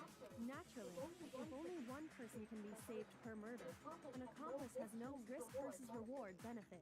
Risk versus reward. benefit? The payoff for working together. The reward that balances out the risk of taking part in a scheme. There's no point in being someone's accomplice if there's no benefit to you. However, if there were some potential mutual reward for the risk, then cooperation becomes possible. You're saying that two people could act as each other's accomplices to commit two separate murders.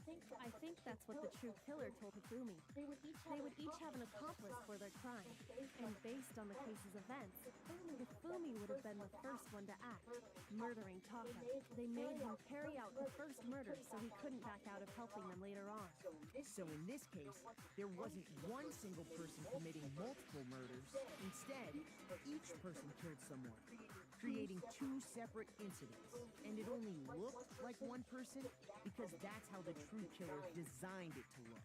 A single suspicious individual, a similar weapon used in each crime, disappearing bodies. By creating one seamless set of circumstances, they made it look like one person was behind it. But the hammer was spotless, though. The That's... mastermind picked their target and managed to convince him to go along with their plan. And then, to avoid the no accomplices rule, they simply killed their accomplice. Which, if true, means that betraying Hifumi was part of the plan from the very beginning. That's just awful. How could anyone be so cruel? You think so? I can't help but admire its cunning. Still, their choice of accomplice seems odd. The effort made to convince us the two murders were the same. That was the main characteristic this time. Kyoko must have noticed that fact from the very beginning, which is why she said not to look at this as a series of connected events, but entirely separate incidents. Kyoko really is amazing, although, when you think about it, she's almost too amazing. Like, it's almost unnatural how good she is at this. I understand how an accomplice could be involved, but then who was the one pulling Hifumi's strings? That's problem numero uno right now. True Killer manipulated Hifumi to carry out a number of actions, and in the end, murdered him. And the debates up until now, the way the case is unfolded, when you consider all that, there's really only one person who seems fit. Oh, I wonder who it could be. Eeny, meeny, miny, you. Here's my answer. It was Celeste. Ah, so I'm the suspicious individual now, am I? I really do hate this kind of joke. A joke? I wonder. So what you are saying, then, is that I specifically chose to work together with Hifumi. The idea that I would choose to spend any amount of time interacting with him, that I would go within 10 feet of that shit-brained, that lazy, worthless goddamn idiot! She lose her accents? That one. Her accent? Just to be clear, there is evidence to support it. Is that so? It is. Throughout the investigation, there was certain behavior that was common only to the two of you. Considering what we've learned so far, it only further proves that the two of you were working together. What is it that only Hifumi and Celeste had in common? Encountering the suspicious individual. I got it! The behavior they had in common has to do with the suspicious individual in the suit, doesn't it? The only ones who ever actually saw Robo-Justice firsthand were Celeste and Hifumi. Shush, the adults are talking. But I'm now. right, though. As he said, only Celeste and Hifumi ever laid eyes on the costumed individual. If we accept that Hifumi was one of the culprits, we can't help but suspect what Celeste has said as well. Are you saying everything they told us was a lie? After taking Hifumi to the nurse's office, we all began our search for this individual, correct? And not too long after that, do you remember what Celeste said? I saw a shadow, something moving around at the top of the stairs. We headed to the second floor specifically because of what she claimed to have seen. Next, to draw us all to the physics lab up on the third floor. She let out a blood-curdling scream. And when we'd all come to see what was wrong, what was it she said? Celeste was wrong. That was a rather intense scream for someone like you. I saw him, the strange costumed man. He ran off as soon as I screamed. I was blocking the stairs, so he headed further down into the hallway and disappeared. Once she'd done We still haven't talked about whether or not they found the costume man. We know they didn't. But why have we never actually talked about that? It was time for her partner to get to work. Like, wouldn't they have... It's not like he could have gone anywhere. Came from downstairs. It must have been... Hifumi, he's in the nurse's office in the back. Come on, we had to go back. It was to get us to divide into two groups. So that we would discover both bodies at the same time? In fact, Celeste was precisely the one who proposed that we split up. Then why don't we split into two groups? I'll lead the hunting party. That seems much more interesting. Very well, then Makoto and Hina, you come with me to the nurse's office. I will leave the capture of the suspicious individual to Toko, Byakuya, and Sakura. Well, if Celeste and Hifumi were working together, all those chance events suddenly become connected. And on top of that piercing cry of yours early on.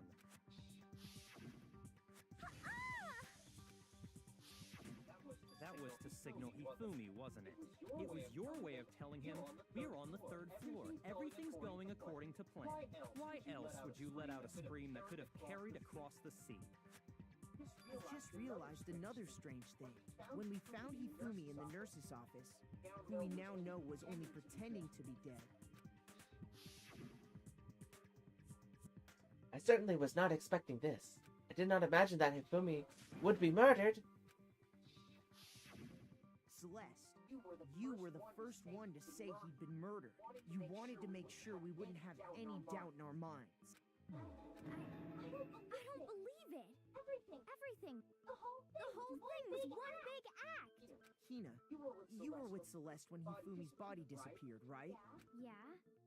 I was feeling kind of sick, so Celeste took me to the bathroom. Wait! Then that was... She wasn't worried about you. She just saw a chance to help Hifumi sneak out of the nurse's office. Each piece isn't much by itself, but start putting them together and the picture gets very ugly indeed. Wouldn't you agree, Celeste? I have no idea what you mean. Don't bother trying to deny it. You made one fatal mistake. Oh, did I? I didn't even catch it myself when you first said it, but looking back, I can say that one little slip-up was your undoing. What are you talking about? I'm talking about what you said after Hifumi's body disappeared and we returned to the nurse's office. They must really be enjoying this, enjoying the sight of us standing around, frightened and confused. We're all going to die here. We're going to die here, just like those guys died. I remember her saying that too, but I don't understand what Oh, did she's she not know that Taka would be dead at that point? Then pay attention. Sakura, Toko, and I were first to discover Taka's body in the equipment room. Then Makoto showed up and told us Hifumi had been killed. So Sakura and I left with Makoto. Once we were in the hall, we ran into Celeste, and the 4 of us headed to the nurse's office. Now, the entire time we were together, none of us said anything about Taka being dead. Think about it. Celeste's comment doesn't make sense. It was completely out of place. Yeah, I see what you're talking about. Although I don't really get what it means. You hear that, Celeste? Everyone's having some trouble understanding. Could you repeat what you said? If you're really not the culprit, you shouldn't have any problem repeating it, right? Yaka said that Celeste's comment doesn't make sense. What is he alerting to?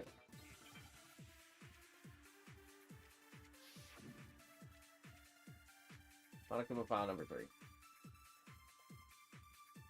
I need to copy something. All I said was... Tell me I need to copy something without telling me I need to copy something. Enjoying the sight of us standing around, frightened and confused. They must be positively elated.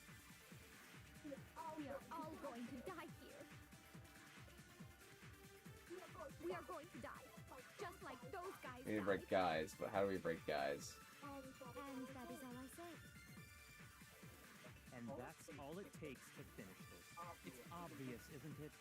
What was so strange about Celeste's comment?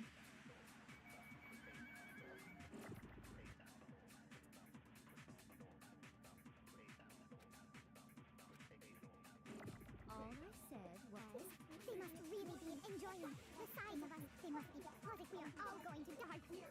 We are going to die. Gotcha.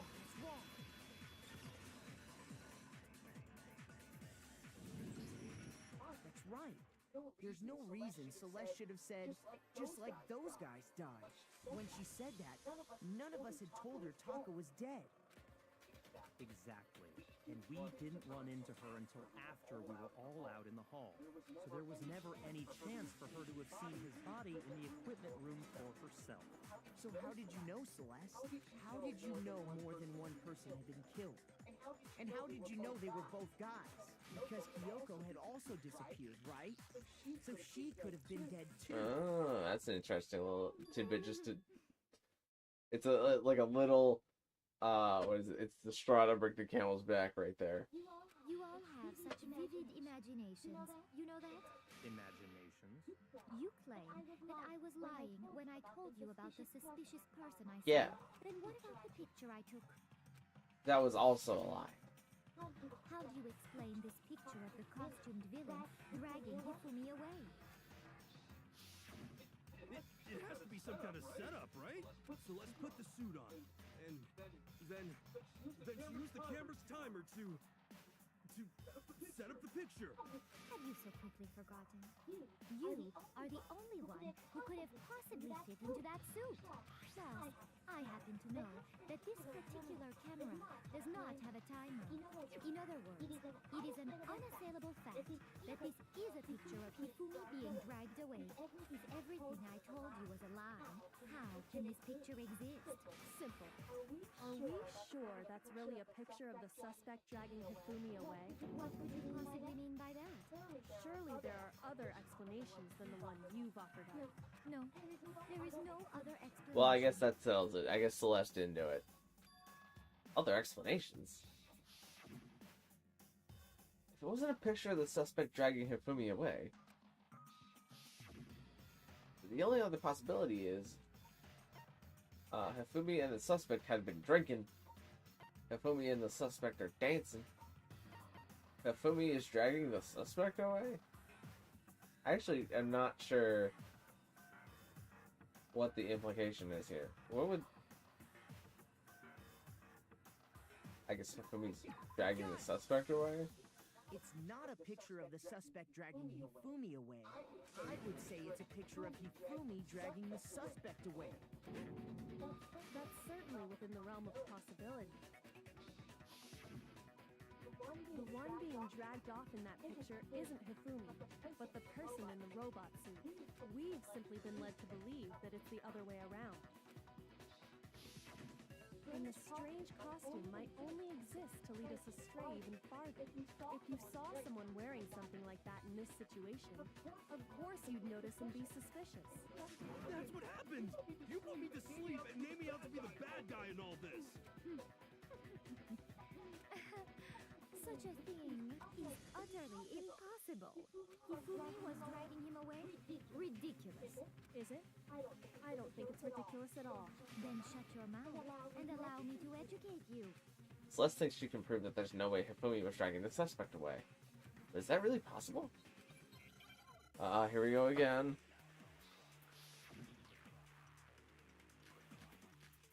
Costume, Yashihiro's message, and Robo Justice Blueprints is quite a lot. You dressed me up in that suit after I passed out! Then you just draped me across Hifumi and had him carry my weight! You tried to make me look like the bad guy! Like I said, ridiculous. As you can see in the picture, the suspect is standing perfectly upright.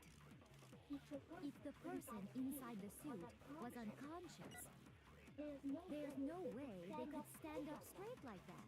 I think that's the one they want me to break, but I'll see it through. No way! The Robo Justice costume makes it impossible to bend over, as we've established. Yeah. You dressed me up in that suit after I passed out! You tried to make me look like I said. As you can see in the picture, if the person inside the suit, there's no way they could stand. There we go. No, it's wrong.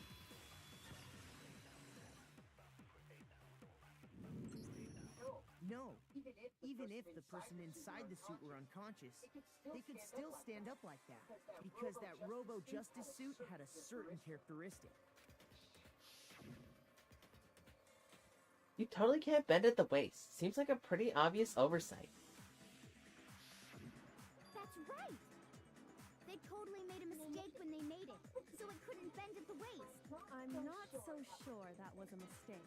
I think the suit was designed from the beginning to be used the way it was. Celeste and Hifumi took the suit they'd specially designed and stuffed Hiro into it. That's how they were able to fake that whole thing. The point of it all was to make us believe whoever was in the suit was to blame. Well then, I suppose this is checkmate. Checkmate?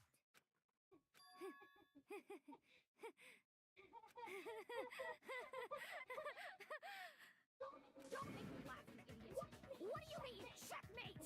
Oh, she very much lost her accent there. Clearly, you want to cram me into your little guilty box. Well, one little problem.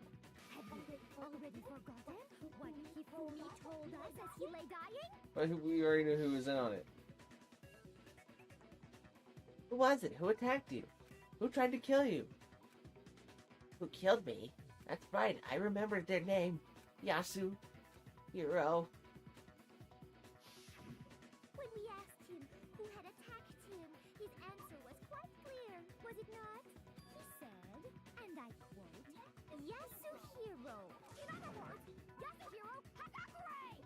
Wait, but my name isn't really Yasuhiro. It's actually Taro. Your confusing statements don't make any sense. You're only making things more complicated. He did say Yasuhiro, but are we sure he was really pointing the finger at Hiro? What the hell are you talking about? What, is Celeste's real name Yasuhiro? That would be a crazy thing to pull out for no reason. Obviously the answer is just that, you know, he's in on it, so it makes sense that he would want to blame Hiro. Kyoko, what do you mean by that? Think back to how Hifumi used to But I talk just thought about how us. Celeste isn't like an actual name. It might just be your nickname. How did he... He gave everyone nicknames? He said people's last names. Oh yeah, Mr. Naegi. I got it! That's I wouldn't have remembered that if we hadn't talked to him about cosplaying earlier. By our last names. Exactly. I know I heard him say Mr. Naegi more than once, for example. So if Hifumi did mean to say Hiro's name, he would have said his last name, Hagakure. I'm sure it was just incidental. By chance, his first name. Indecent? Don't talk. Random chance. Now isn't that a convenient explanation? No. There's no reason to think he would have said the name any different than normal. But he must have run out of energy before he could say any more. So Hifumi was trying to tell us the last name of whoever killed him? But the name you said doesn't apply to anyone here. Well, no. Hold on. There's one person it could apply to, and that's Celeste. She never actually told us what her real name is. What did you just say? Oh, is this where the e-handbooks are gonna come into it? To think you'd take your false accusations so far, I don't know whether to laugh or spit! Come on! Enough with your idiotic blather! Yasuhiro is a loser's name! Do I look like a loser to you? Well, do I? What? I think I've earned the right to be a little on edge. Okay, then fill us in. What's your real name? Make sure your ear holes are wide open and listen up! My real name is Celestia Ludenberg. Could you please stop making me repeat myself over and over again? Celeste still won't give up, so then I have to do something to make her accept it.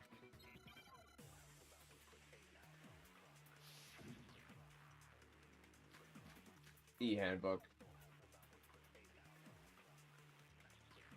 Hifumi was trying to tell us something.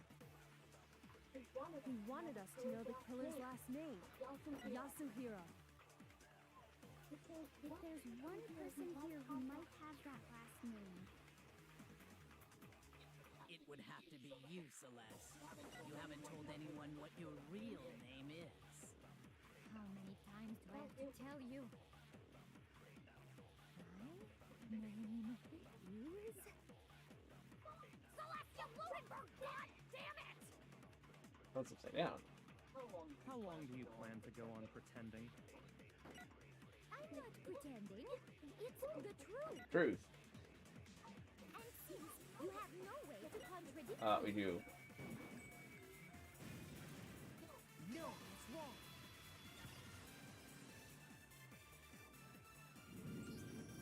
That's it. The handbook. what? Anytime you turn your handbook on, it shows the owner's name when it boots up, right? Monokuma told us all about it before. This handbook is absolutely vital to a healthy school life, so don't lose it. When you start it up, it will display your name. Always make sure you have the right one. Now, this is not for your everyday notebook. It has so many more uses than that. So all we have to do is check her handbook, and that'll clear up everything. That's how we can find out Celeste's real name. That's an invasion of privacy. I refuse to cooperate. Celeste, can you please just tell us what really happened? Please, just tell us. Even when I'm put in check, it's just my nature not to give up. Because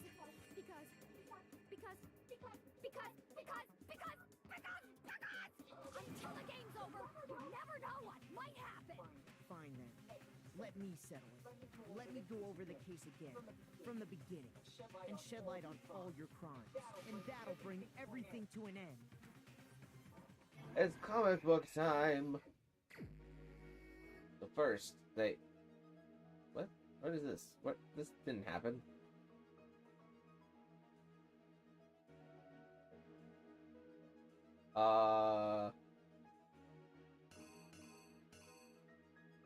First, they tied a person up for a reason. This is from a different case.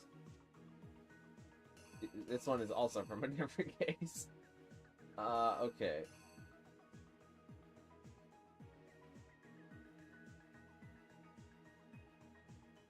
I guess they were lovers.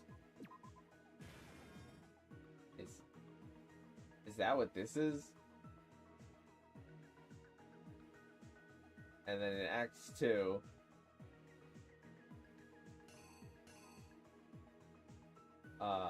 Yasuhiro came in, and then they had some snacks laying out, and the snacks were... Let's move into the things that we definitely know, not trying to figuring things out and then get the rest of it. Here, this happened, where they stuffed him in the suit, and then the picture happens.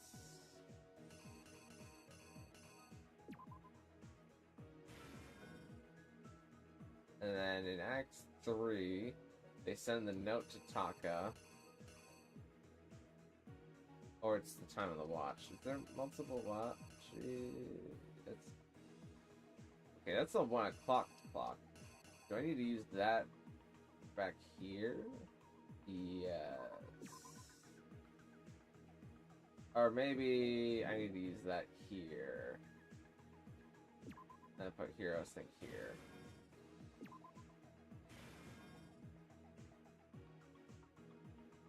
Yeah, that makes sense. And then the watch breaks.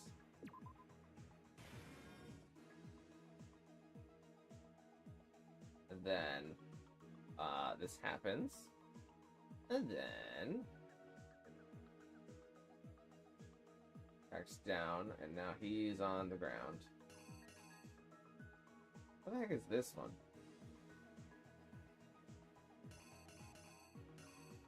Just as hammer number 4 is now bloody.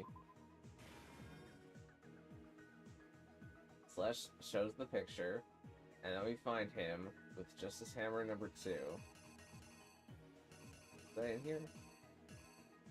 Yes, it is. And then we go here, and Hifumi is in a daze.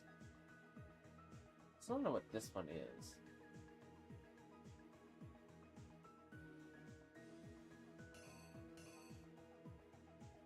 I can't tell what Hifumi...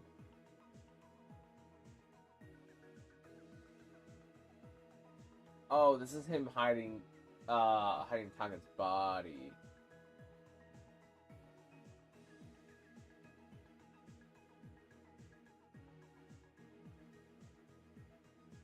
Which only happens after he's found. So that we think he's dead. We find him with Justice Hammer 3. They find Taka. And when he moves the body. Or puts the body in the tarp and rolls it on the dolly is what's happening there. And then lastly, they eat chips.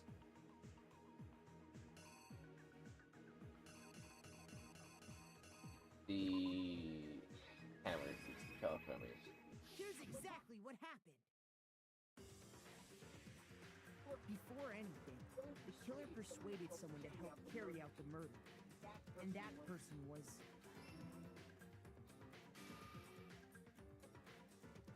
Hifumi.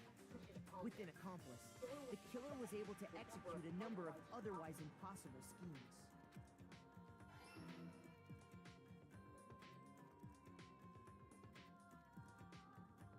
First, they convinced someone to meet them in the rec room last night at 1 in the morning. That someone they met with was Hiro. The murderous duo intended to pass Hiro off as the prime suspect. So when they met up with him, they drugged him, knocked him out, and stuffed him into the Robo-Justice suit.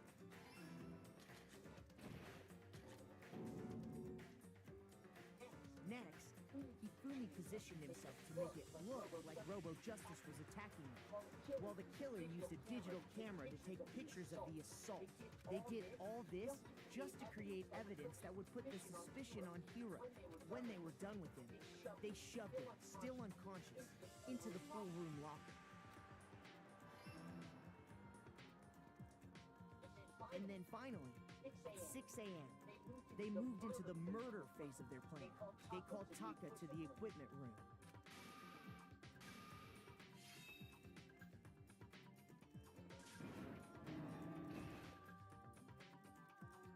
And that's where Hifumi killed him, making it the scene of the first murder.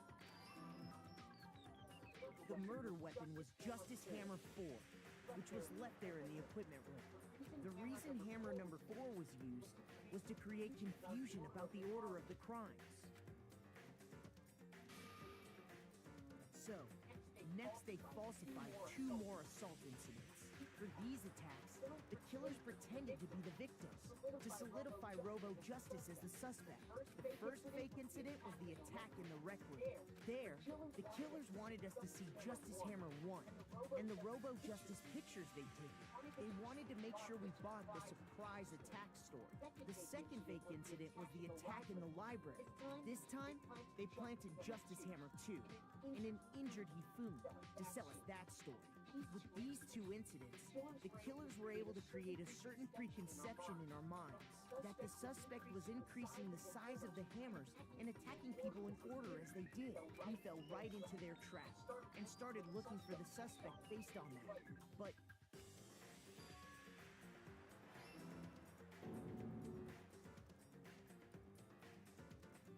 while we did that, we left Hifumi alone in the nurse's office.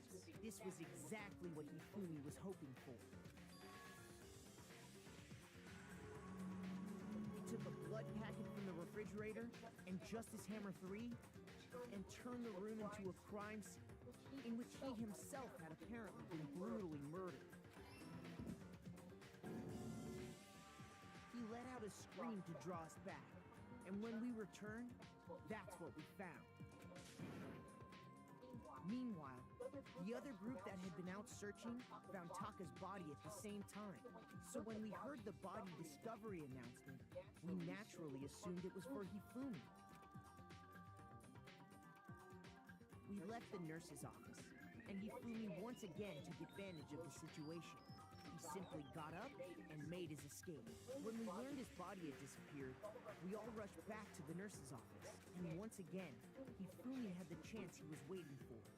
This time, he snuck into the equipment room.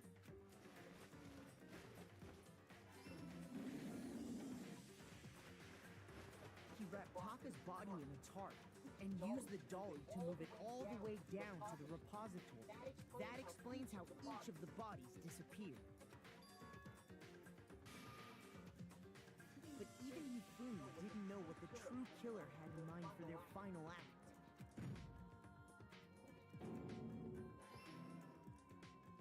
Their plan all along was to kill Hifumi and get rid of the one person who could betray them. And they did it using an ordinary, everyday hammer from the repository. That should cover everything that happened in this case. And the villain behind it all is... The Ultimate Florist. Who is that again?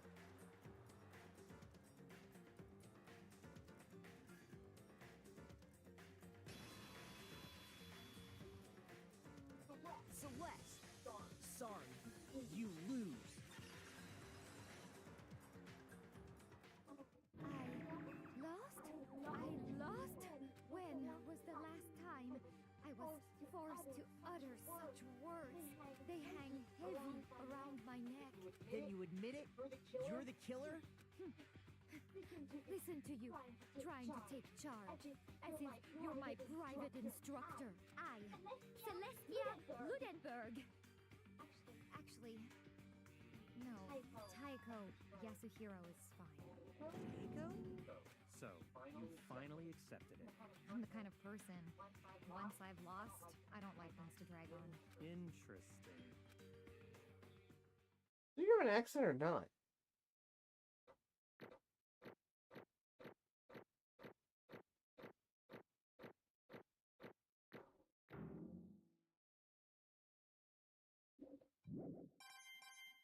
Oh, at least I got an A. Okay, Monokuma. I'm ready to begin. Or, no, I suppose this is the end, isn't it? It is indeed the moment we've all been waiting for. Time to vote, okay? Okay. If you would, please locate your lever and cast your vote. And when the votes are tallied, who will become the blackened? Will you make the right choice or the dreadfully wrong one? What's it gonna be? What's it gonna be?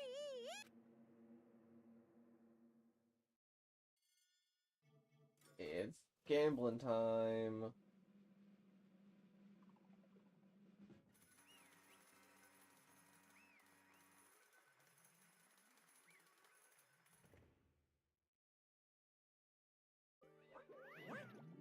It's basically a formality at this point, but once again, you're totally correct. The blackened this time, the true killer who devised the whole stinking scheme was Celestia Ludenberg, or more precisely, Taiko Yasuhiro. Honestly. I lost. Well, that sucks. Oh, I guess I shouldn't do the accents anymore. I guess trying to work with someone else was a mistake after all. Hifumi's ineptitude was beyond all my calculations. I knew it. So you really did approach Hifumi with this plan. But how did you get him to agree? I can't imagine he would have simply agreed to commit murder. I'm sure she relied on her specialty, lying.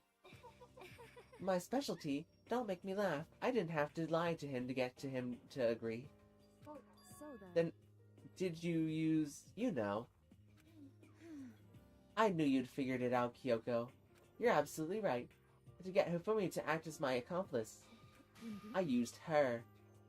For everyone who's still left, I'd avoid mentioning it by name, but it was the one thing Hifumi and Taka were both super into.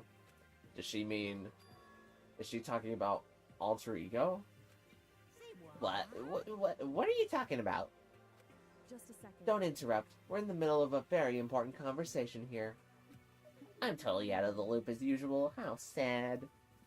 In other words, Then you're the one that stole it. Indeed. That's right. I see. And you used it to drag Hifumi into the plan you'd come up with. Right again. Last night, after we had our meeting about how it had disappeared, I paid Hifumi a little visit. Oh, what are you doing here? Actually, I was hoping I could talk to you, alone. It is about what was stolen. I know who did it. What? Are you okay It was with this? Taka. He stole it. What? And I so have proof. then, Would you like to see it? As it turned out, I'd found a use for the digital camera. I'd taken you-know-what to Taka's room earlier and took pictures of it there. I deleted the pictures as soon as I'd shown it to Hifumi, of course. Damnation! Yeah, so it was him. But how did he do it? She was supposed to yell if either of us got close to her. You are correct, which is why Taka forced me to steal it. What? as Please for forgive me. He threatened me. Oh. He did. As He for came me, to my room last night unannounced, and then, it's hard for me to say it even, he abused me. What? And he took pictures. He said if I did not do as he asked, he would show them to everyone. So I had no choice. That's a crime, an absolute crime. I knew he'd gone a little crazy, but I never imagined he would go that far. It was amazing how completely he bought it. I can't express how enjoyable that was. I'm about to say something I've never said before in my life. I'm going to kill him. I'm gonna kill him. most Wait, please, unfortunate. if you go now, you will be playing right into his hands. Huh? Taka is Actually, planning to use her to escape. And he has made you his target. Escape? You don't mean... Taka is going to try to kill you. What? indeed. Also, he can keep her to himself. That bastard. I'm not gonna say that word that many times. Honestly, Can we allow him to continue with these barbaric acts? Absolutely not. How could I? I have to save her. actually, Then would you like to join with me? It just so happens I have come up with a plan. Huh? I've devised a way to reclaim what he has stolen and escape this dreadful school. And with that, it is complete. Oh, what are you talking about? Oh, nothing. Hifumi agreed without a second thought. The effect that item had on him was remarkable. The power of love, even a love as twisted as what can still drive people mad, it would seem. You disgust me. I see. I have another question for you. Was that strange costume Hifumi's creation? indeed. Yeah, it was a real pain in the butt, too. All I asked him to do was make something to hide the face and general body size. I had no idea he'd make something like that, but it's my fault for picking him in the first place. So why'd you decide to make me the suspect? Because you're stupid. That's it? Let's In that regard, I made the right choice. I'm so glad your stupidity surpassed my every expectation. Life must have been tough on your parents, though. I feel like I could cry. Well, But when you were explaining your plan to Hifumi, how did you explain the part about him playing dead? What she's asking is, what was Hifumi supposed to do after that, assuming you would actually let him live? Are you okay with That's this? simple. After he did his part and pretended to be dead, once everyone showed up, I told him to say he'd been seriously wounded. He was on the verge of death, but he just barely held on. And he really believed that? Well, of course, that wasn't all there was to it. As I explained to Hifumi, the plan was, while you were all questioning him about what had happened to him, I was going to murder someone else. At that point, Hifumi would have an alibi, so nobody could doubt him. I told him that, and he believed me. It all seems very straightforward, stereotypical. I just matched the lie to the level of the opponent. In fact, Hifumi ate it up. He believed the lie wholeheartedly, right up until the moment of his death. So in the end... So you had planned to kill him all along. But of course, there would have been no point to my plan if the one who pretended to be dead did not end up dead himself. How can human life mean so little to you? That's a non-issue. I simply did everything in my power to win. Now you sound like Byakuya. No, he derives his pleasure from the thrill of the hunt. In that aspect, we are nothing alike. Why? Then, what made you take things this far? Was it really just for money? Are you talking about the $10 million Monokuma offered us? That is a lot of money, it's true. But that's not all there is to it. From the moments our new life here began, my only thought has been escape. But all along you've been saying how we have to accept living here. Obviously, that was a lie. I couldn't take it. I hated it from day one. More than anyone else here. I wanted to get out. Every day was fresh torture. And do you want to know why, huh? Because I had a dream. And accepting a life here would have meant nothing less than giving up on my dream forever. And there was no way that I could ever do that. In the underground world of gambling, I risked my life to make a metaphorical killing. And it was all for that dream. And what was that dream of yours? To live in a European castle. A castle? And to gather handsome men from all over the world to serve as my butlers/bodyguards. I was going to make them dress up like vampires and satisfy my every need. Once I attained that, I would have created a perfectly aesthetic world of decadence. Living the rest of my life there was my only dream, my only goal. That's what life is about! Combined with my own winnings, Monokuma's $10 million would have made that dream a reality. I got right to the edge, but unfortunately, my dream has been scattered to the wind. Still, I really don't have any regrets. I pursued my dream till the very end, so why would I? You sound so passionate, but you were really able to kill your own friends for it? Are you asking me to feel guilty? That's a pointless endeavor. I think nothing of sacrificing others for my own ends. I feel nothing. That's all there is to me. That's what makes me complete. Isn't it terrifying how different our values are? There's simply no room for understanding. That's what we should be saying, and plus, how can you be so calm? Don't you realize you're about to die? Why aren't you scared? My ability to lie is unrivaled, and I take pride in that. It's not just other people. I can even fool my own emotions. The consciousness deceives the unconscious. And that's why you're not scared? That's right. I don't fear death. Kill me however you like. But you know, if I could be reincarnated, if I had a choice, then I think I would like to come back as Marie Antoinette. So you just get executed again.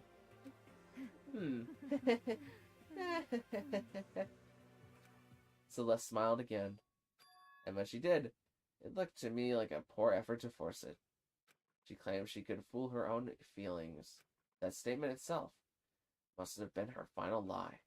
And that weak, fake smile is what betrayed her. You all done?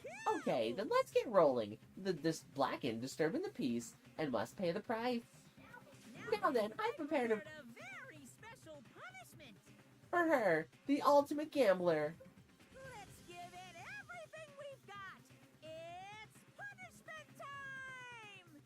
I guess I'll let Kyoko hold on to this. What? Will it really give you the hope you're looking for? I can't say I ever saw it that way. Which is why... Actually, it's not important. Well then, take care, everyone. Perhaps we'll meet again. In another life.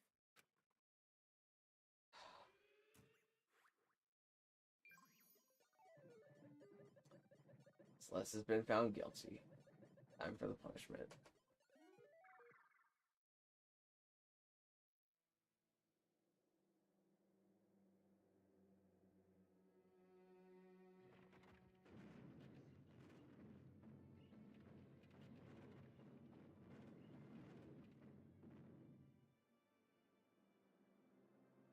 It's a burning of the Versailles witch.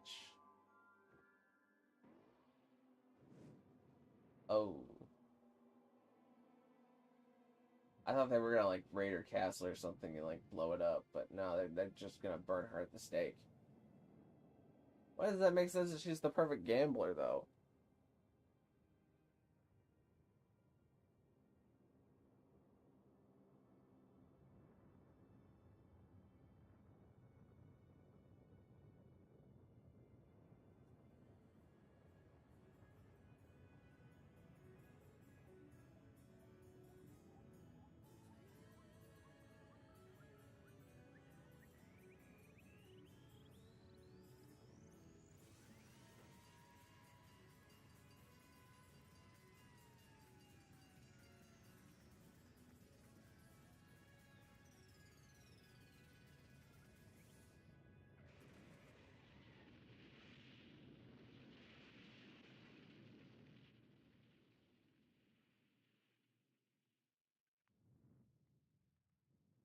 Got the fire.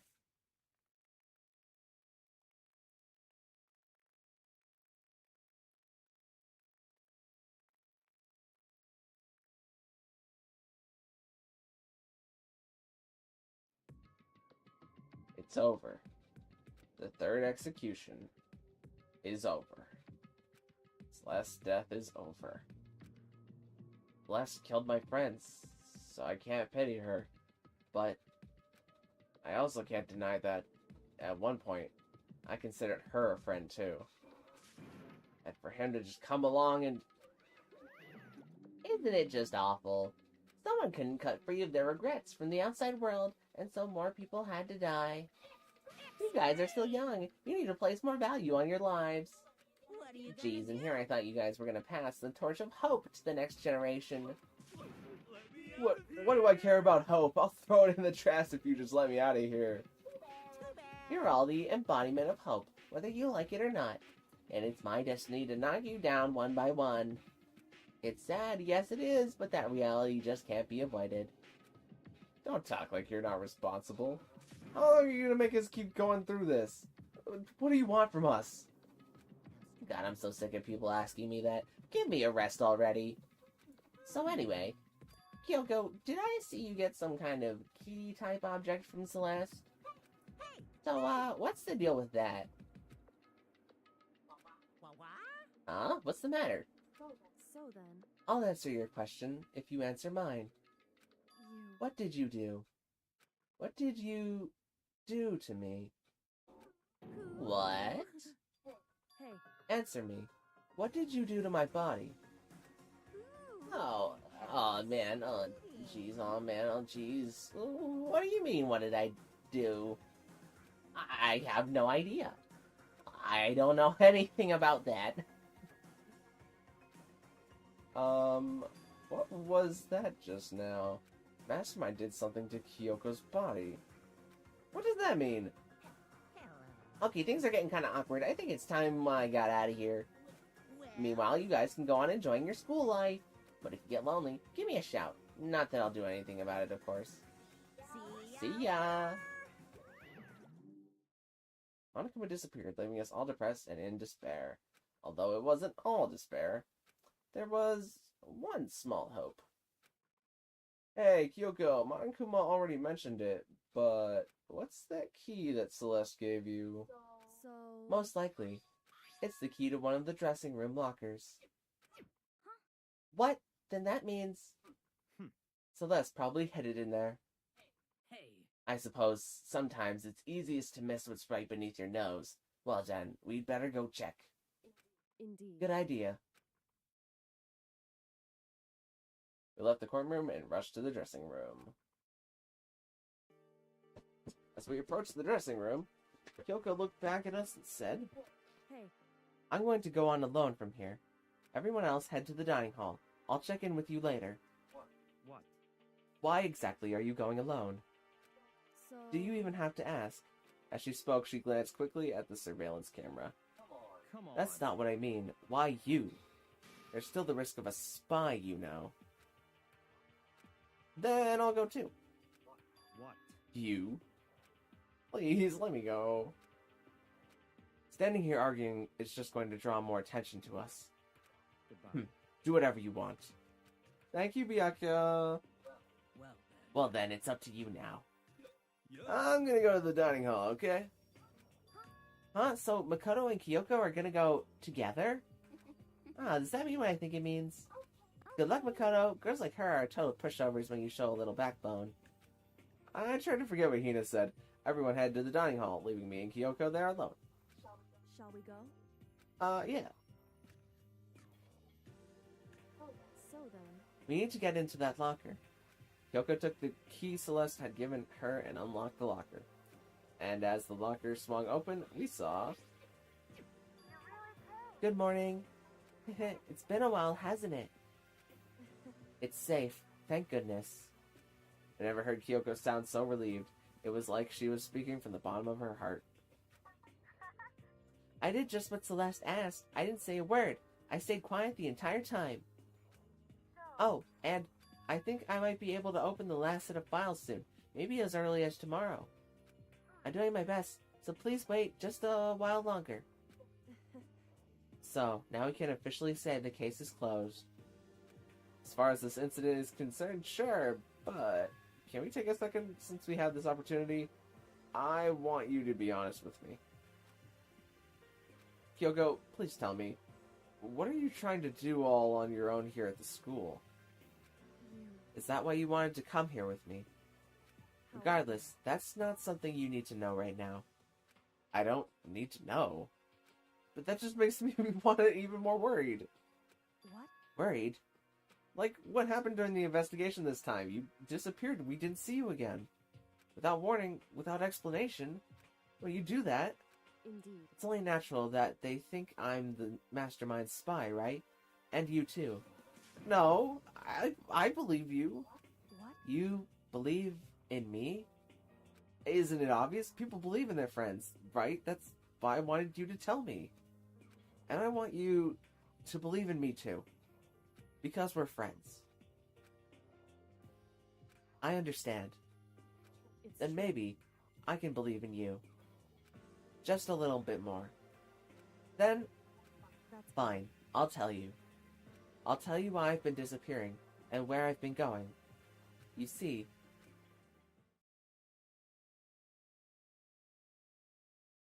what I heard from Kyoko then was, well, frankly, it kind of blew my mind. Right after I told Kyoko I believe in her, she told me a story that was, well, almost unbelievable. I decided I had to confirm what she'd told me with my own two eyes. I waited for nighttime to come. And when it did, I went into action.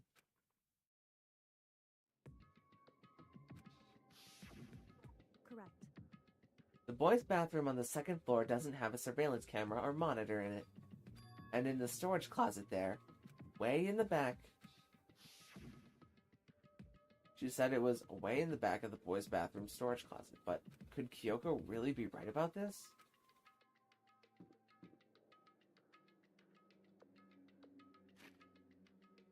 I think that's where we're gonna have to stop for today. We're gonna lead off on a little bit of a cliffhanger here, but that is a darn okay save point to be left on a cliffhanger. What could be in the back there?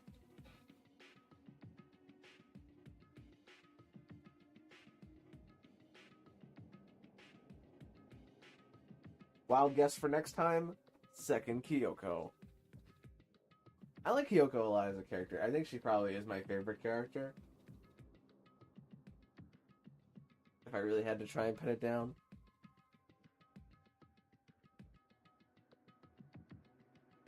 But yeah, we're gonna leave it here because we've been going for nearly 5 hours on this one. It really should have been 2 live streams in hindsight, but what happens, happens. I'll know for next time. They'll probably leave the Clash Trial for its own thing next time we do it. But thank you guys so much for watching if you did watch. I will